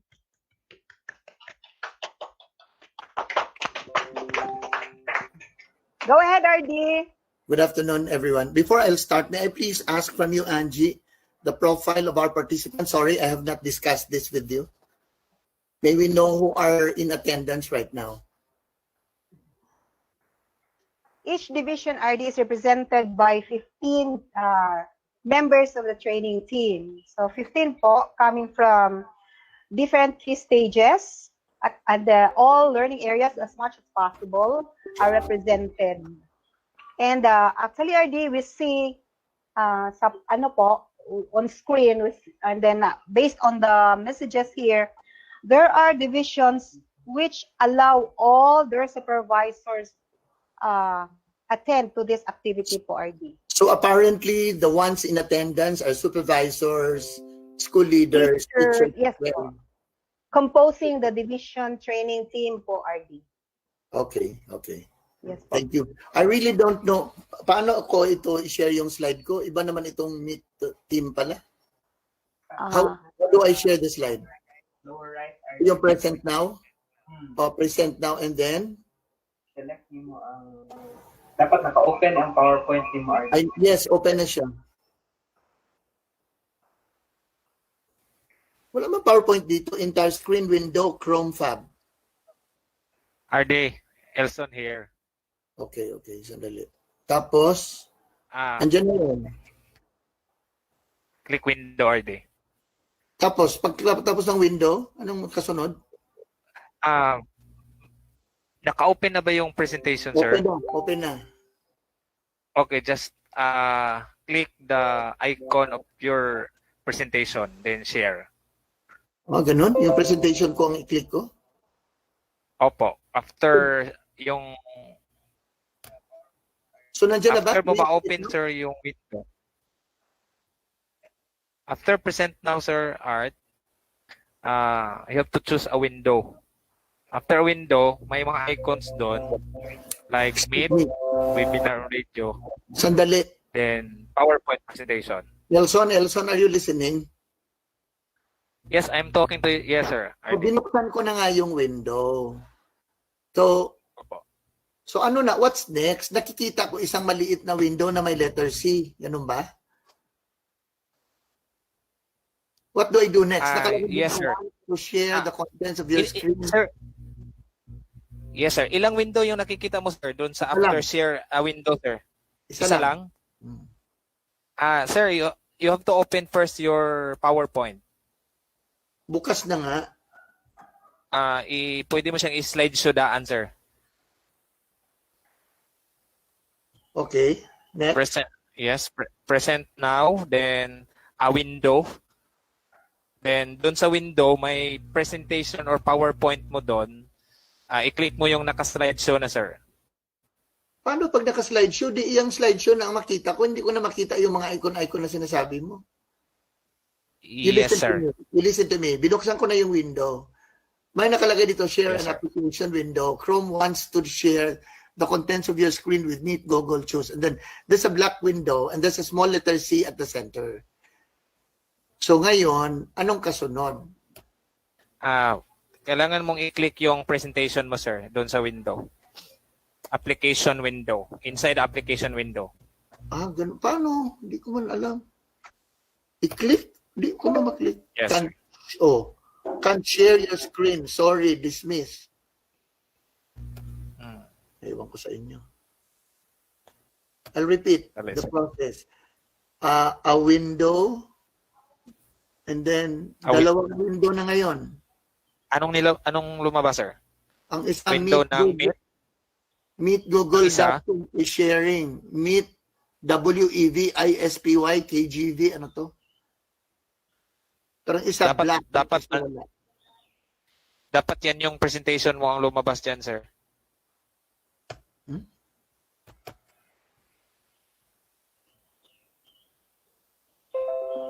Yan, sir. Yan na.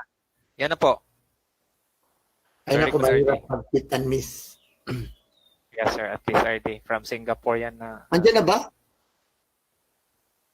You're presenting to everyone. Stop presenting. Yes, sir. Presenting na, sir. Naka-pin na siya, sir. Ba't hindi ko nakita? Marag na-minimize RD. Ang imong presentation. Ang presentation. Andyan na. Tapos di ko mag-gets. Stop sharing. Share. Ito bang may share dito sa upper right? Yes, sir. Yung may upper right, may share na red. Yun ba yun? Sa PowerPoint presentation ko, doon sa bandang kanan sa taas, may nakasulat share comments. Ito ba yung share? Sinusubukan ko nga. Hindi, iba. Sir, baka naka-minimize yung PowerPoint mo, sir. Hindi nga minimize. Nakikita ko na nga, laki-laki. Okay mo na. Yeah.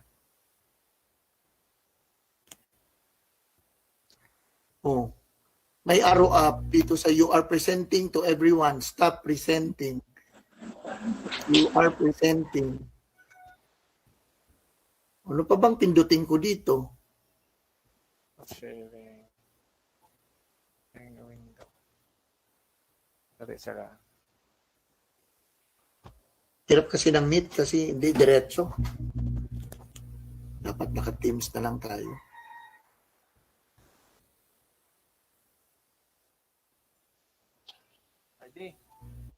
Pwede may i-send mo naman sa akin yung presentation, RD. Ako na lang presenter. Ay, nako. Mahirap. Gusto ko ako mag-control. Tingnan natin how effective you are of giving instructions so I can follow. Sinusunod ko naman yon. So stop presenting muna. Oh, sige nga, balikan natin sa ano.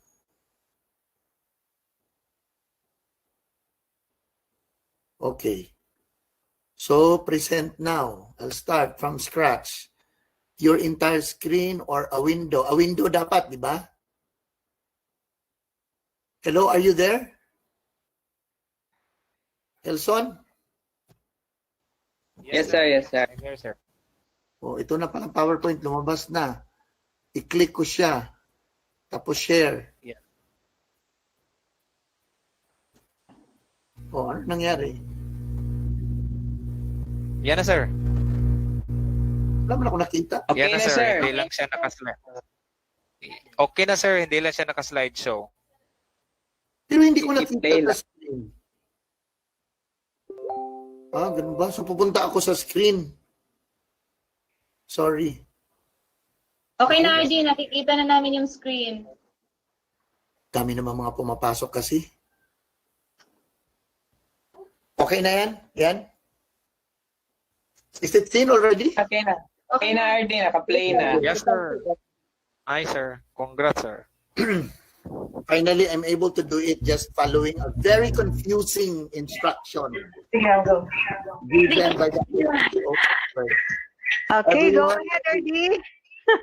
I invite everyone to please turn off your microphones. Just let me know if you wanted to talk so I can give you the floor. But apparently, I don't know if I can really dwell on requests for technology as I'm just managing it myself. No, I don't have a tech assist here beside me. But anyway, thank you. This morning, I would have been able to give this to you as an opener of the course. Unfortunately, because of the time constraints and I have other appointments already set earlier, and the importance of my attendance to the Regional Interagency Task Force so that we would also be updated as to kumusta na ang Region 10 at this time of pandemic and how are the different agencies are perceiving situations because every agency is interconnected. This Philippine government is just like an ecosystem that we cannot work without the others. No? Kumbaga, ang pamamahala ay nakagear po ito. Kapag umikot ang isang gulong nito, nakaangkla naman sa iba't ibang mga maliliit na gulong, everybody really rolls. Well, this afternoon, I hope it is never too late, but just enjoy it if you already have, well, if you already have some inputs and maybe some of the points here are preempted, but now I'm speaking on behalf of the Department of Education.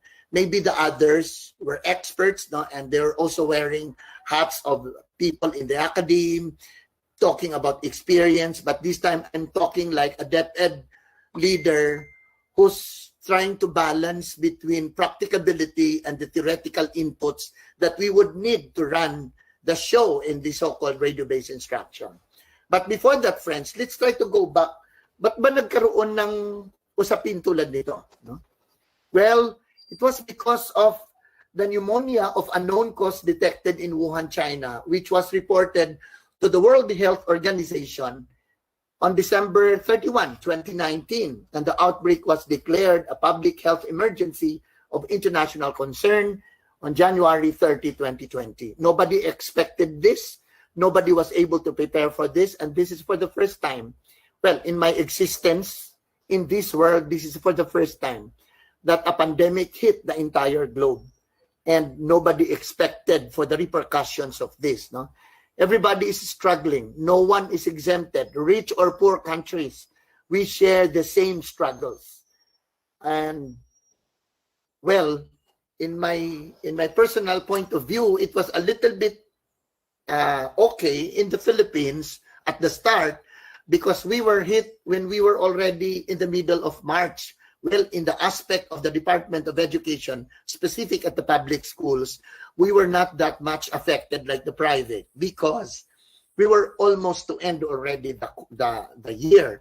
but the other schools who started schooling August and would have to end May 30, then the April and May were eaten by the pandemic, and with the protocols to adhere to, like lockdowns and the stay-at-home modes, this is stuck from the word to roll. And it was very hard for those that are still in the middle of their mandates. For the Department of Education public schools, well, there were repercussions, like we were not able to finish the quarter 4 exam.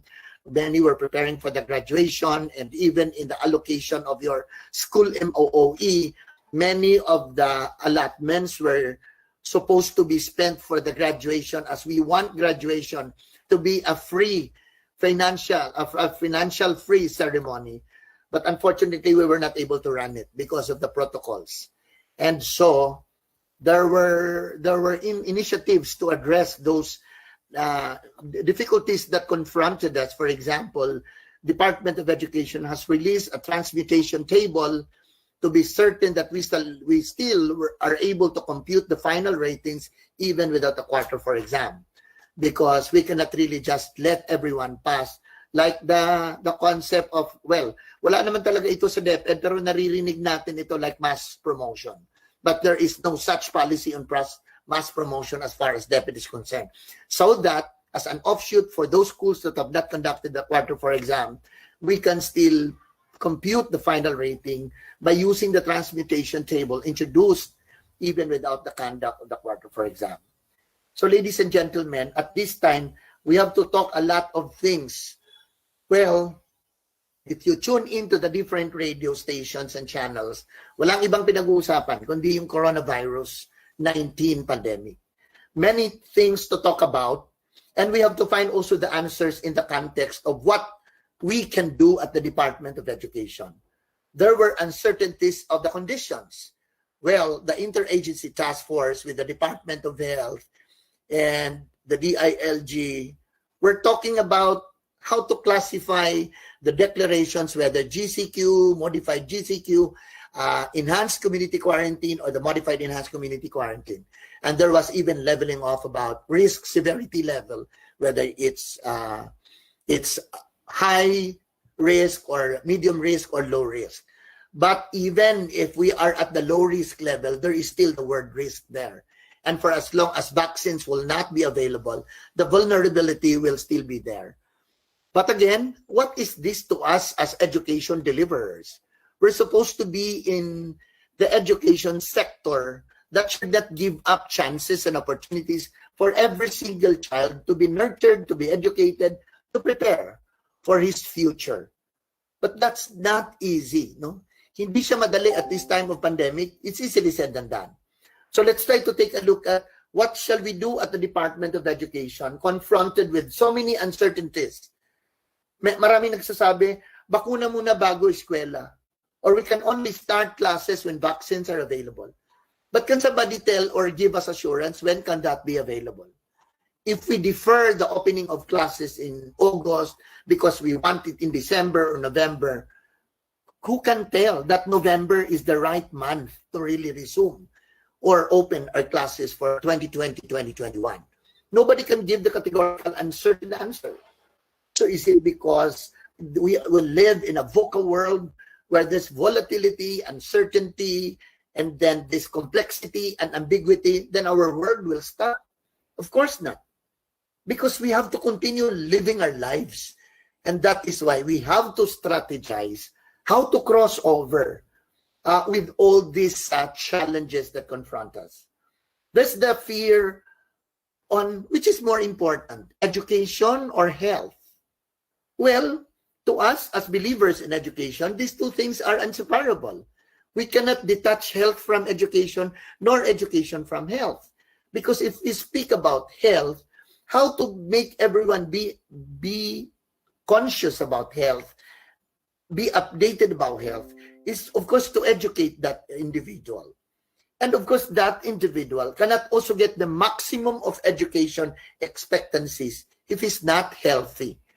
So in other words, these two are really just like husbands and wives that cannot be separated, even if there's annulment or divorce, but definitely that would be an exempted in terms of health and education, marriage.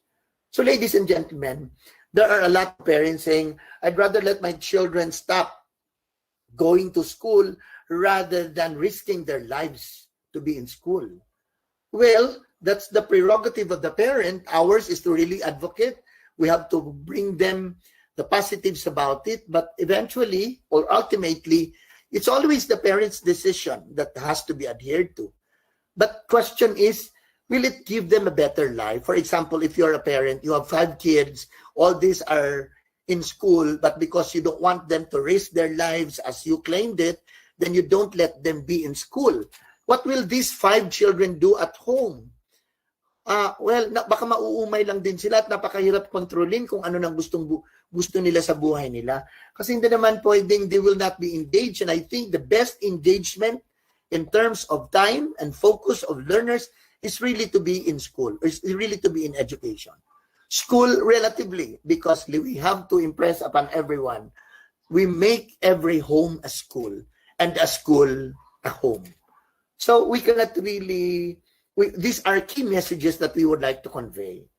Now let's try to take a look at the next slide, which gives us morbid naman tong ginawa ni Ramon na design. No? I was trying to ask help from my public affairs unit head to really do in PowerPoints, and then COVID-19 envelops the world. The COVID-19 pandemic has been one of the biggest disruptions to education the world has ever known, affecting more than 90% of the world students' population. Laki niyan. And, well, I happened to watch the Southeast Asian Ministers Forum where Secretary Briones spoke on behalf of the Philippine education, and we were listening, and everybody shared how the countries are coping in Southeast Asia with the pandemic, and what are their decisions regarding the continuance of education at this time of pandemic. Every country secretary or minister of education speaks that education must continue. As a matter of fact, among the countries in Southeast Asia, we are the country that opens classes the latest or the last. So hindi naman habulan to, hindi naman ito competition, but just to open your eyes that, hey, in the world, it's not just us who's very decisive to opening classes. Well, Singapore has already resumed its classes. Many will be opening in July. Many have already opened in June. Unfortunately, or fortunately to us, we're opening it in August 24. We find it to our advantage on August 24 because we would like to take advantage of June and July. Patapos na nga ang June for the necessary preparations that up to now, we are still in the preparation stage and have not even been able to finalize what are ahead of us. How do we see opening of classes on August 24? At least for now, we should be able to visualize that. So again, the COVID-19 crisis shocks the education policy responses worldwide.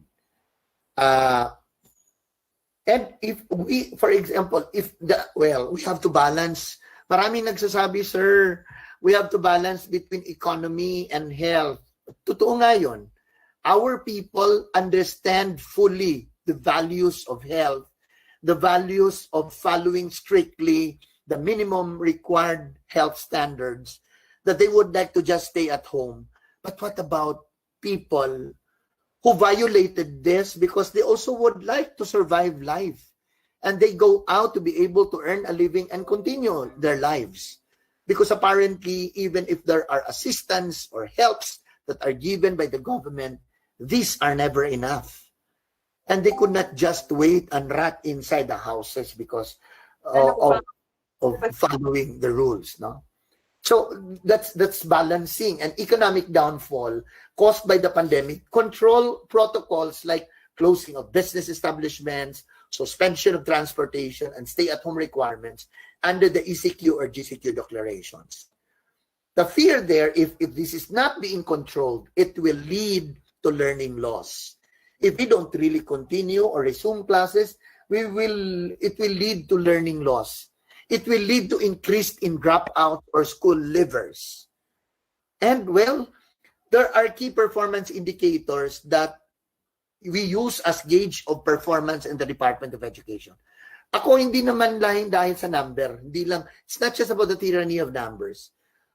We want to do this because we believe that this has to continue, and we believe the value of education. Nelson Mandela, former president of South Africa, said that education is the strongest weapon we can use to change the world.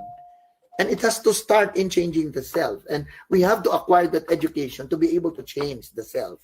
So may mga key performance indicators natin, participation rate, meron pang net enrollment and gross enrollment ratios. There's the dropout rate, which is also used as to take a look at the holding power of the teacher. The school leavers, if they finish the school year 2020-2019, and then they don't enroll for 2020-2021, then they will be accounted as contributory to school leaver rate. And again, it's not just about the figures. It's about the story behind those figures. That's why we at the Department of Education should be creative in finding alternative delivery modalities that would allow us to continue delivering that education. Remember that in the recent, in the last part of last year, we have launched the Sulong Edukalidad, which is a program of the Department of Education to pivot from access to quality. We have succeeded so much in bringing education right at the doorsteps of our children by opening extension schools, conversion of elementary to integrated schools, establishment of more schools, at marami na tayong discarding ginagawa. There's alternative learning systems that captures those students who are in the unique circumstance, who cannot go to school every day to the mainstream. So we capture them all, making sure that everybody is engaged in learning. And medyo nagtagumpay tayo doon, but we have to take a look at what kind of education we deliver, because we promise that it's not just an ordinary education. It's quality education. Minsan ang English na to ay gasgas na minsan hindi na natin naramdaman ang kahulugan kasi masyadong overused siya. Pero isinasabuhay ba ang ating mga pamamaraan upang marating natin yung sinasabi nating dekalidad na edukasyon? Na to some, very, very elusive to meet. No? So yung Sulong Edukalidad has 4 components, o the KITE, Saranggola or the KAI to soar it high, and K stands for well-developed curriculum. Well, may ginawa na ngayon ang ating Department of Education from almost more than 15,000 competencies from kindergarten to grade 12, so that a student being educated in the basic education would somehow prepare for challenges in the 21st century teaching and learning. So, yun. Pero masyadong madami, and we cannot just deliver it the way we used to be. We used to do it because this is pandemic. Kung medyo magaling tayo in the past, hindi nga masyado eh. Pero kung halimbawa, magaling tayo noon, baka magiging obsolete yung mga pamamaraan natin ngayon. Considering that the pandemic is giving us so much limitations, not just on mobility, but in all other aspects of delivery, education delivery. So curriculum, they streamlined the curriculum from more than 15,000 to 5,000. All subjects are still there because they believe that every single subject is really important for the 21st century learning. But apparently, the competencies within the disciplines are the ones that are streamlined from 15 to 5,000. There's improved learning environment. We have to make sure that the environment is supportive to the child's learning. And environment is not only just about the physical environment. Kasama na po yung physical environment doon. Pero paano, sir, di naman gagamitin yung classroom, maglaradyo nga tayo. We are still hoping that we will be allowed to go on face-to-face. Reduced class size face-to-face. For example, blended learning, which is a combination of face-to-face and distance learning. Reduced class size nga lang to be able to observe the minimum health standard requirements, and one of that is social distancing. So that if you have a student of 40 in one class, you have to divide it into two. Group 1 will go on face-to-face on a Monday. The other half will be studying at home, study from home mode, whether it's offline or modular or radio-based. And then the next day, they swap. The shifting is actually given to the decision of the principal who knows his context better than anyone else. Pero sa announcement to secretary, kasi kung titingnan mo, the qualifications of what are supposed to be adhered to according to IATF analysis or the epidemiologist, kung ano ba ang pwedeng gawin sa low-risk area. Actually, pinapayagan ang face-to-face doon sa low-risk area. Region 10 is still in the low-risk area or the modified GCQ. But it rang our bell when the president said that no face-to-face when there is no vaccine. That is why even if we are hoping for the best, we have to prepare for the worst. So, nagkaroon ng revision ang mga learning continuity plans of our superintendents. I hope you at the school level also are doing the same to make sure that we have plan B. If we plan for a combination of face-to-face and distance learning, now, solid distance learning approach tayo. Can be a combination of 1 or 2 or 3, but all these are approaches under distance learning or remote learning. What are those? Well, nandoon ang online, offline, modular, TV, radio. Memorize din natin yan. Kaya lang, di lang pang memorize yan kasi how do we operationalize our decisions on the choice of learning modality? Upskilled our teachers. Have we trained our teachers how to deliver distance learning? Medyo siguro napaabot na natin sa mga guro. If they have not been reached, you listening with me right now will also have inputs about other learning modalities. Kailangan natin ipaabot that this is it. Eto, ang tanong, pag naintindihan nila, alam ba nila paano gawin? Because delivering it or doing the thing, running the show, would require so much of practicabilities. It's not just about theoretical expertise. Kasi, paano mo gawin? Example, grade 3 teacher ka, nabigyan mo na yung bata ng kompletong module for the entire week. Anong gagawin ng teacher? Pababayaan na lang ba na ang bata ay nandoon lang? Halimbawa, nakikinig sa radyo. So nga, ano ngayon?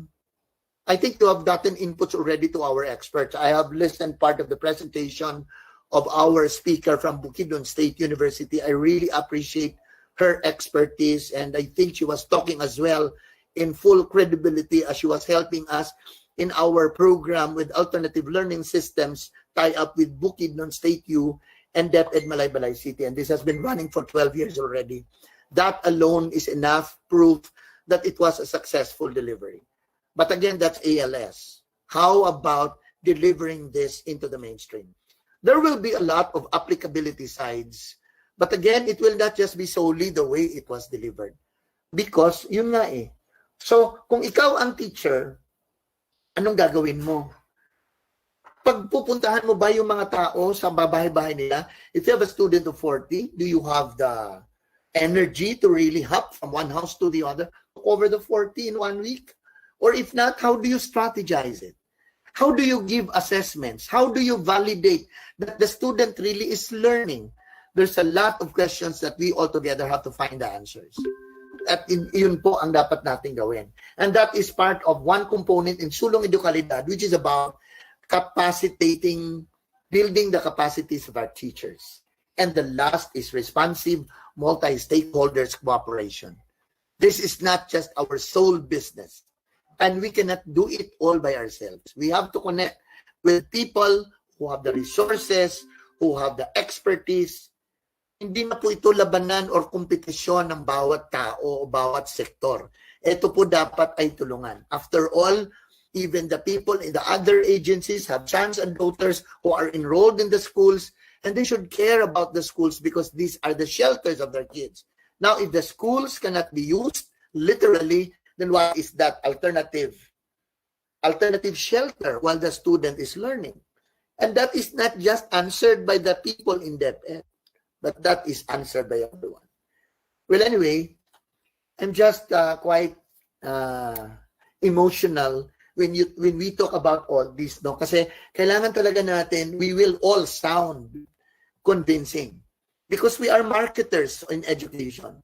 So if you don't believe in radio-based instruction, so what's the point of attending into this training?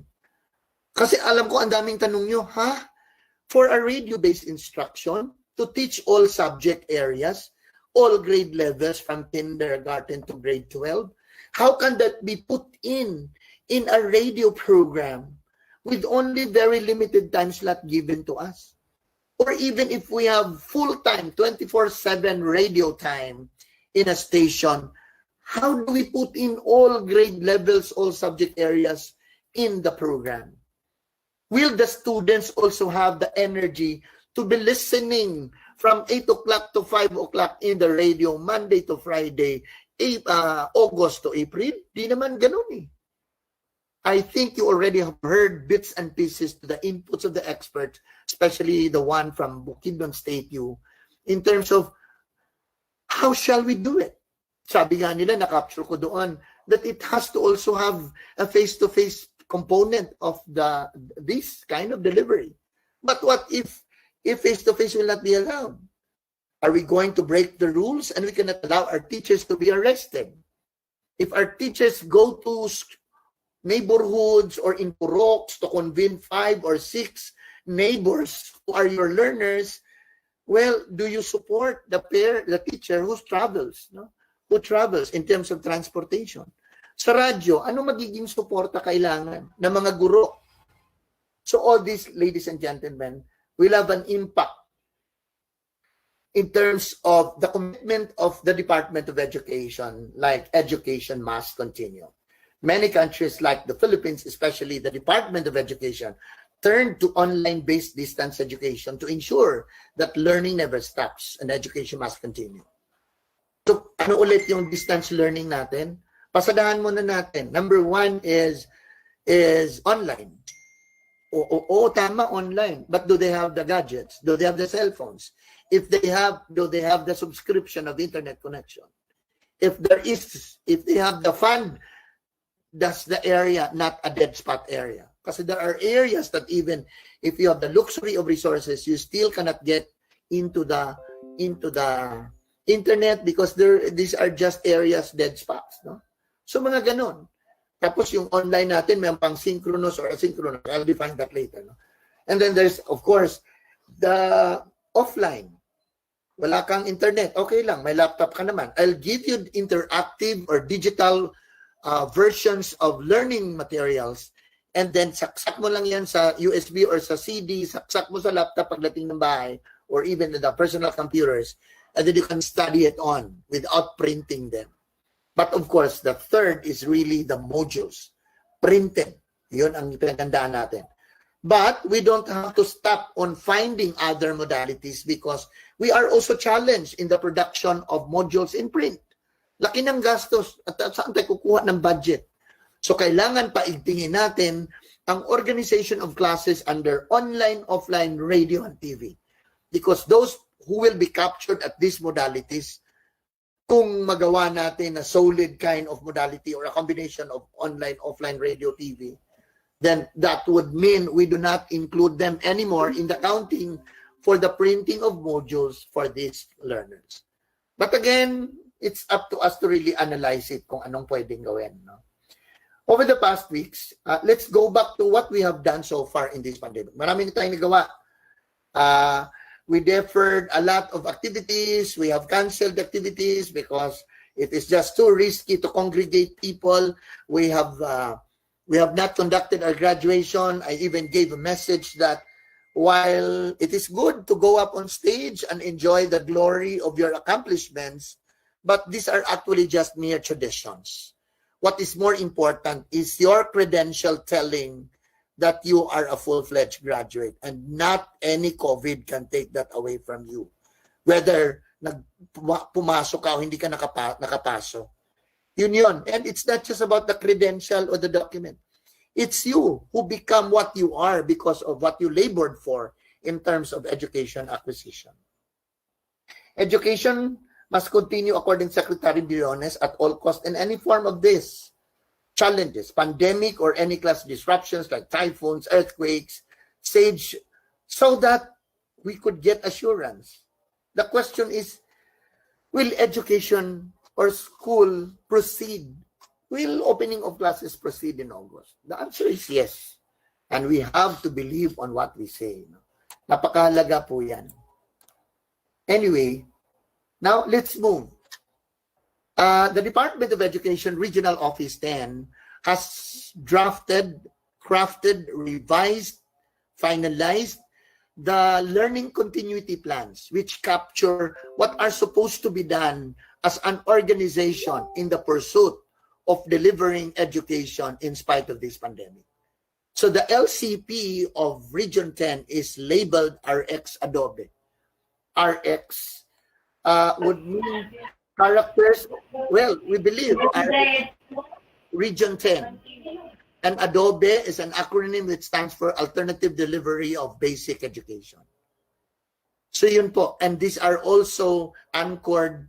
The LCP captures our quality policy as an ISO standard office where we speak about DS, or to deliver effective, efficient services, implement the policies and standards, yield best learning outcomes, ensure excellent employees' performance through continual improvement, and sustain customer satisfaction, even at the time of pandemic. The implementing levels of governance, such as our divisions, our districts, and schools, where you belong, our audiences right now who are listening, continue to consider the different learning modalities that fit to the conditions of the context. These are also dependent in the risk severity factors and consider the corresponding appropriate strategies and initiatives to deliver education. Well, the months and days before August 24, just like today, shall be spent on the preparations that have to be done, like training of teachers on technology use or orienting our would-be trainers, facilitators about radio-based instruction, and a lot more. Concerns on logistics, infrastructure, revising our work and financial plans on the use of MOOE, even strengthening our resource generation mandates or our domains in leadership, and take into consideration addressing the priority needs and the challenges of the new normal. Can we just go back to, this is part of the LCP of the region, which talks about contextualizing the identified learning modalities. The one in orange on top is face-to-face. Yun po ang nakasanayan natin. Pero ipinagdasal natin na papayagan tayo ng face-to-face. But it's not going to be the conventional face-to-face. It's a reduced class size. Kailangan ng room, may foot bath, may exit door, may entrance door so that they don't bump each other. There is marking on the floor so that the way the students move inside the classroom or even in the school campus really are directed to this portable washing facility to continue students in washing their hands time after time, and a lot more. Magawa tayo ng mga parang cubicle to have separations or partitions from table to table so that the droplets, we can avoid local transmission, and a lot more. Unfortunately, if we just base it on, currently, if we base it onto the announcement of the president, that is not allowed. Distance learning, online. Ang online, asynchronous, unsynchronous. Asynchronous is real time. It's interactive, just like what we're doing right now. You listen to me, and then if you talk, I will listen to you. You can interact, you can question me. That's online. Does it need internet connection? The answer is a big yes. So if you use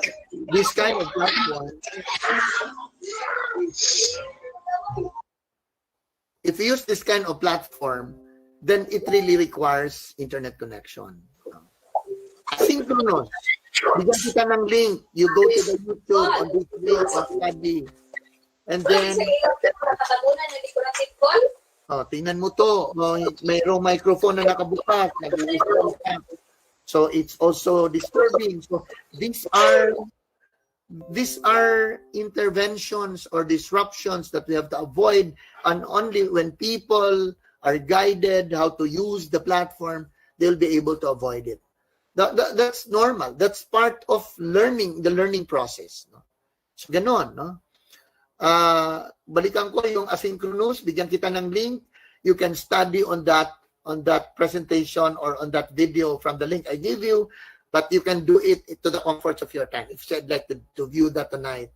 So does it need internet connection? Yes, because you cannot get into YouTube, for example, if you don't have internet connection. But it's not real time because it's following. Like the recorded videos, the recorded lessons, and you will listen it to the comforts, mga ganun.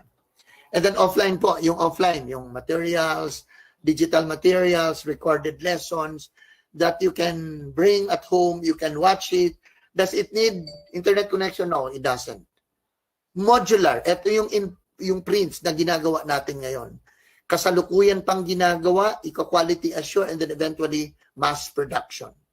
And there's just a huge resource requirements in terms of funding for the printing. That is why we have to go through the other options like the TV or the radio-based instruction. Ito po yun. Napag-usapan ninyo. There's blended learning, which is a combination of face-to-face online, face-to-face offline, face-to-face modular, face-to-face radio, TV, and all that. Blended. Ito sana yung pre-post ng lahat ng mga divisions. And then there's homeschooling, where there's a tutor that is required. Up to now, we're still awaiting for the guideline of the Department of Education, how homeschooling can be introduced and be applied and be implemented in the Department of Education schools. And this apprenticeship or the immersion on the job training, ano ba tawag niyan? Internship, na we can take advantage of. And this is actually applicable to our grades 11 and 12 who are honing their skills, learning by doing concept with partner employers, establishments, and then they can take advantage of the apprenticeship by probably extending the required number of time to ascertain that there's learning. So yun po yun, lahat.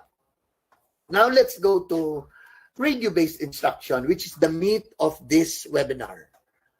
Well, mine is really bringing the concept to us in education.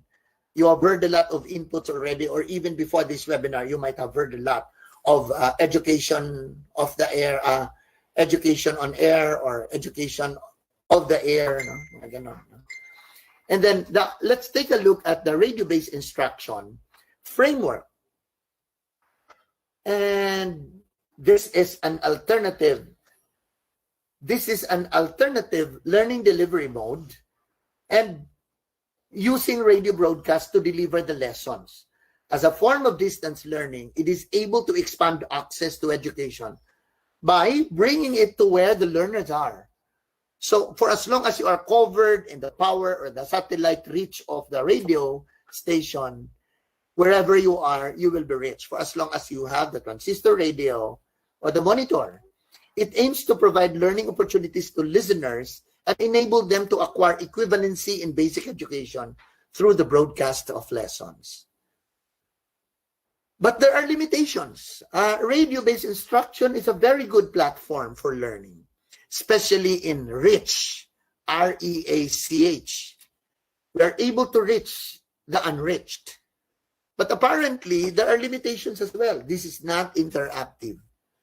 It could also be interactive somehow if you're ready with the worksheet and because you know that's the lesson to be aired, and probably there were preparations done by you and the teacher that this is the worksheet that we shall be doing as we listen. So we can probably do some activities while listening, but in terms of speaking or interacting to the teacher at the RBI, you'll not be able to do that. So in other words, that's it. No? Let's go to the framework of RBI. The framework of RBI is to design, implement, and evaluate. Well, there's a lot of tasks that follow the same framework. No? Any interactive radio programs in distance education, first, we have to define and analyze the three important basics of educational radio. The three essentials can help us understand undoubtedly the open, flexible, and distributed nature of radio programs in distance learning milieus. For example, design. What do we design? Well, let us first take a look at designing it's designing the strategic technology plan. I remember when I took my superintendent leadership program at LaSalle University in consortium with ABS-CBN Knowledge Channel and Australian Aid program. We prepared tech plan. I remember our professor, nakalimutan yung pangalan niya. He's a terror professor at LaSalle University, Professor Rapatan. We were made to design a strategic technology plan. And the first step to produce interactive radio programs, for example, in distance education, has to consider designing. The strategic technology plan provides the necessary answers and defining the components to accomplish successful interactive radio programs. But apparently, there are things that we have to put into consideration in designing. Number one, defining the current needs and expectations of people in the high rhythm of lifestyle. So you, as designers, for example, you have to take a look at the context. Number one, how many learners are we thinking about addressing or beneficiaries of our program? We have to factor that into our design. How many stations probably can help us deliver? Because it's not easy to use the airtime of radio stations, realizing the cost. But I know our radio stations now are very receptive and are showing interest of offering help, because even the daughters and sons of people working in the radio stations are also hit by the pandemic, and that education has to be redesigned so that they will also offer sana airtime, free airtime. Well, the early engagements of our superintendents. Yesterday, I had a whole day regional MANCOM. We have listened to the superintendent's updates on their LCP, and I've heard a number of good presentations about radio-based instruction that they're starting already. For example, there will be a radio and TV approach, and MOA signing will soon happen in the divisions of Iligan City, Lanao del Norte, Ozami City. I might not be able to remember the rest, but yun ang natatandaan ko. Na merong radio or TV, for example, TV channel in Iligan City that gives it for free 24/7. Because these are channels owned by the provincial government or the LGUs and even some private TV or radio stations. Naku, napakamahal yan noon, ha? And there are those who might not be able to give us the luxury of time Monday to Friday, but are also offering 3 hours once in a week, 3 hours every day. And they will use it for, of course, gagamitin din nila as corporate social responsibility or CSR as part of their business. No? And then the affordability. Kung magbabayad din ang DepEd, pansamantalang wala pa pong go signal na we bind into MOA, we bind into deals, because DepEd is still doing some negotiations at the head office with Secretary Andanar, with other stations. Kasi pag nakita ito na isahan, maramihan, we could probably bargain so much in terms of cost. Kaya inaantay pa natin yung guidelines in terms of how much flexibility in terms of fund allotments in our MOOEs that could be used to finance radio-based instruction. And well, kung pag-usapan natin school MOOE, kakaramput lang po yan at hindi talaga kakayanin. But at the division level scale, baka posible. No? So again, these are things that we have to consider.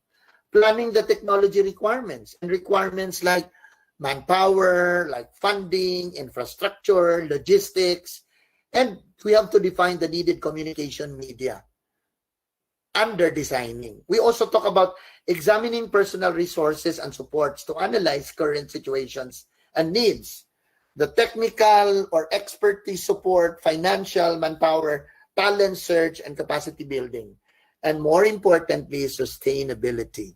Di lang po natin ito gagawin sa Agosto, tapos nawawalang bigla in November. So parang bula na lang naglaho. Just like some of the projects that we implement. No? And then, of course, communicating with the stakeholders. Very, very important. Again, this is not just our own business. What do we communicate to the concept of RBI to stakeholders? To construct a knowledge network with prospective society, business, school, or universities. There's just a lot of potential who probably are our opportunities and are just awaiting to be tapped. Bukidnon State University is doing very, very well in our partnership with Malaybalay's rate-based instruction for alternative learning system. Crafting the standards. We just do not run the show without looking at what are the standards set by the Department of Education. Or hindi lang Department of Education, standards in, for example, sa pagkaroon ng programa sa radyo. And we based it on the mission statement to cope with the future challenges. And this has to be compliant with the K-12 curriculum. If yung learning episodes that we air on radio should also be compliant with K-12 curriculum and much more. Did it touch or did it focus? Does it focus to the most essential learning competencies, which is the streamlined version of the curriculum of DepEd in basic education now at this time of pandemic. And then there's developing the goals and objectives to define the proposed outcomes clearly based on the ethics codes. Ethics, protocols, the immediate objectives, and even the long-range goals have to be factored in designing and creating the learning statement for interactive radio programs. The plan must provide a specific description of the use of interactive radio programs in distance education system. Ang may malaking tanong, sir, well, in the region, in the inventory of our division submitted to the region and in my consolidation, I already presented it to the Department of Education's MANCOM. Region 10 has 88 radio stations available. Napakadami. 88. All the 9 cities and 5 provinces. So, anong pwedeng gawin natin dito? Kung halimbawa isang radyo, istasyon, magbibigay lang ng 3 oras, ito 2 oras, ito 1 oras, tapos once a day lang. How can we expect to really have a full-blown program na hindi naman kailangan buong araw or for example, 5 hours a day, mga ganun. How do we put this together? So again, there's a plan of the region under the Public Affairs Unit to connect with the Philippine Information Agency. We have an initial talk with the PIA and they will be helping us out. What do? We have to draw on the board all these radio stations in a meeting with the Department of Education. Tanungin natin sila kung hanggang kailan lang ang pwede nilang ibigay na libre. And posible itong gawin natin. For example, Radio Station 1, magbigay ng 3 oras sa Lunes. Yung isa sa 8 to 10, for example. Yung isa naman, Martes. Yung isa naman, hapon ng Lunes. So, sa iba magbibigay ng, why do we have to thresh out the time, do some bargaining? And I think if we can draw on the board na ito 3 oras, siya 2 oras magbibigay, puro Lunes sila, ganun. It will come into a point that nagtutulungan ang mga radio stations for their airtimes given for free, but once put together, it can actually become a full-blown platform to teach our lessons through radio-based instruction. We just have to strategize that. And I think kung ako naman si Brigada Radio Station at ang kaya kong mabigay 2 oras, hanapan ko yung kung saan ang time na medyo bakante at ayos lang din sa aming kasalukuyang programa, pwede natin siyang i-fit in and contribute to the design eventually that we can put all this together in a full-blown RBI, radio-based instruction platform. Di ba maganda? Kailangan lang talaga pag-uusap-usap. Yesterday, when I was listening to presentations of superintendents, sabi ko, for example, Malaybalay has plans. Valencia is just sharing the borders of Malaybalay. Currently, Valencia did still not report about RBI engagements kasi nasa ano pa lang sila, planning stage. Bukidnon has some plans. Sabi ko, why don't you collaborate among 3 divisions? You all belong to Bukidnon province. Valencia, Malaybalay, and then Bukidnon. collaborate. And then sabi naman nila, yes sir, ang bakanting oras na to, pwede naman si Bukidnon welcome in. Sabi ko, no, it's not that kind of collaboration I'm expecting.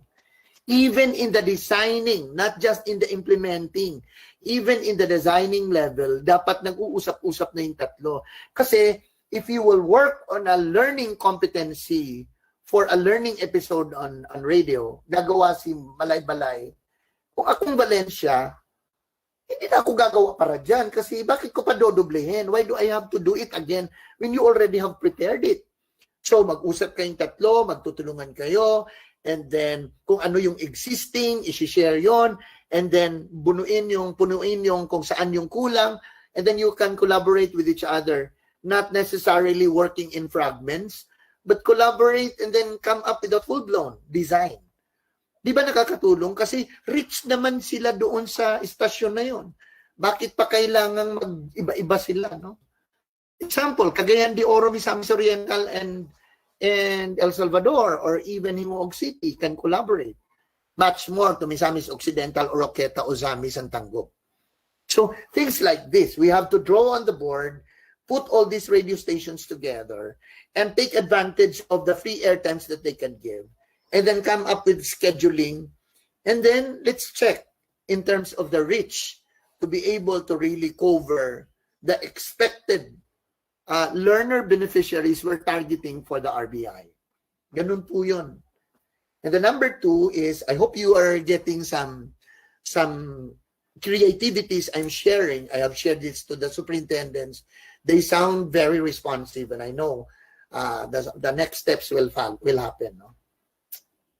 Then after the designing, then we implement the design. The second step of producing interactive radio programs is to implement the program development process. Working on project timelines. Napakalaga po kasi we are really working on deadlines to beat. August 24 is almost to happen. It's almost to come. Are we ready for it?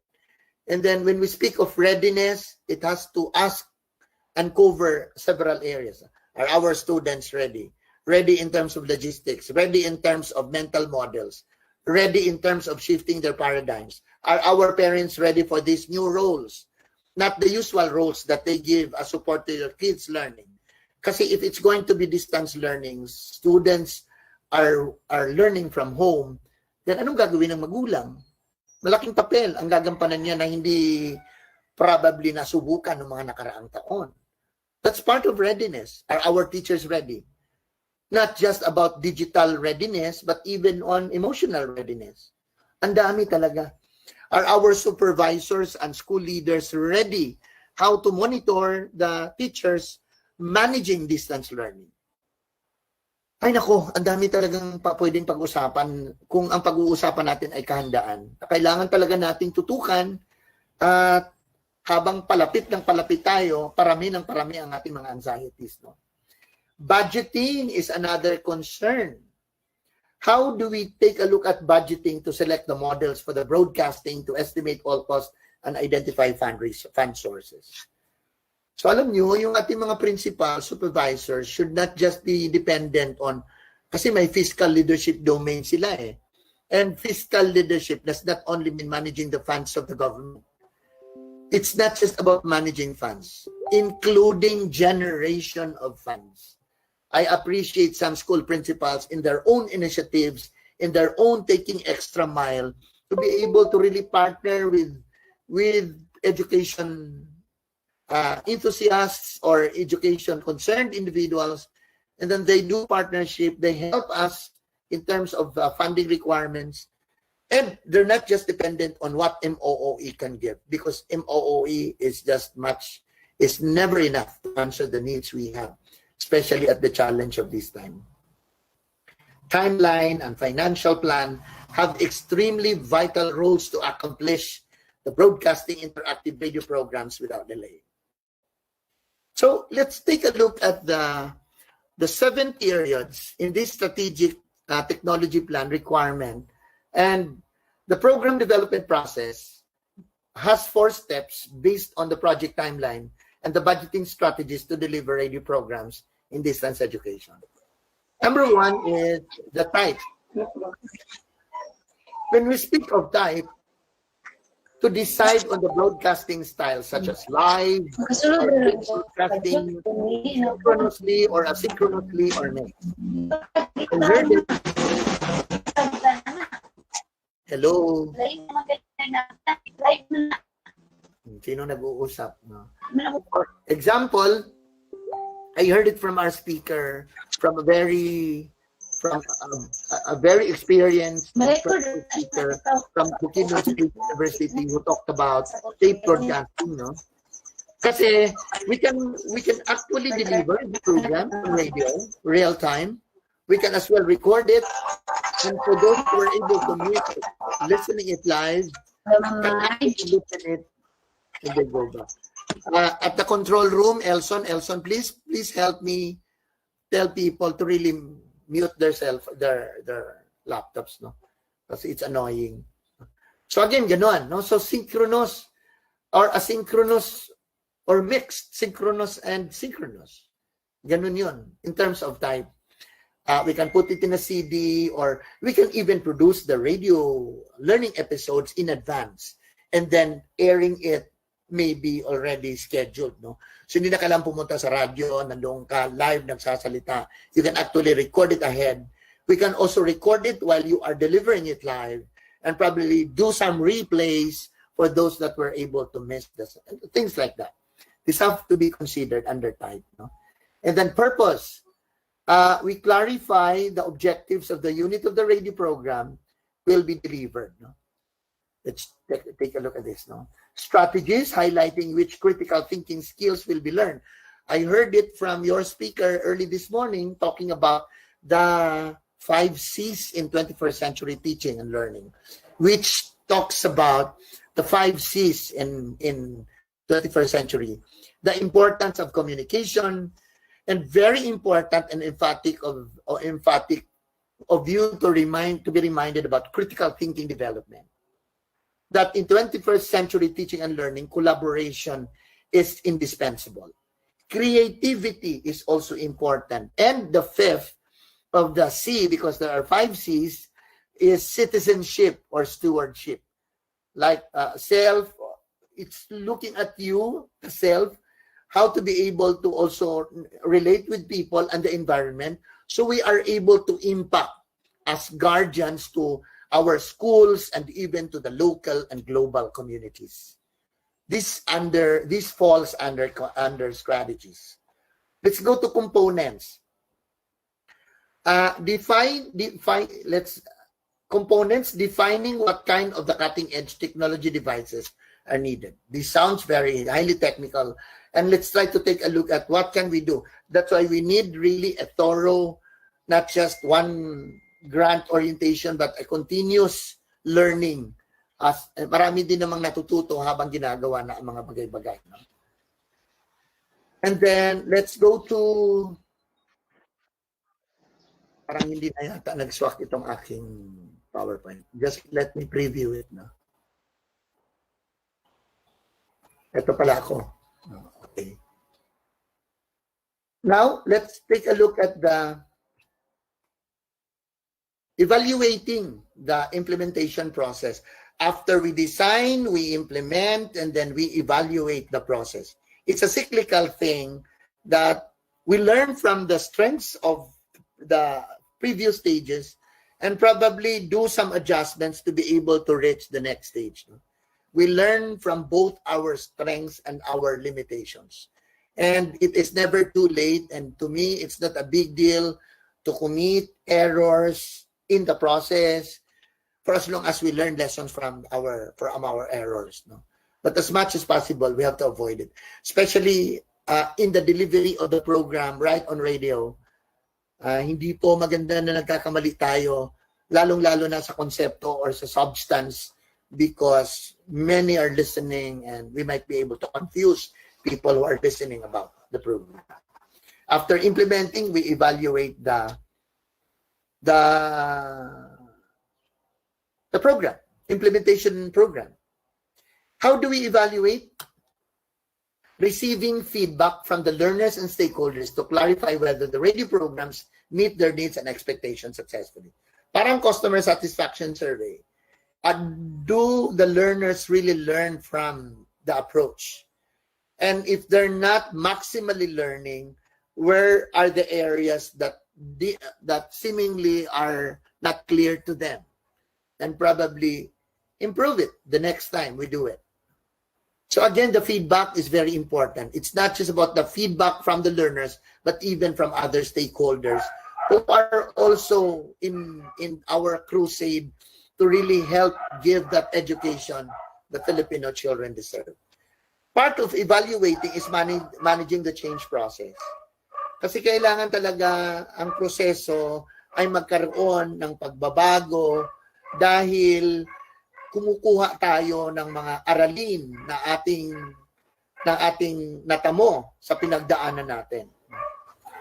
And then, in managing the change process, this is hoped to provide a helpful guidance for the system producers to create more open and flexible educational milieus. Again, it's not just about DepEd. It's not just about our anchors, but as well, it could also be on at the part of the radio station. In the evaluation process, which is a continuous procedure, the data are collected from the different sources, and then findings are analyzed and summarized to obtain the results. It should be a data-driven kind of evaluation. The evaluation process of producing interactive radio programs, you should let the designers make right decisions on the usefulness and value of distance education systems. Therefore, the evaluation process serves the specific answers about the ill-structured steps and learning circumstances, and the monitoring guidelines for the educational and communication designers during the production of the programs. Again, let's take a look at designing, implementing, and then evaluating. The critical question to ask now is how educational organizations respond to these changes and demands. Sa aspeto ng kagawaran ng edukasyon, sa pagkatuto ng mga kabataan, ano kaya ang mga pananaw ng mga tao, lalong-lalo na yung nasa organisasyon, upang matugunan ang mga hamon at mga pangangailangan. Changes and demands will always be there, and for us to really address. The planned strategies for the necessary changes in distance educational systems to integrate interactive radio programs may be developed within this framework like Design, Implement, and Evaluate, which includes an awareness of the principal steps in developing the strategic technology plan, implementing the program development process, and evaluating the whole system. Most of distance learners, additionally, can reap knowledge from diverse learning resources in their paces, places, and times. Excited sana akong makikinig if I will really have the luxury of time. Well, I'm just attending to 2, 3, or 4 meetings every day. I would have wanted really to listen to our invited speakers and look at the operational side because it's where that I'm very interested about. Paano talaga in-operationalize ito looking at the balance between theoretical backup and the practicability side of it in terms of the operation. Kasi marami talaga nagtatanong pa at kahit ako medyo nagtatanong pa rin. Paano natin ma-maximize itong radyo? Again, it is never like doing it in a real classroom time demands where the student is there 8 o'clock to 5 o'clock just listening to the radio. Hindi po ganun eh. Kasi meron dapat gawin ang bata. And well, the attention span. You are hooked for 8 hours a day on the radio. I think that's too much. And that is really impossible. And if we expect for how much our students are learning from. So again, let's take a look at the modes of transmission. Paano ba ito ginagawa? Number 1, it's airing of radio-based instruction lessons in local community radio stations. Ito, the practicable and operational side. How is this done? This is being managed by the radio station. Of course, merong radio doon, station. The teacher or the supervisor or whoever is acting as a broadcaster or a radio teacher. Pag nagawa mo yung script, nagawa mo talaga yung radio script, pwede naman bata ang gagamitin mo, like a high school student who may have a very good audio. And for as long as the student has a good voice projection, guided by the script, probably will also be able to deliver more than what we expect. No? The radio-based instruction lessons are aired on specific time slots for the learners to listen from the radio sets at home or wherever they may be.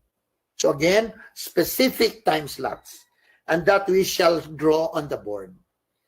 Hindi naman pwedeng isang radio station sa isang division, example division of Cagayan, tapos 3 oras lang sa isang linggo. Napaka-imposibleng, well, that can be done, but as in terms of its maximum coverage of reaching more and teaching and making more learn, hindi talaga ganun kadami, hindi talaga sapat. So we have to really draw on the board. But if there's a solo radio station that will air our learning episodes Monday to Friday, 8 to 5, baka pwede na yun kung isang radio station. Kasi sabi ko nga, hindi naman buong araw yan nakikinig. So, the first 2 hours, grade 1, the second 2 hours, grade 2, gano'n. So, ang mga bata, nakikinig, nag-aantay ng kanilang radio time slot. Nandun lang sila sa bahay. Tapos yung radio teachers can also take turns, no? Ikaw radio teacher for grade 2, radio teacher for grade 3, you can take turns. These are concerns of drawing on the board how to operationalize your program. Next is broadcasting of RBI lessons through a makeshift radio station. Akala lang natin yung classroom lang ang may makeshift, no? So it's improvisation. A public address system using audio equipment such as the microphone and loudspeakers like trompa is set up. Like in a real radio station, the teacher reads the RBI scripts while learners listen either on site or at a distance, working probably in a farm or at home or in areas where electricity may not be available. So parang dadala ka doon. So parang dala itong makeshift na to, mag-a-announce ka from a distance, but in a hearing distance of your learner beneficiaries, and if they do not have electricity, dahil sa trompa mo, naririnig, parang ganon. There's a lot of this kind sa yung mga tawag nun, yung ating mga missionaries, religious missionaries who are doing some preachings in the terminals, mga ganon. Pwedeng mga sort of like that, no? But you make sure that kung saan mo yan na-install, nandoon yung mga clients mo. Kasi para doon ka nagra-radyo, broadcast sa lessons mo using the makeshift. Tapos yung mga estudyante mo nasa kabilang barangay na hindi ka naman naririnig. No? Well, I'm just exaggerating some situations. No? Like for example, in the ALS implementation, they use a car battery or generator to operate the radio station. At times, the ALS implementers bring the public address system etong makeshift by boarding it in a motorcycle or even in a bangka to another site. No? Parang stationary recorrida, no? Na ganon. I think you know what I mean. No? And then, using the canned RBI lessons. Ano to? Well, nakita niyo naman yung picture. Yeah, canned lessons are those that are recorded on CDs or MP3s or in USBs, and these lessons may be aired using the CD players or any other audio player for MP3s at home. Sana meron kayo so that we can just provide you with the CD, and the radio-based lessons that are recorded can actually be used. Kaya lang ang tanong, ano ba mga hamon? Maliban doon sa marami na akong sinasabing mga hamon na dapat nating tugunan. What are the challenges to really address? Number 1, the non-availability of educational content in audiovisual formats. Then, this has really to be done. And we have to tie up with experts. We're not underestimating what our teachers can do. They are teacher practitioners. They know the competencies better than anyone else. You've been teaching on that subject for 13 years, paulit-ulit taon-taon. So talagang master na master mo yan. But in terms of the audiovisual formats of what you know, that's what we have to study and do it. And we probably need assistance from the IT experts, from the academic experts, mga ganun eh. So, nobody has the monopoly of knowledge. It's really about collaboration of the expertise and design it, and especially in the audiovisual formatting that you might not have the expertise.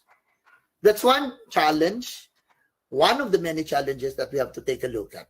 The second is the difficulties to produce content in quantity and quality in short time. Sa daming lessons, sa daming subjects, sa daming grade levels, at nag-iisang radio station. Paano natin gawin yun? In terms of the number of lessons, that's quantity and the quality. Remember, we are not just about finishing the number of competencies, but of course, how much our listeners in the radio program are learning from it. After all, we designed this for them, and we have to take into consideration all these challenges that we really have to address. The third is the absence of pre-existing partnerships for the design and broadcasting of the educational content. If you look at the slide, there's radio station that should be tied up with the partnership or even more collaborations from other radio stations that would help us upang mabuo itong programa sa kakarampot na oras na mabigay na libre sa iba.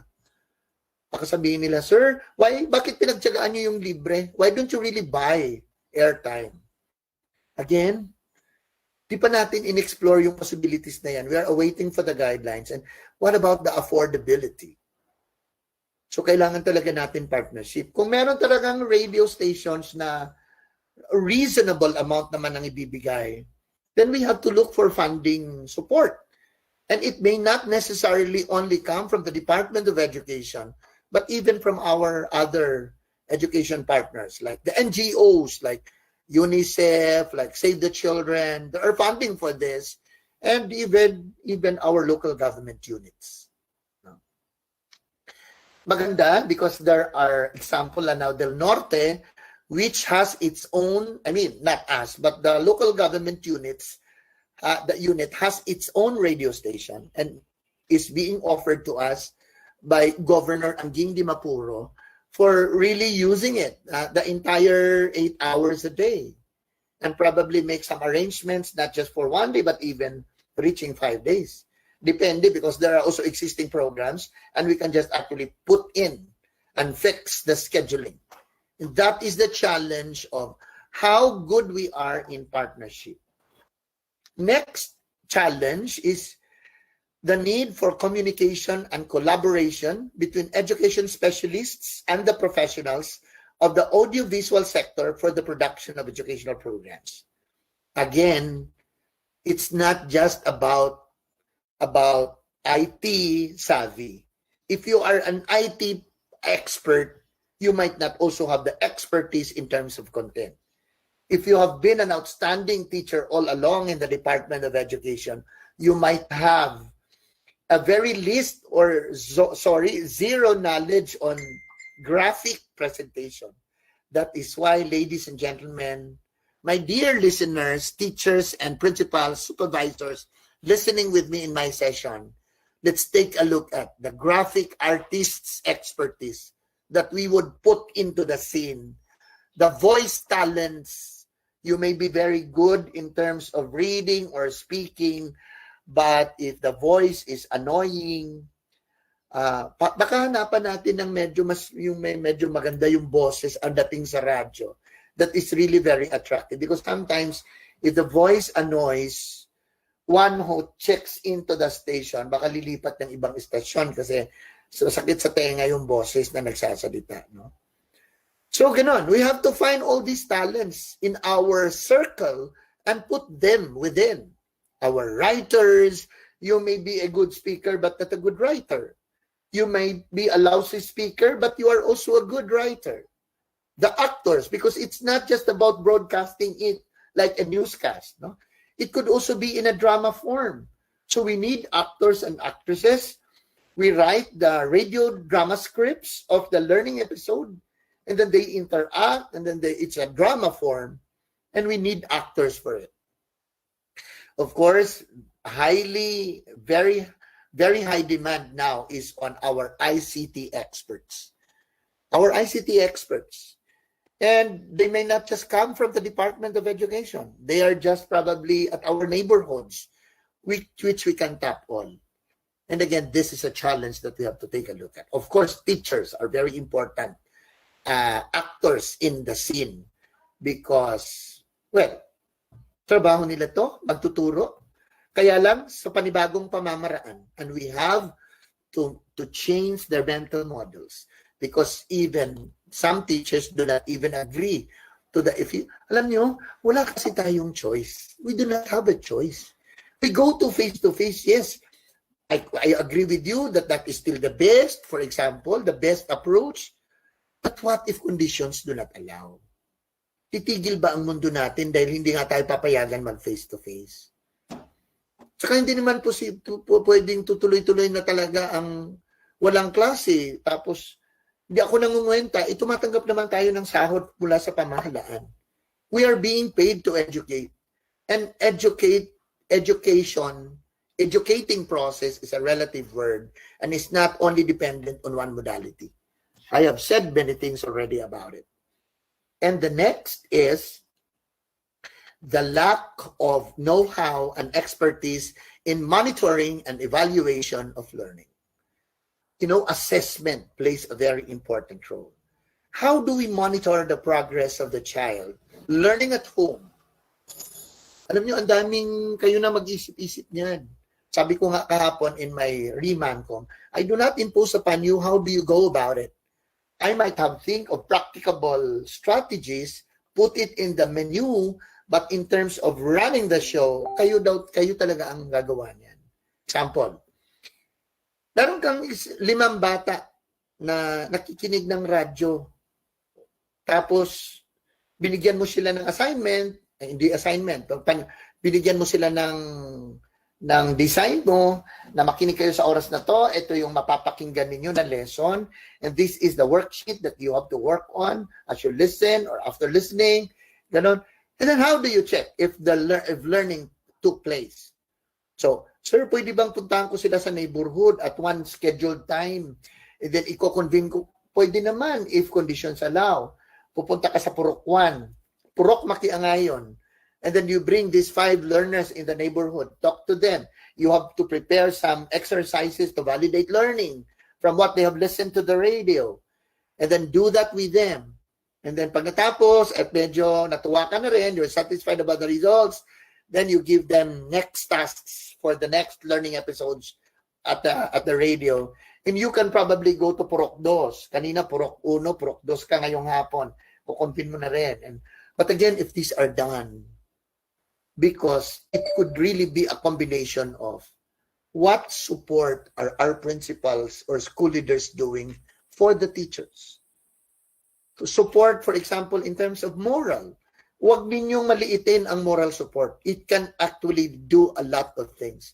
Because if the teacher feels that you are just backing him up, then the teacher is motivated to really do the thing. Number 2, we could also provide financial support. We don't expect our principals to get it from their own pockets, but the wise use of MOOE that you have to make sure you provide transportation allowance, communication allowance. Well, there's already a memo that says this can be used to spend or do some procurements in terms of our measures to stop COVID-19. We are awaiting for another issuance on the flexibility in the use of MOE, making sure articulated in that guideline about communication and transportation allowances. So sige, tuloy na natin to. What then must be done? Ba dapat gawin natin? Well, easy, very easy. And you have to understand the spirit of, paulit-ulit kong sinasabi, I really believe that nobody can beat the product of collaboration. You thought it by yourself, that might be a good strategy. If this is a product of two heads thinking together, that would probably be a better product. But if all people or group of people breaking their heads do focus group discussion, collaborate with each other, I think the product is superior over than those two products I mentioned.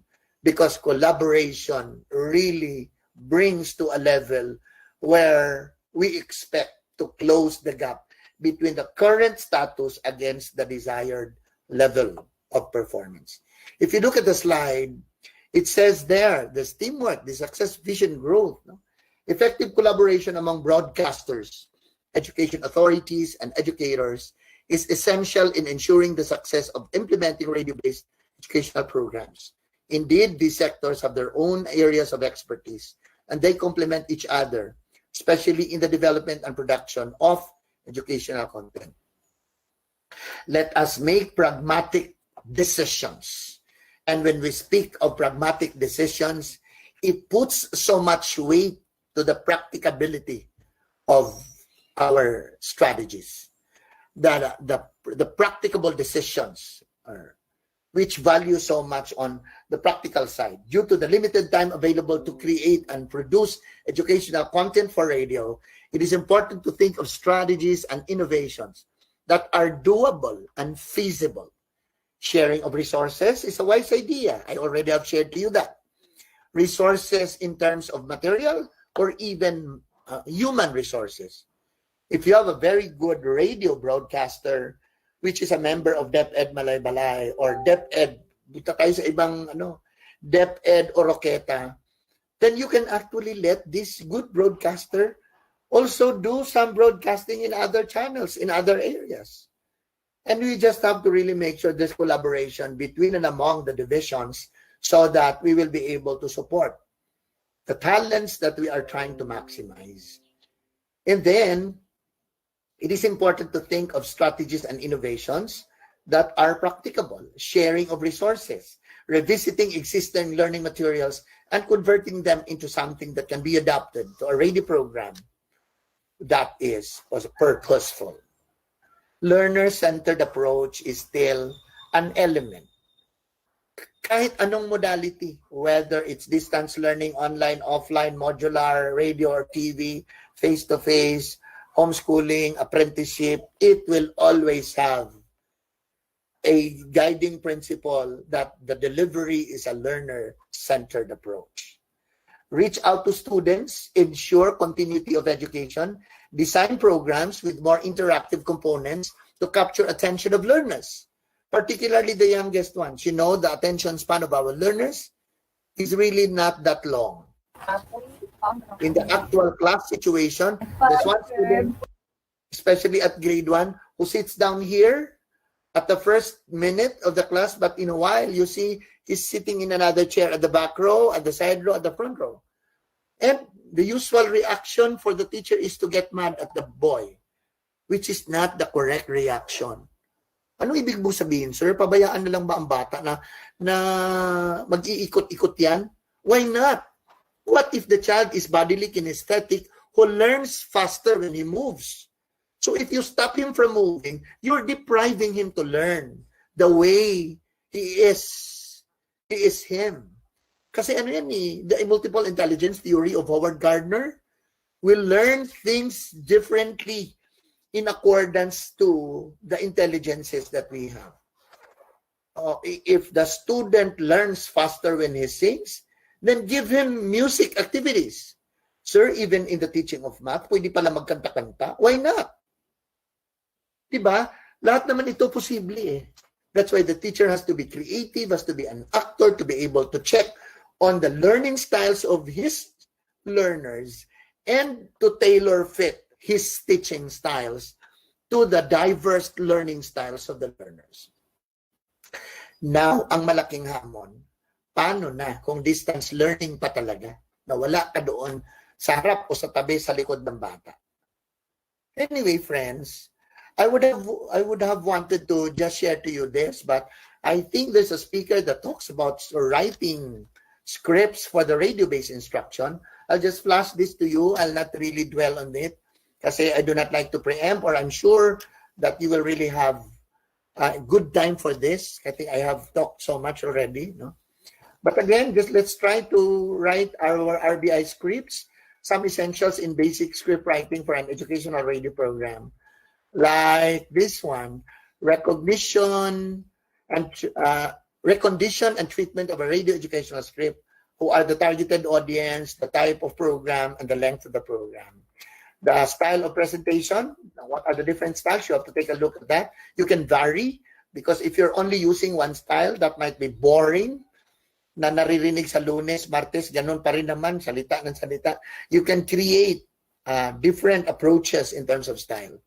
The content, syempre, no? Very basic na meron ka talagang direction, what to cover. And we're guided by the MELC, or the most essential learning competencies. No? And then, well, to writing techniques and procedures for a radio educational script, short sentences, simple and common words, use the active voice whenever possible, use informal and friendly tone. Explain, illustrate a point after discussing it, give only reasonable amount of info. Minsan kasi, sa daming nasa utak natin, gusto natin ituro sa isang upuan lang, no? Sometimes we're really that. And we think fast, faster than our mouth. Ang iniisip natin, nasa malayo na, nahuhuli na yung ating bunganga. We just have to be very critical on what can be contained in a limited time. Anyway, there's still tomorrow. There's still next time. It's not the end of the world. What's the rush? We're rushing things, but we have not achieving what we are supposed to. Give learners the chance to process the ideas presented before moving on to another. Pacing is essential. A summary of scripting for educational radio, summary of main topics, brief discussion, summary of topics covered. Kayo na pong bahala nun, and let's try to take a look at the reminders. Let us all be creative in applying the radio-based instruction.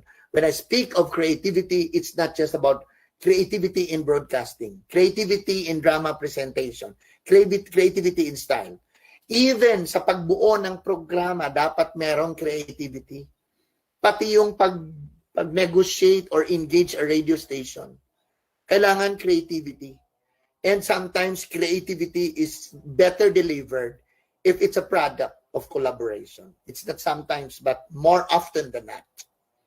And then, be mindful and sensitive to your learners' performance and feedback. Huwag kayong, well, marami kasing, may mga teachers na, or maraming mga tao na kapag hindi nasusunod, nagagalit siya, why are you not learning, sinuportahan ka naman. It's not the end of the world. Get the feedback. There might be an error or a limitation in the process which could have been improved. And give yourself a second chance. Save your face. It's not the end of the world. So let us be mindful and sensitive for our learners. And what should be the sensitivity of learners? Well, I just had an early side talk with Angie Buaron when I asked about what was the focus of Madam Epra Magnaong's presentation late this morning, because I wasn't able to listen to, and she gave me some tips about, some points about what Ma'am Epra was teaching you, and I think yun, the sensitivity of like the gender, the sensitivity of cultural affiliation, tribal affinities, religion, lahat po, let us be universal in the approach, trying to make sure that we actually are mindful and sensitive to the performance of the learners and get feedback to improve the second time around. Reinforce RBI with other learning modalities. Tama talaga to. Napakahirap na sa buong taon, radyo na lang talaga ang pamamaraan sa pagkatuto. Sa pagtuturo at pagkatuto ng mga bata. Napakahirap. Especially at the side of assessments. Meron tanong daw kanina, Angie shared to me. I was also trying to process my mind how to answer, because there was a question about how do you teach in a radio program concepts in mathematics? Pwede naman eh. Especially in problem solving. You create the problem in a drama form, they interact with each other. and then discuss it in a story form. No, ganon.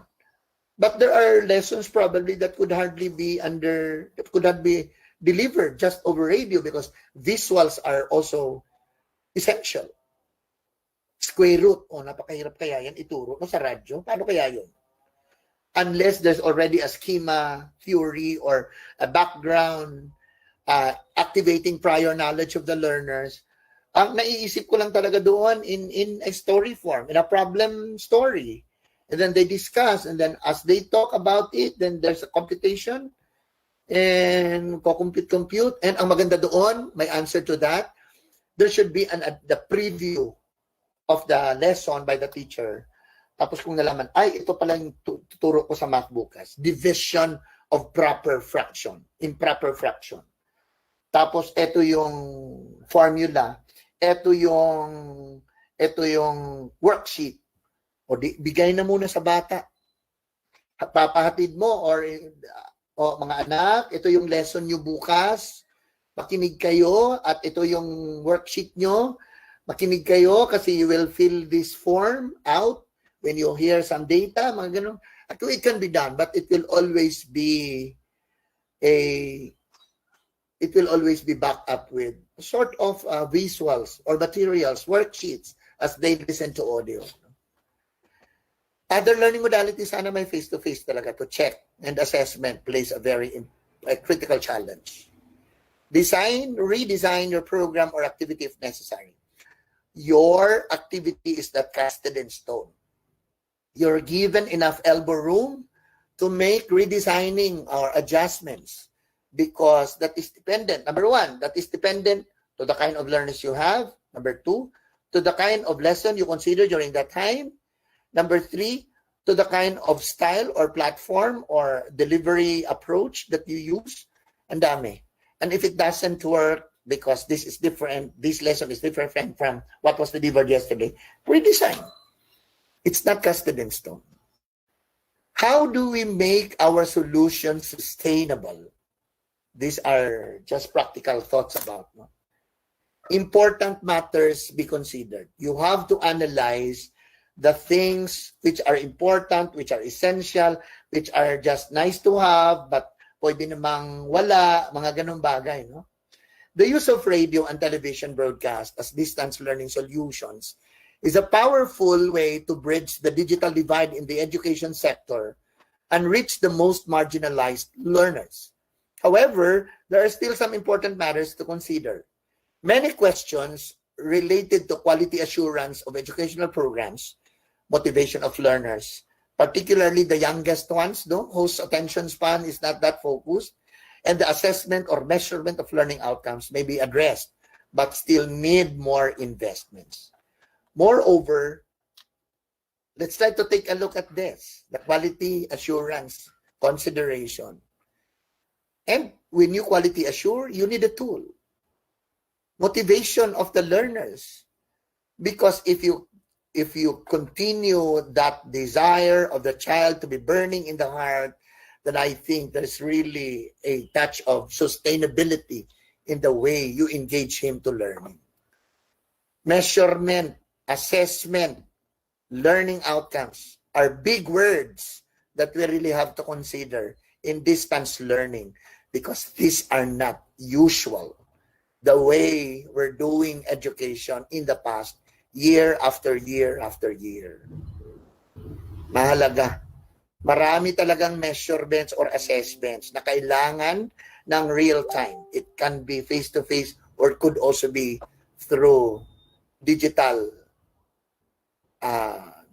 approach like internet connection.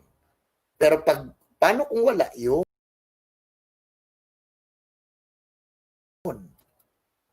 Ladies and gentlemen, please allow me to end my session this afternoon that as we all strive to continue to deliver the quality basic education as officials in the Department of Education, school leaders, principals for that matter, or supervisors, we have to embrace the challenges by being able to address address the challenges of the new normal. Amidst the threats of COVID-19, no one should still be left behind, because we are still pushing for inclusive education where everybody is taken care of, because we believe in one basic principle of learning that we learned when we were in college. And what is that? The dominant principle of learning that registered in our minds when we were taking our baccalaureate degrees tells us that every single child learns, even those physically challenged, even those with multiple disabilities. Every single child has the capacity or capability to learn, given the correct treatment and guidance. Thank you very much for learning with me this afternoon. This has been your tutor of DepEd Region 10, Art saying marami pong salamat at sana magtuloy-tuloy po ang ating pagpaplano upang maihanda talaga natin ang pagbubukas ng susunod na taon on August 24. Thank you and good afternoon. Wow! Simply wow! My God, RD, I have completed my notes. Parang nag-plan din ako. Punong-puno yung notes ko. And you know what? This is actually expected today. Expected ng mga participants. They will come up with a plan. No? So how are they going to do it? Thank you so much, RD. Your passion in work is so contagious. And it is infecting us all. And I am positive. You're so busy, yet you find time to join us. Thank you so much, RD. And you know what? I just have these words to describe you. You're so articulate. Your A there in your name. Articulate, radiant, and top-notch, especially on planning. You know, RD, ito nga, I submitted this training design to NEA po. I look into the EPST. Dito lahat from your talk, the teachers, the participants already have some ideas on planning, collaboration, punong-puno yung notes ko, RD. So again, thank you so much. But before you close, any parting message, though full na po, especially yung last part, you just gave parang a challenge to all of us. But of course, we still want to hear you, even a line, parting message to all our participants po, RD. Can I just give some time if there are those who would like to ask questions, whether they are related to my presentation or concerned in the Department of Education, especially at this time? Pwede po kayong magtanong, sagutin ko kayo, pero hindi ko kayo pipilitin pag ayaw nyo magtanong. But if there are questions, I'm more than willing to answer. Okay. Kindly open your cam. Open your cam, please, and then you raise your hand so I can acknowledge you. Can you open your cam? And then just go ahead. Kasi I cannot see you all. Maliit itong screen ko, Ralph.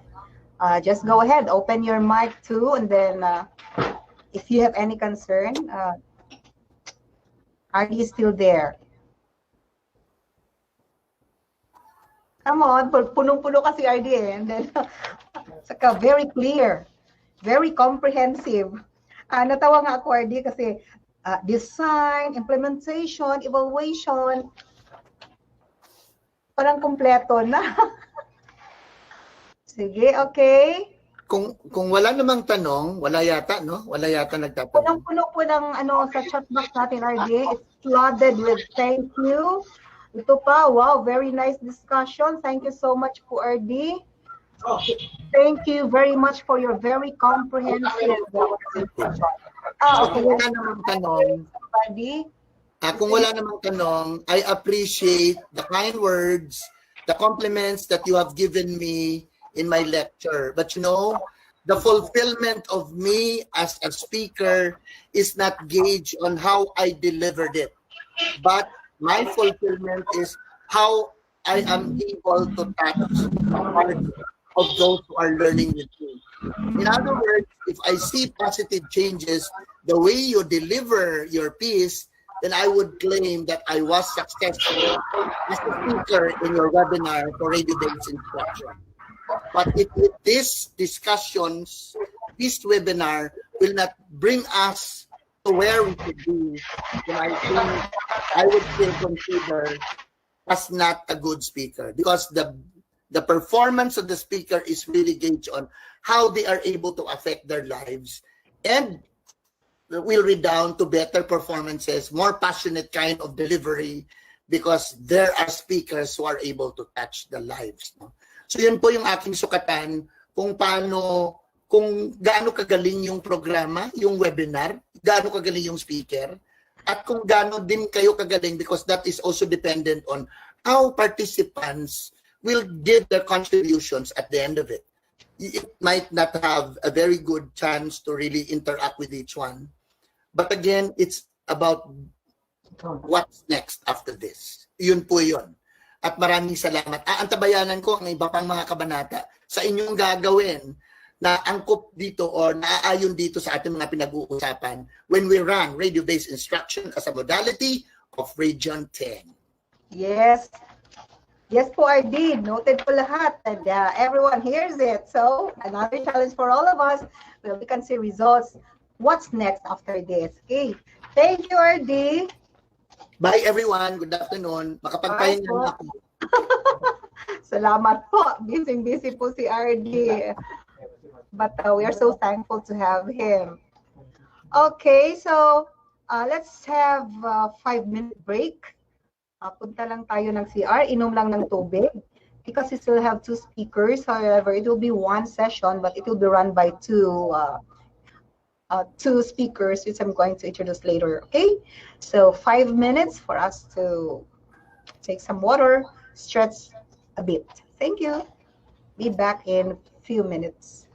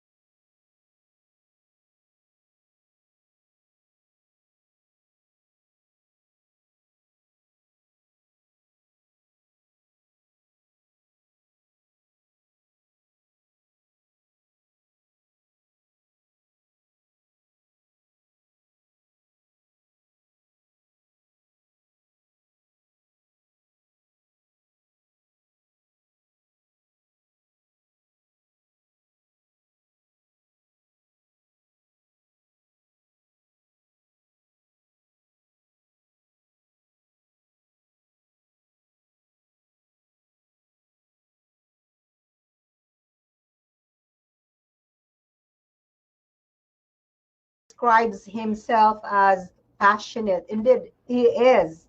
And this description radiates his personality, who loves the present in everything that happens in a day. He looks at all things positively and believes the best of every person.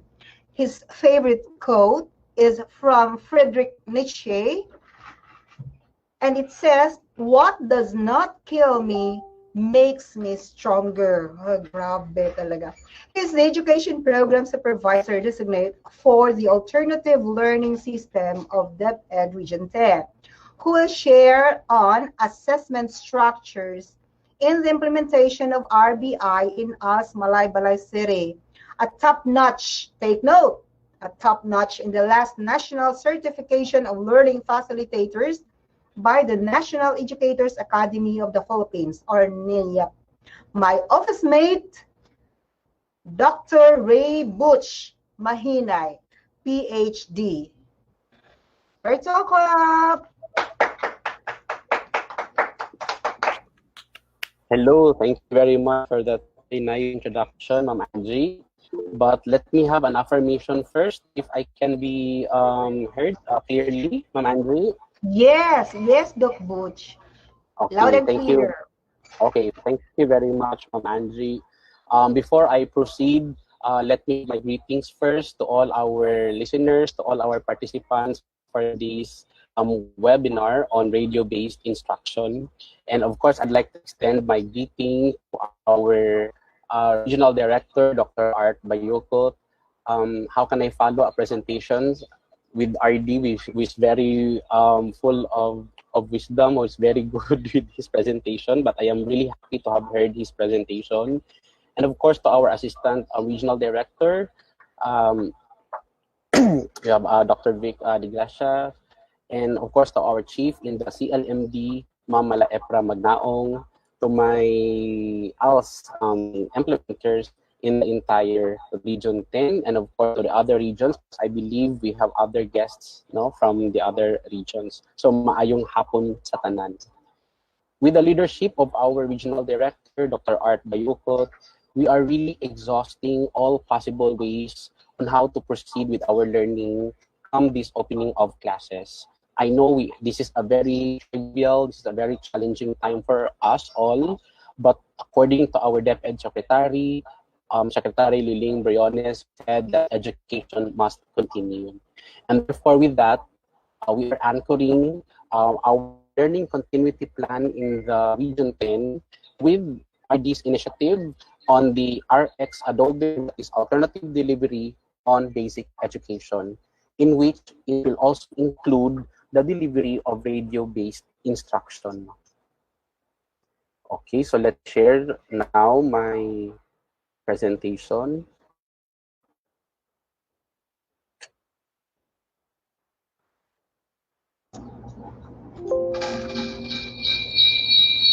Sir Butch. Nag-feedback siya, Sir Butch. Okay. Ano kaha, no? Hindi naminaw diya sa... Oo, basta na yung naka-on nga mic diha. Speaker. Ang speaker, ipa-mute palihog ang mic diya sa kuan. CLMD, please. Okay kang... Nag-feedback. Nag-feedback paghihapon? Or is it okay now? Yeah, okay. Oh. Kasi naka-live ka na? Wala, sir. Wala? Facebook na ganina. Okay, so allow me to present the assessment structure we have in the alternative learning system and how we utilize these assessment structures in the implementation of the radio-based instruction.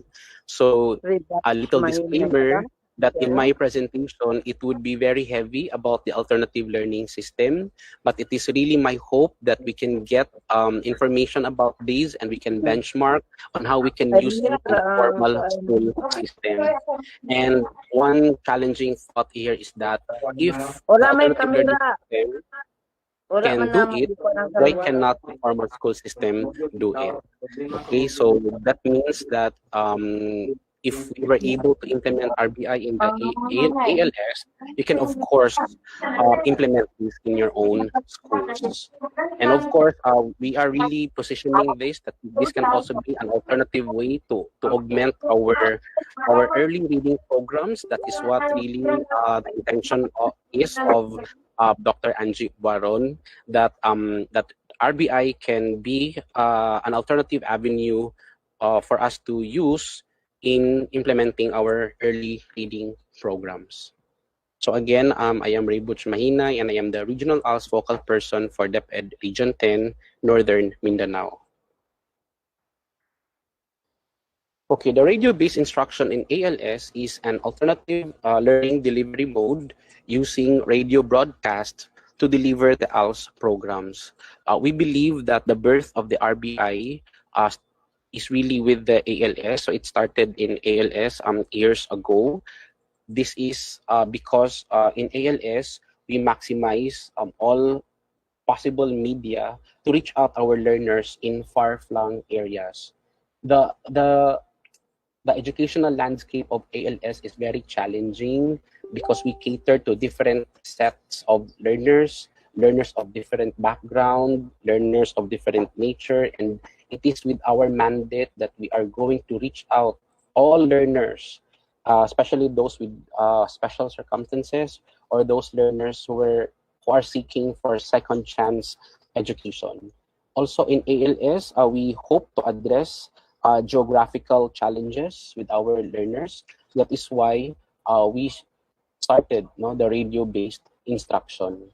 And the ALS programs that we are referring here is that we have three existing programs in the alternative learning system. We have the basic literacy, wherein we cater learners who have needs in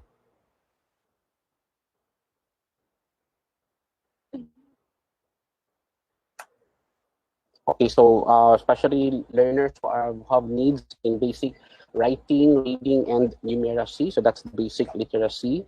Then we have A and E elementary, and we have A and E junior high school. So did we implement RBI in these three programs? The answer is yes. So we were able to really conduct RBI classes with our basic literacy learners, elementary and junior high school learners. But we have to admit, though, that RBI is most effective with our elementary and junior high school learners. The radio-based instruction aims to provide learning opportunities to listeners and enable them to acquire equivalency in basic education through broadcast of lessons. So I'd like to put weight on this phrase, learning opportunities to learners. Again, our learners come with different background, with different learning needs, and RBI is really an avenue where we can address that gap. And especially in this time of pandemic, this is, I believe, one of the best ways on how to address our situation wherein we are not allowed to conduct face-to-face sessions. So all we have now is to do remote learning, and radio-based instruction can actually bridge that need on how to reach to our learners, given that we are not physically present with them. And acknowledging that RBI is one of the good ways where we can do remote learning, it is part of the learning continuity plan of the alternative learning system by the Alternative Learning System Task Force, headed by our Assistant Secretary, ASEC GH Ambat, and Director Marilet Almeida. So we acknowledge that to proceed, we can do radio-based instruction. So it's being highlighted here that the DepEd Central Office are actually providing us with audio materials and scripts. So we are honestly happy that at the present, the ALS Task Force is providing us with audio materials and scripts. We are very willing to share this for your material to benchmark on. And this has been used actually for many years already. On the second point here, our ALS teachers are encouraged to develop their own radio scripts that is to be based on the new curriculum guide of the KLS. And then thirdly, we are also encouraged to connect with local community radio stations to do partnerships, as what our regional director emphasized earlier, because it is very important that we need to have a partner radio station if we plan to conduct RBI in our own schools or locality. And lastly, it would be a great help if our ALS teachers are part of the live broadcast. And we are really proud to say that our ALS implementers are really hands-on in doing the RBI in their sessions. Later on, you will be hearing a canned episode wherein our ALS implementer from Malaybalay City is really doing the learning episode herself. So how about in Region 10? So how extensive have we done the RBI? So currently, there are 4 division offices who are implementing the RBI in 6 different radio stations spread in the entire Region 10. And through partnerships with radio stations, RBI is long running in ALS Region 10, such that it is now being modeled for the formal school system. I'd like to give an example in Malaybalay City that the school's division superintendent, Ma'am Victoria Gazo, is entertaining the thought to really maximize RBI for the formal school system, anchoring on the practices in alternative learning system Malaybalay City. So this is a political map of Region 10, and I am showing to you now the 6 different radio stations that we are currently operating with our radio-based instruction. So first is we have the DXCT-FM Radio Pilipinas 106.5 in Tangub City. So our schedule there is every TTH and Saturdays, so that's thrice a week at 8 o'clock up to 9 o'clock in the morning. So we have 1 hour time slot in Tangub City. Next is we have the DXDX-FM Radio Pilipinas 105.5 in Iligan City.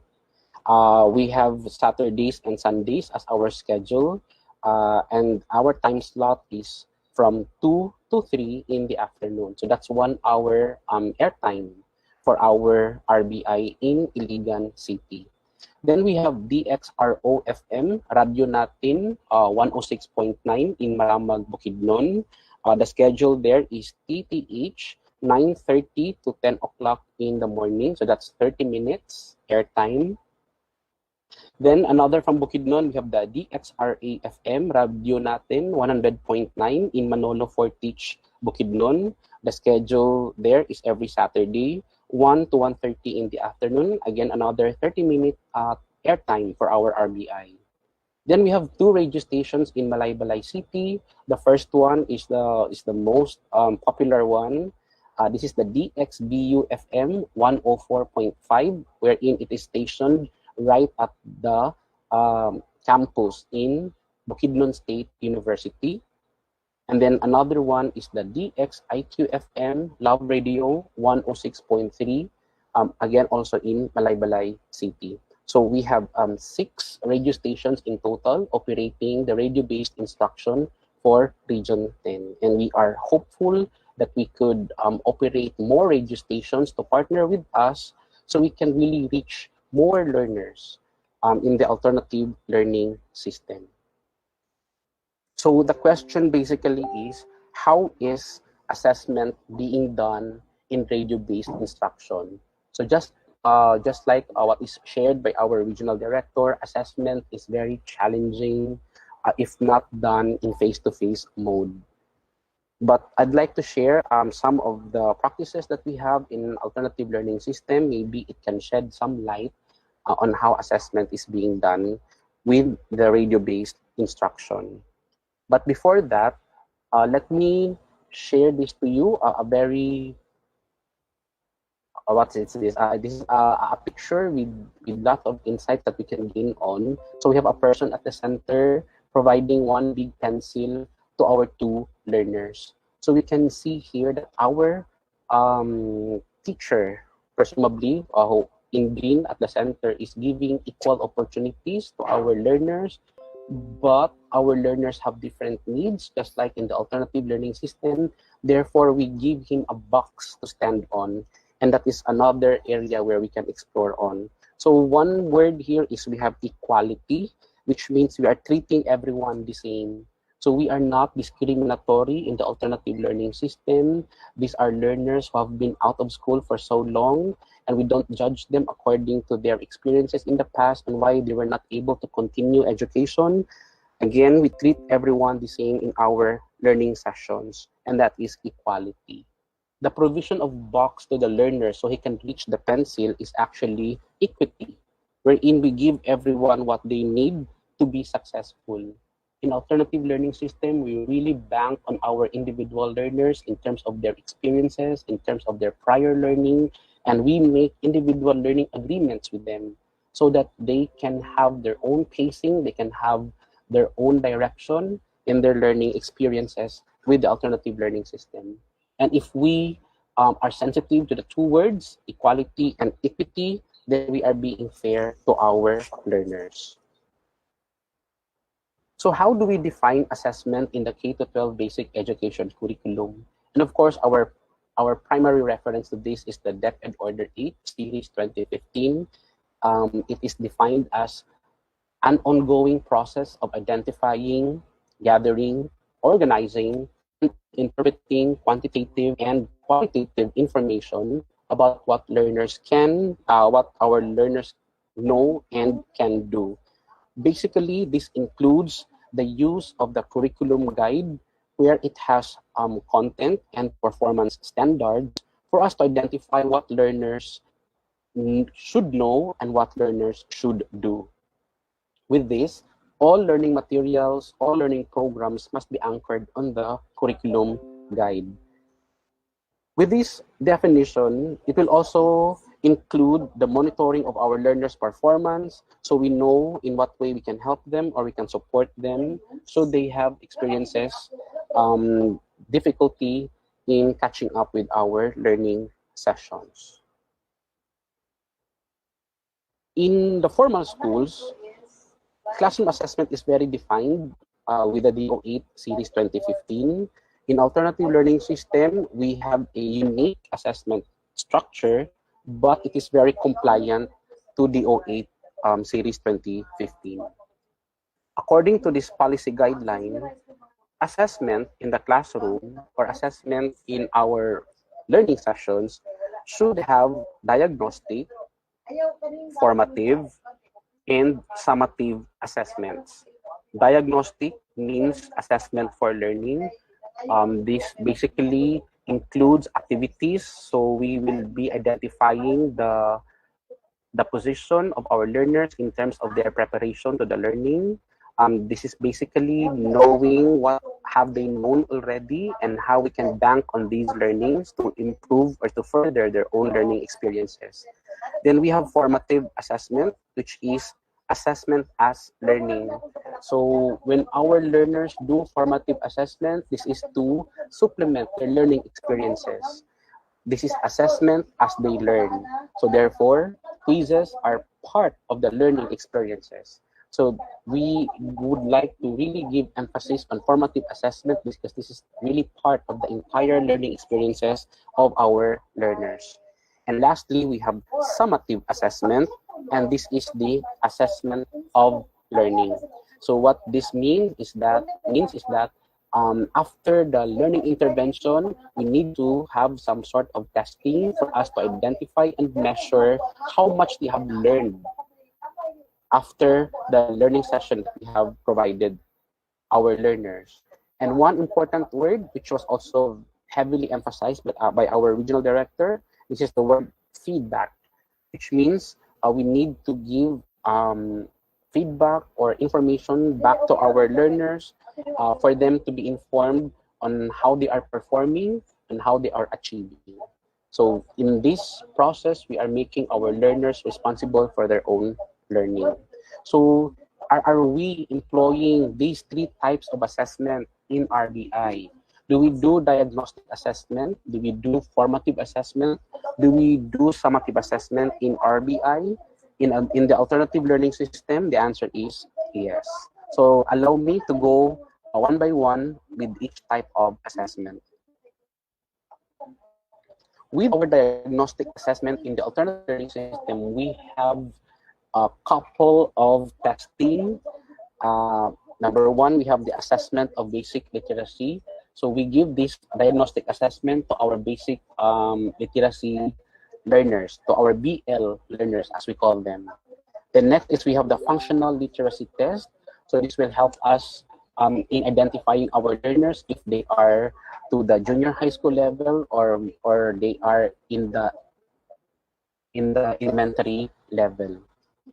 Then we have two recognition of prior learning procedures. First is on their documentation of life experiences, and second is on their record of training. So all of these are actually done with our learners in the alternative learning system. So this will help us know our set of learners in terms of their standing in their grade level or in their preparation to take in more learning as we provide learning interventions in the 6 learning strands.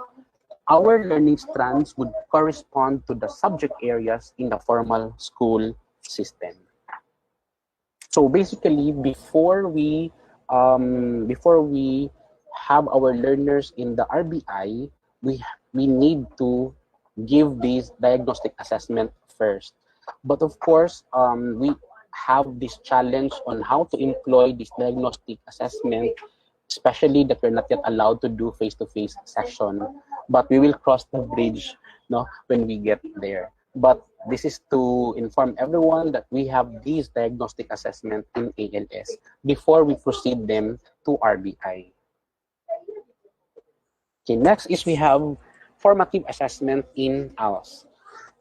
we have learning strands modules provided to us from the central office. Then we have the DLP learning activity sheets. These are dynamic learning program. This is what we are preparing at the moment.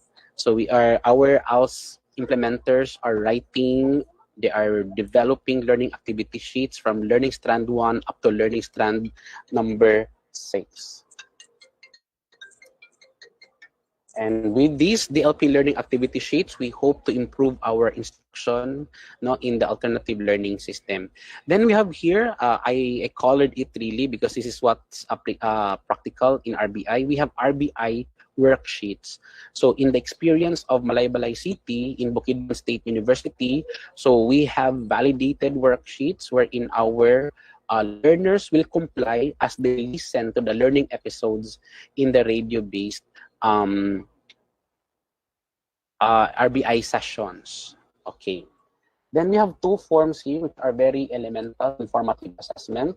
We have the ALS assessment form number 1. This is the individual learning agreement. So basically, we meet with our learners, we agree on specific topics, we agree on specific dates on when this will be given to them. We understand that our learners are also workers. Our learners have other priorities also because most of our learners are adult learners. So therefore, we need to sit down and have this learning agreement where we can work on as we proceed with the learning sessions with them.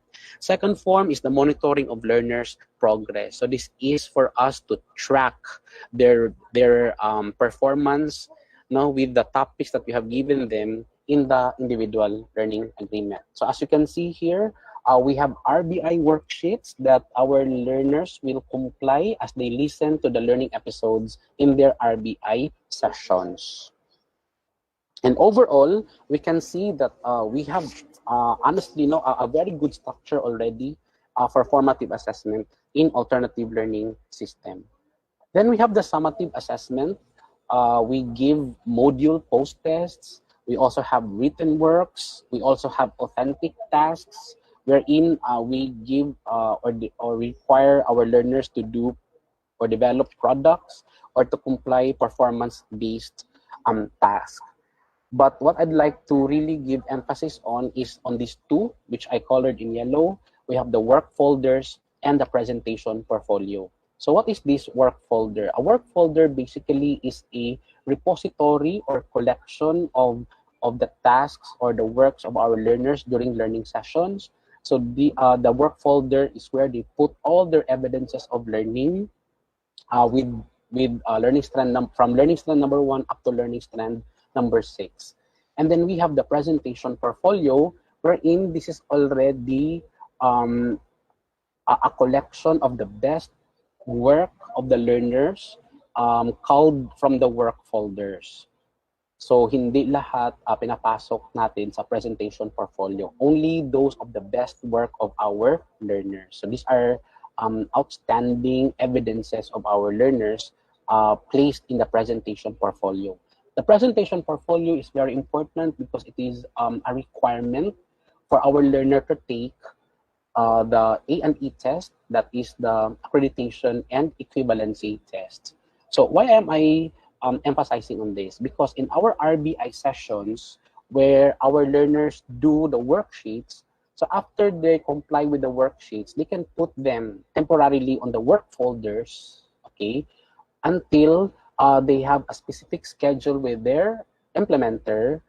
And then they, in these schedules, these are special schedules wherein they can meet at the community, or they can meet at a certain location wherein the implementer or our ALS teachers can process these worksheets. Okay, so just like what our director, regional director mentioned earlier, that they will be complying first all the tasks remotely, and then on some specific schedule they can meet to process these worksheets. Then in the alternative learning system, we have the A&E readiness test. This is provided to us by the ALS task force. So basically, this will give idea to us if how ready our learners are to take the actual A&E test, which will be administered by the Bureau of Education Assessment. Okay, so how is RBI done in ALS Malaybalay City? Even the DepEd Central Office is recognizing the work of ALS Malaybalay City in RBI. The RBI in Malaybalay City has been featured in the DepEd official Facebook page. So that is why we are really proud of how the RBI is being done in ALS Malaybalay City. And to give us the scenario and the experience that they have, please help me welcome an ALS mobile teacher from DepEd Division of Malaybalay City, one of their program hosts. We have Ma'am Valin Rose Q. Cabanieles. Ma'am Valin. Yes, Ma'am Valin, Butch. I purposely did not mention her name because I wanted to introduce her. Yes. Okay. Especially that Ma'am Valin is actually instrumental of how ALS instruction was made possible in Malaybalay City. So please, Butch, more for Ma'am Valin's introduction, please. Thank you. Yes. Actually, I gave liberty not to Ma'am Valin to introduce herself. Okay. So thank you very much, Ma'am Anne. So may I give now the floor to Ma'am Valin. Ma'am Valin, please. Good afternoon, everyone. First of all, I would like to extend my warmest greetings to our Regional Director, Dr. Arturo B. Bayocot, with all the DepEd officials of Region 10. I would also like to extend my gratitude to the support of our Schools Division Superintendent, Dr. Victoria Vigazo, together with our Assistant Schools Division Superintendent, Sunny F. Amit, to our Education Program Supervisor in ALS, Division of Malaybalay City, Ms. Hasmin J. Adriatico, with the two Education Program Specialists, Ms. Gretchen V. Catani and Ms. Ethel Jane Biligando, to our ALS implementers of the entire region, together with our ALS Regional Focal Person, Dr. Ray Butch Mahinay. Good afternoon, everyone. And it is my great honor and joy to be given this wonderful opportunity to share the Malaybalay experience in the implementation of the radio-based instruction. So I am Ms. Valin Rose Cabanieles. ALS mobile teacher from Division of Malaybalay City, and at the same time, a program host of ALS RBI DXBU. So this afternoon, I will be sharing to you the best practices of the Division of Malaybalay City in the implementation of the radio-based instruction. And I will also share some of my personal experiences as one of the ALS RBI program hosts.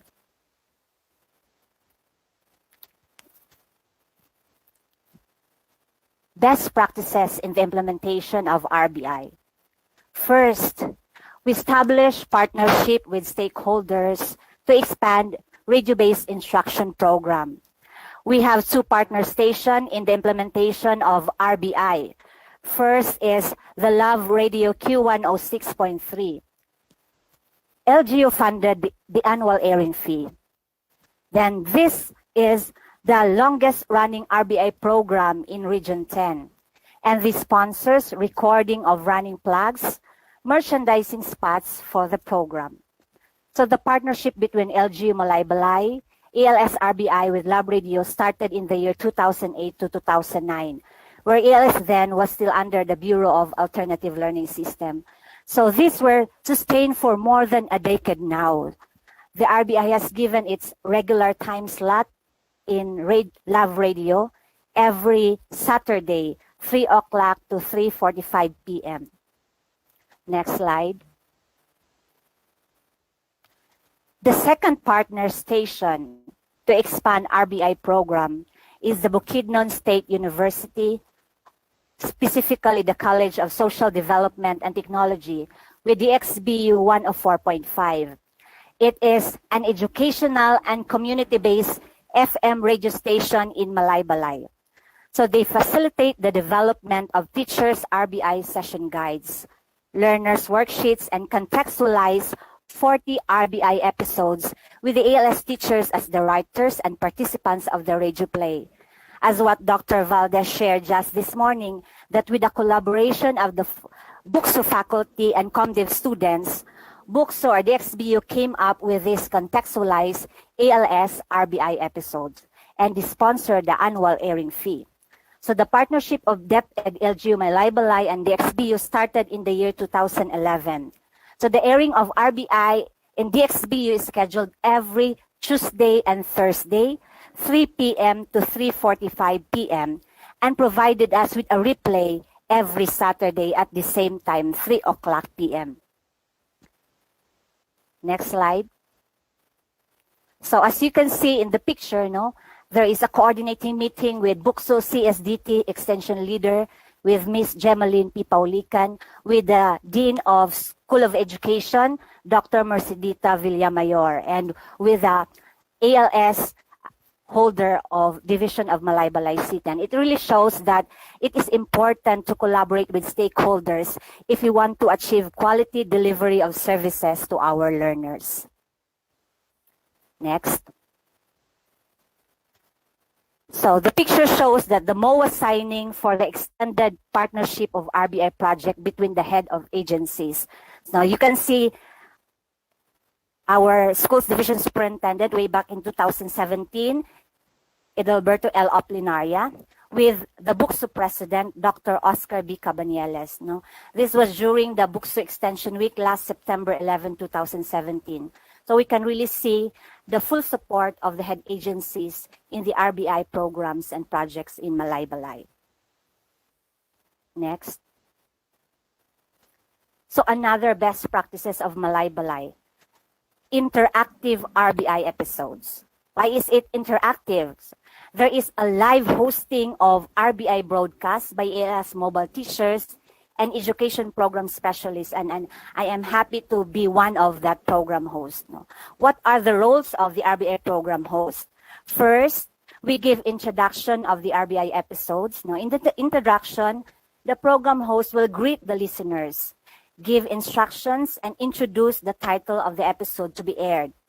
And next is they facilitate the sharing of learning gains and insights of the learners during the broadcast.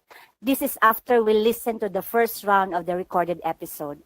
In this part, the program host will entertain and read the text messages received from the listeners, usually receive greetings or informing us that they're tuning in the DXBU RBI episodes. Then text messages about the insights gained by the listeners.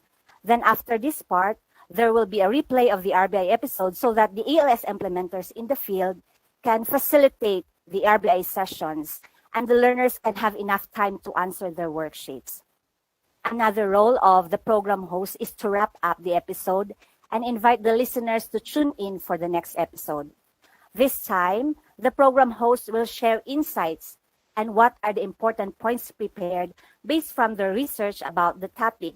Furthermore, the program host acknowledges the listeners and messages received and give the generalization. So finally, the extra will be given, which includes short acknowledgements, announcement for the next episode, and the concluding statements of the program host.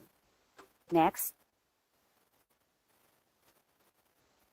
It is interactive episodes because there is a participation of learners during the live airing of episodes. Learners share the insights gained from the RBI lesson via text message or call. So we might think that RBI is one-way process from the station to learners only.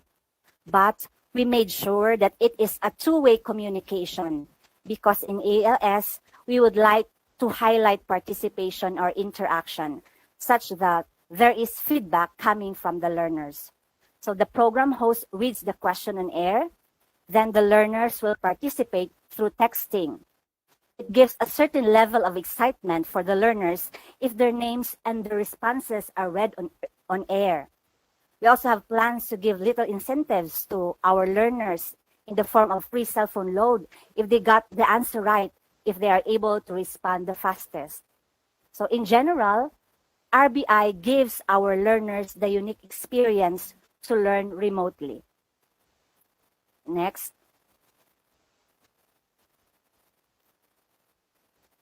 Another best practices of Malaybalay is the canned episodes. So in canned episodes, there are recorded RBI episodes are stored in CDs or DVD to be played in areas which cannot be reached by radio frequencies. RBI episodes are saved in portable storage devices which can be played over the mobile phones, laptops, portable speakers, and other gadgets. So there is limit in signal strength, so it cannot reach far-flung areas. So we have to do is we play canned episodes right in the community learning centers. This will develop the listening skills of the learners, and this RBI simulation can enhance their imagination because each episode is packed with comical, dynamic, and practical approaches. So our canned episodes are maximized not only in radio stations, but also in hard-to-reach CLCs. Next. So we also have radio plugging of ALS success stories. ALS graduates shared testimonies to encourage potential learners to enroll in ALS. Listening to a successful ALS passers can provide inspiration to our current learners.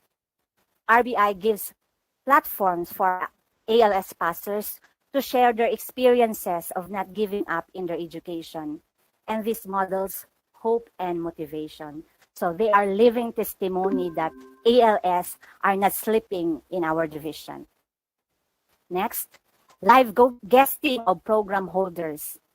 Our program holders, like our education program supervisor, our EPSAs, take advantage of radio broadcasting as we venue to do ADSUCMO or advocacy and social mobilization.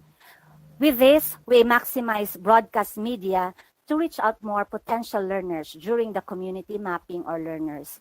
So as you can see in the picture, this was taken last June 19, 2020 at Love Radio. This was to finalize and record the radio plug for ALS Enrollment 2020 with DJ Lola and Miss Florence Mainupas and their station manager, Mr. Armando Binabaye. Just this week, the radio plug on ALS remote enrollment can be heard every day between 7 6:10 to 7:20 in the morning, and 6:10 to 6:20 in the evening in DXIQ FM 106.3 Love Radio. Next. So another best practices, ALS implementers full participation on RBI program implementation.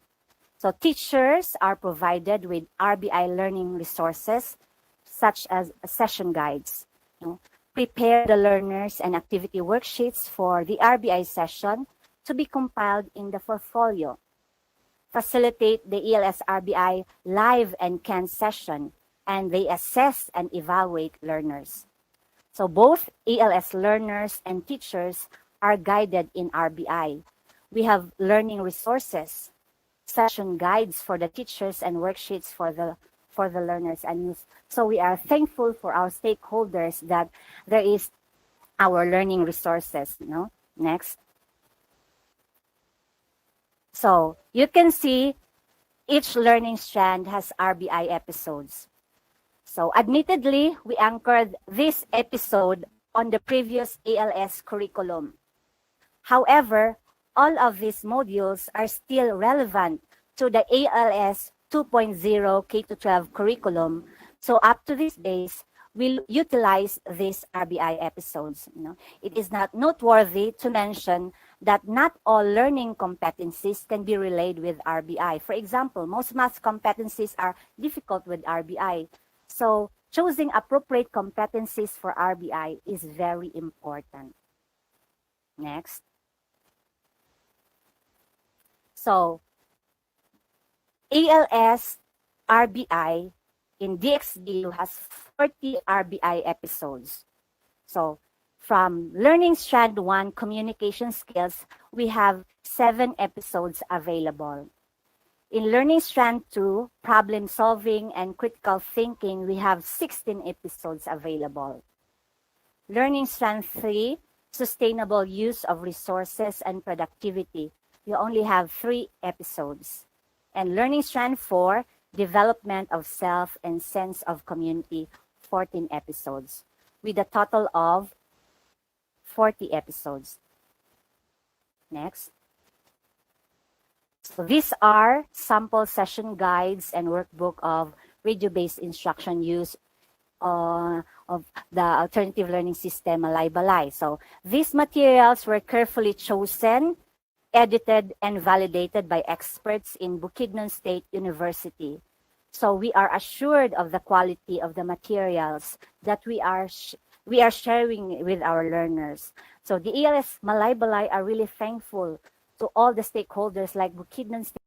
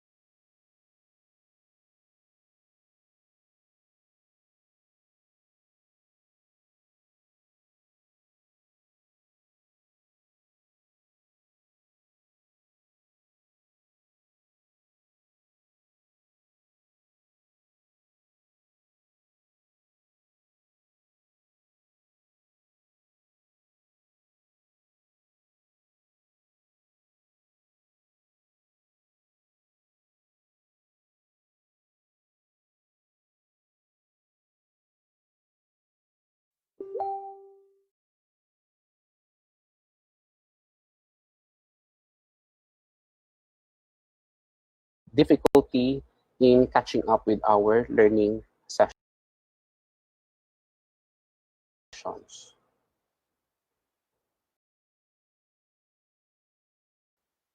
In the formal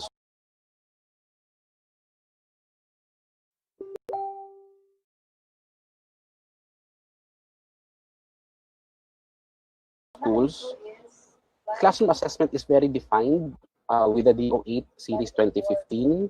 In alternative learning system, we have a unique assessment structure, but it is very compliant to DO8 Series 2015. According to this policy guideline, assessment in the classroom or assessment in our learning sessions should have diagnostic, formative, and summative assessment. Diagnostic means assessment for learning. This basically includes activities, so we will be identifying the position of our learners in terms of their preparation to the learning. This is basically knowing what have they known already and how we can bank on these learnings to improve or to further their own learning experiences. Then we have formative assessment, which is assessment as learning. So when our learners do formative assessment, this is to supplement their learning experiences. This is assessment as they learn. So therefore, quizzes are part of the learning experiences. So we would like to really give emphasis on formative assessment because this is really part of the entire learning experiences of our learners. And lastly, we have summative assessment, and this is the assessment of learning. So what this means is that after the learning intervention, we need to have some sort of testing for us to identify and measure how much they have learned after the learning session that we have provided our learners. And one important word, which was also heavily emphasized by our regional director, which is the word feedback, which means we need to give feedback or information back to our learners for them to be informed on how they are performing and how they are achieving. So in this process, we are making our learners responsible for their own learning. So are we employing these three types of assessment in RBI? Do we do diagnostic assessment? Do we do formative assessment? Do we do summative assessment in RBI? In the alternative learning system, the answer is yes. So allow me to go one by one with each type of assessment. With our diagnostic assessment in the alternative learning system, we have a couple of testing. Number one, we have the assessment of basic literacy. So we give this diagnostic assessment to our basic literacy learners, to our BL learners, as we call them. The next is we have the functional literacy test. So this will help us in identifying our learners if they are to the junior high school level or they are in the elementary level.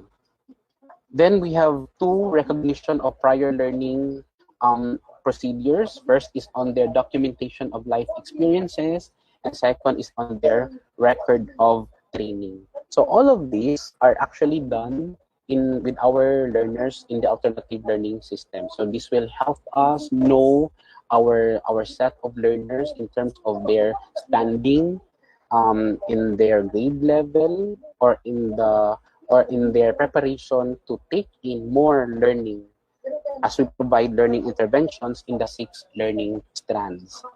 Our learning strands would correspond to the subject areas in the formal school system. So basically, before we have our learners in the RBI, we need to give this diagnostic assessment first. But of course, we have this challenge on how to employ this diagnostic assessment, especially that we're not yet allowed to do face-to-face session. But we will cross the bridge, when we get there. But this is to inform everyone that we have these diagnostic assessment in ALS before we proceed them to RBI. Okay, next is we have formative assessment in ALS.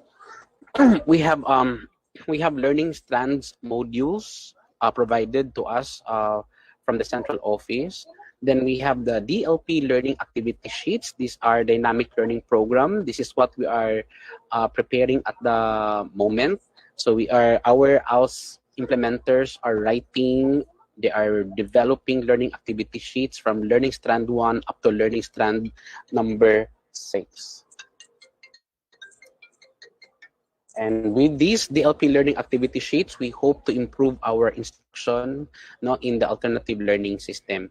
Then we have here, I colored it really because this is what's practical in RBI. We have RBI worksheets. So in the experience of Malaybalay City in Bukidnon State University, so we have validated worksheets wherein our learners will comply as they listen to the learning episodes in the radio-based RBI sessions. Okay. Then we have 2 forms here which are very elemental in formative assessment. We have the ALS assessment form number 1. This is the individual learning agreement. So basically, we meet with our learners, we agree on specific topics, we agree on specific dates on when this will be given to them. We understand that our learners are also workers. Our learners have other priorities also because most of our learners are adult learners. So therefore, we need to sit down and have this learning agreement where we can work on as we proceed with the learning sessions with them. Second form is the monitoring of learners' progress. So this is for us to track their performance with the topics that we have given them in the individual learning agreement. So as you can see here, we have RBI worksheets that our learners will comply as they listen to the learning episodes in their RBI sessions.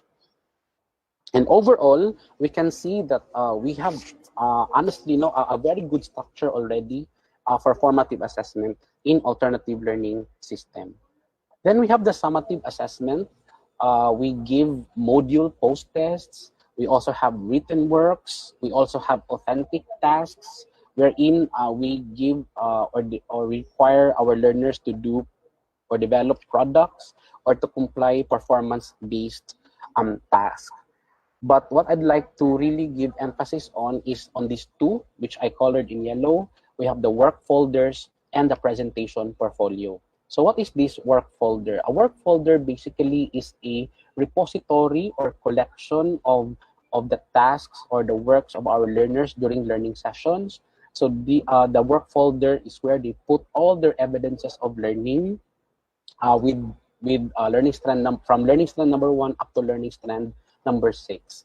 And then we have the presentation portfolio, wherein this is already a collection of the best work of the learners culled from the work folders. So hindi lahat pinapasok natin sa presentation portfolio. Only those of the best work of our learners. So these are outstanding evidences of our learners placed in the presentation portfolio. The presentation portfolio is very important because it is a requirement for our learner to take the A&E test, that is the accreditation and equivalency test. So why am I emphasizing on this? Because in our RBI sessions, where our learners do the worksheets, so after they comply with the worksheets, they can put them temporarily on the work folders, okay, until they have a specific schedule with their implementer. And then they, in these schedules, these are special schedules wherein they can meet at the community or they can meet at a certain location wherein the implementer or our ALS teachers can process these worksheets. Okay, so just like what our director, regional director mentioned earlier, that they will be complying first all the tasks remotely, and then on some specific schedule they can meet to process these worksheets. Then in the alternative learning system, we have the A&E readiness test. This is provided to us by the ALS task force. So basically, this will give idea to us if how ready our learners are to take the actual A&E test, which will be administered by the Bureau of Education Assessment. Okay, so how is RBI done in ALS Malaybalay City? Even the DepEd Central Office is recognizing the work of ALS Malaybalay City in RBI. The RBI in Malaybalay City has been featured in the DepEd official Facebook page. So that is why we are really proud of how the RBI is being done in ALS Malaybalay City. And to give us the scenario and the experience that they have, please help me welcome an ALS mobile teacher from DepEd Division of Malaybalay City, one of their program hosts. We have Ma'am Valin Rose Q. Cabanieles. Ma'am Valin? Yes, Ma'am Valin, Butch, I purposely did not mention her name because I wanted to introduce her. Yes. Okay. Especially that Ma'am Valin is actually instrumental of how ALS instruction was made possible in Malaybalay City. So please, Butch, more for Ma'am Valin's introduction, please. Thank you. Yes. Actually, I gave liberty not to Ma'am Valin to introduce herself.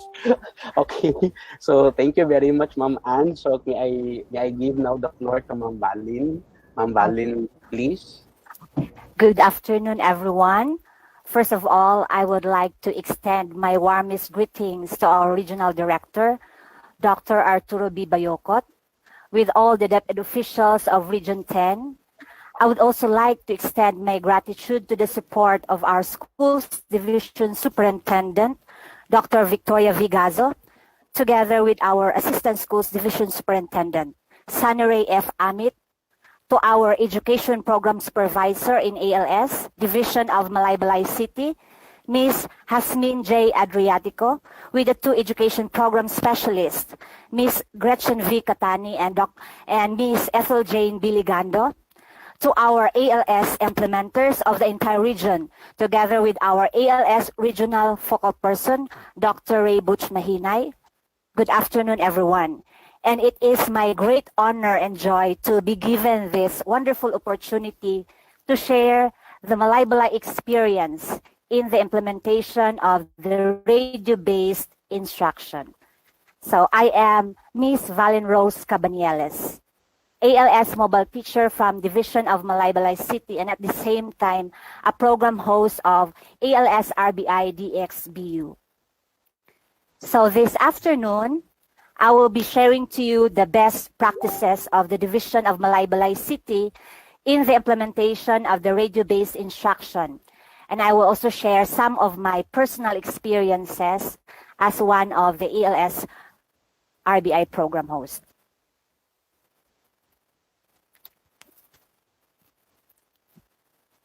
Best practices in the implementation of RBI. First, we establish partnership with stakeholders to expand radio-based instruction program. We have 2 partner stations in the implementation of RBI. First is the Love Radio Q106.3. LGU funded the annual airing fee. Then this is the longest running RBI program in Region 10. And this sponsors recording of running plugs, merchandising spots for the program. So the partnership between LGU Malaybalay, ALS RBI with Love Radio started in the year 2008 to 2009, where ALS then was still under the Bureau of Alternative Learning System. So these were sustained for more than a decade now. The RBI has given its regular time slot in Love Radio every Saturday, 3 o'clock to 3:45 p.m. Next slide.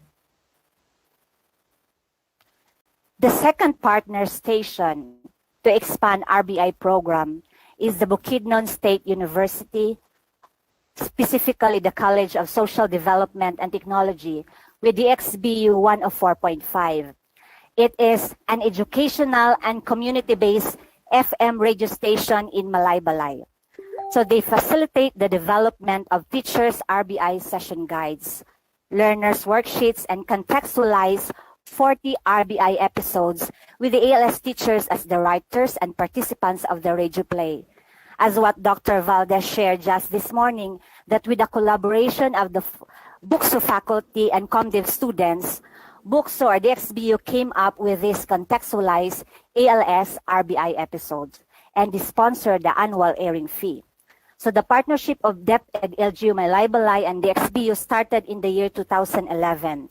So the airing of RBI in the XBU is scheduled every Tuesday and Thursday, 3 p.m. to 3:45 p.m. and provided us with a replay every Saturday at the same time, 3 o'clock p.m. Next slide. So as you can see in the picture, there is a coordinating meeting with BUCSO CSDT Extension Leader, with Ms. Gemaline P. Paulican, with the Dean of School of Education, Dr. Mercedita Villamayor, and with the ALS holder of Division of Malaybalay City. And it really shows that it is important to collaborate with stakeholders if we want to achieve quality delivery of services to our learners. Next. So the picture shows that the MOA signing for the extended partnership of RBI project between the head of agencies. Now you can see our schools division superintendent way back in 2017, Edalberto L. Oplinaria, with the BUCSO president, Dr. Oscar B. Cabanieles. This was during the BUCSO Extension Week last September 11, 2017.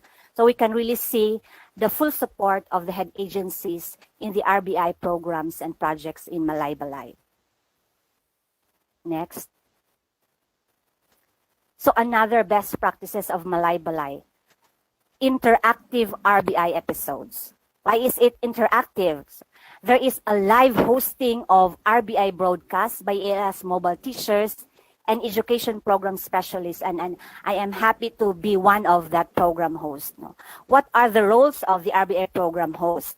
First, we give introduction of the RBI episodes. In the introduction, the program host will greet the listeners, give instructions, and introduce the title of the episode to be aired. And next is they facilitate the sharing of learning gains and insights of the learners during the broadcast. This is after we listen to the first round of the recorded episode. In this part, the program host will entertain and read the text messages received from the listeners. Usually receive greetings or informing us that they're tuning in the DXBU RBI episodes. Then text messages about the insights gained by the listeners.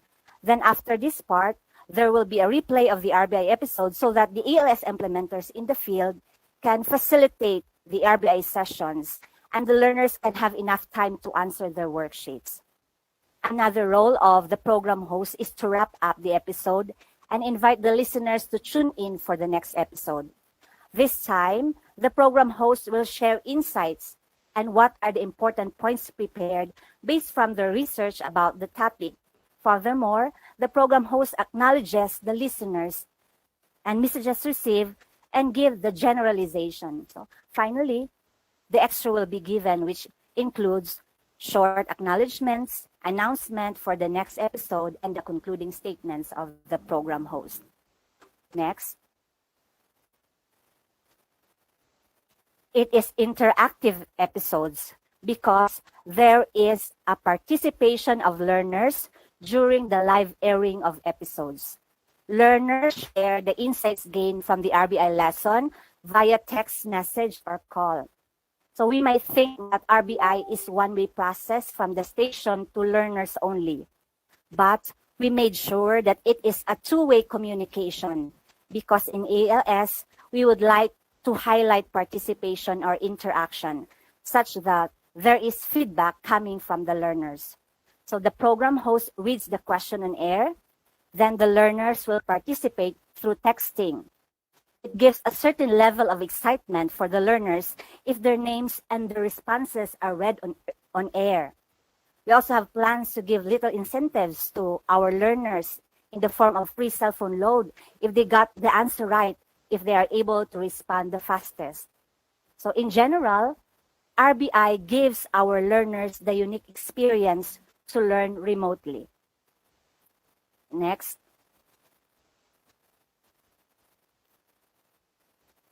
Another best practices of Malaybalay is the canned episodes. So in canned episodes, there are recorded RBI episodes are stored in CDs or DVD to be played in areas which cannot be reached by radio frequencies. RBI episodes are saved in portable storage devices, which can be played over the mobile phones, laptops, portable speakers, and other gadgets. So there is limit in signal strength, so it cannot reach far-flung areas. So we have to do is we play canned episodes right in the community learning centers. This will develop the listening skills of the learners, and this RBI simulation can enhance their imagination because each episode is packed with comical, dynamic, and practical approaches. So our canned episodes are maximized not only in radio stations, but also in hard-to-reach CLCs. Next. So we also have radio plugging of ALS success stories. ALS graduates shared testimonies to encourage potential learners to enroll in ALS. Listening to a successful ALS passers can provide inspiration to our current learners. RBI gives platforms for ALS passers to share their experiences of not giving up in their education. And this models hope and motivation. So they are living testimony that ALS are not sleeping in our division. Next, live guesting of program holders. Our program holders, like our education program supervisor, our EPSAs, take advantage of radio broadcasting as we venue to do ADSUCMO or advocacy and social mobilization. With this, we maximize broadcast media to reach out more potential learners during the community mapping or learners. So as you can see in the picture, this was taken last June 19, 2020 at Love Radio. This was to finalize and record the radio plug for ALS Enrollment 2020 with DJ Lola and Miss Florence Mainupas and their station manager, Mr. Armando Binabaye. Just this week, the radio plug on ALS remote enrollment can be heard every day between 7 6:10 to 7:20 in the morning, and 6:10 to 6:20 in the evening in DXIQ FM 106.3 Love Radio. Next. So another best practices, ALS implementers full participation on RBI program implementation. So teachers are provided with RBI learning resources such as session guides. Prepare the learners and activity worksheets for the RBI session to be compiled in the portfolio. Facilitate the ELS RBI live and canned session, and they assess and evaluate learners. So both ELS learners and teachers are guided in RBI. We have learning resources, session guides for the teachers, and worksheets for the learners and youth. So we are thankful for our stakeholders that there is our learning resources. Next. So you can see each learning strand has RBI episodes. So admittedly, we anchored this episode on the previous ALS curriculum. However, all of these modules are still relevant to the ALS 2.0 K-12 curriculum. So up to these days, we'll utilize these RBI episodes. It is not noteworthy to mention that not all learning competencies can be relayed with RBI. For example, most math competencies are difficult with RBI. So choosing appropriate competencies for RBI is very important. Next. So ALS RBI in DXDU has 40 RBI episodes. So from Learning Strand 1 Communication Skills, we have 7 episodes available. In Learning Strand 2, Problem Solving and Critical Thinking, we have 16 episodes available. Learning Strand 3, Sustainable Use of Resources and Productivity, we only have 3 episodes. And Learning Strand 4, Development of Self and Sense of Community, 14 episodes, with a total of 40 episodes. Next. So these are sample session guides and workbook of radio-based instruction use of the alternative learning system, Malay-Balay. So these materials were carefully chosen, edited, and validated by experts in Bukidnon State University. So we are assured of the quality of the materials that we are sharing with our learners. So the ELS Malay-Balay are really thankful to all the stakeholders like Bukidnon State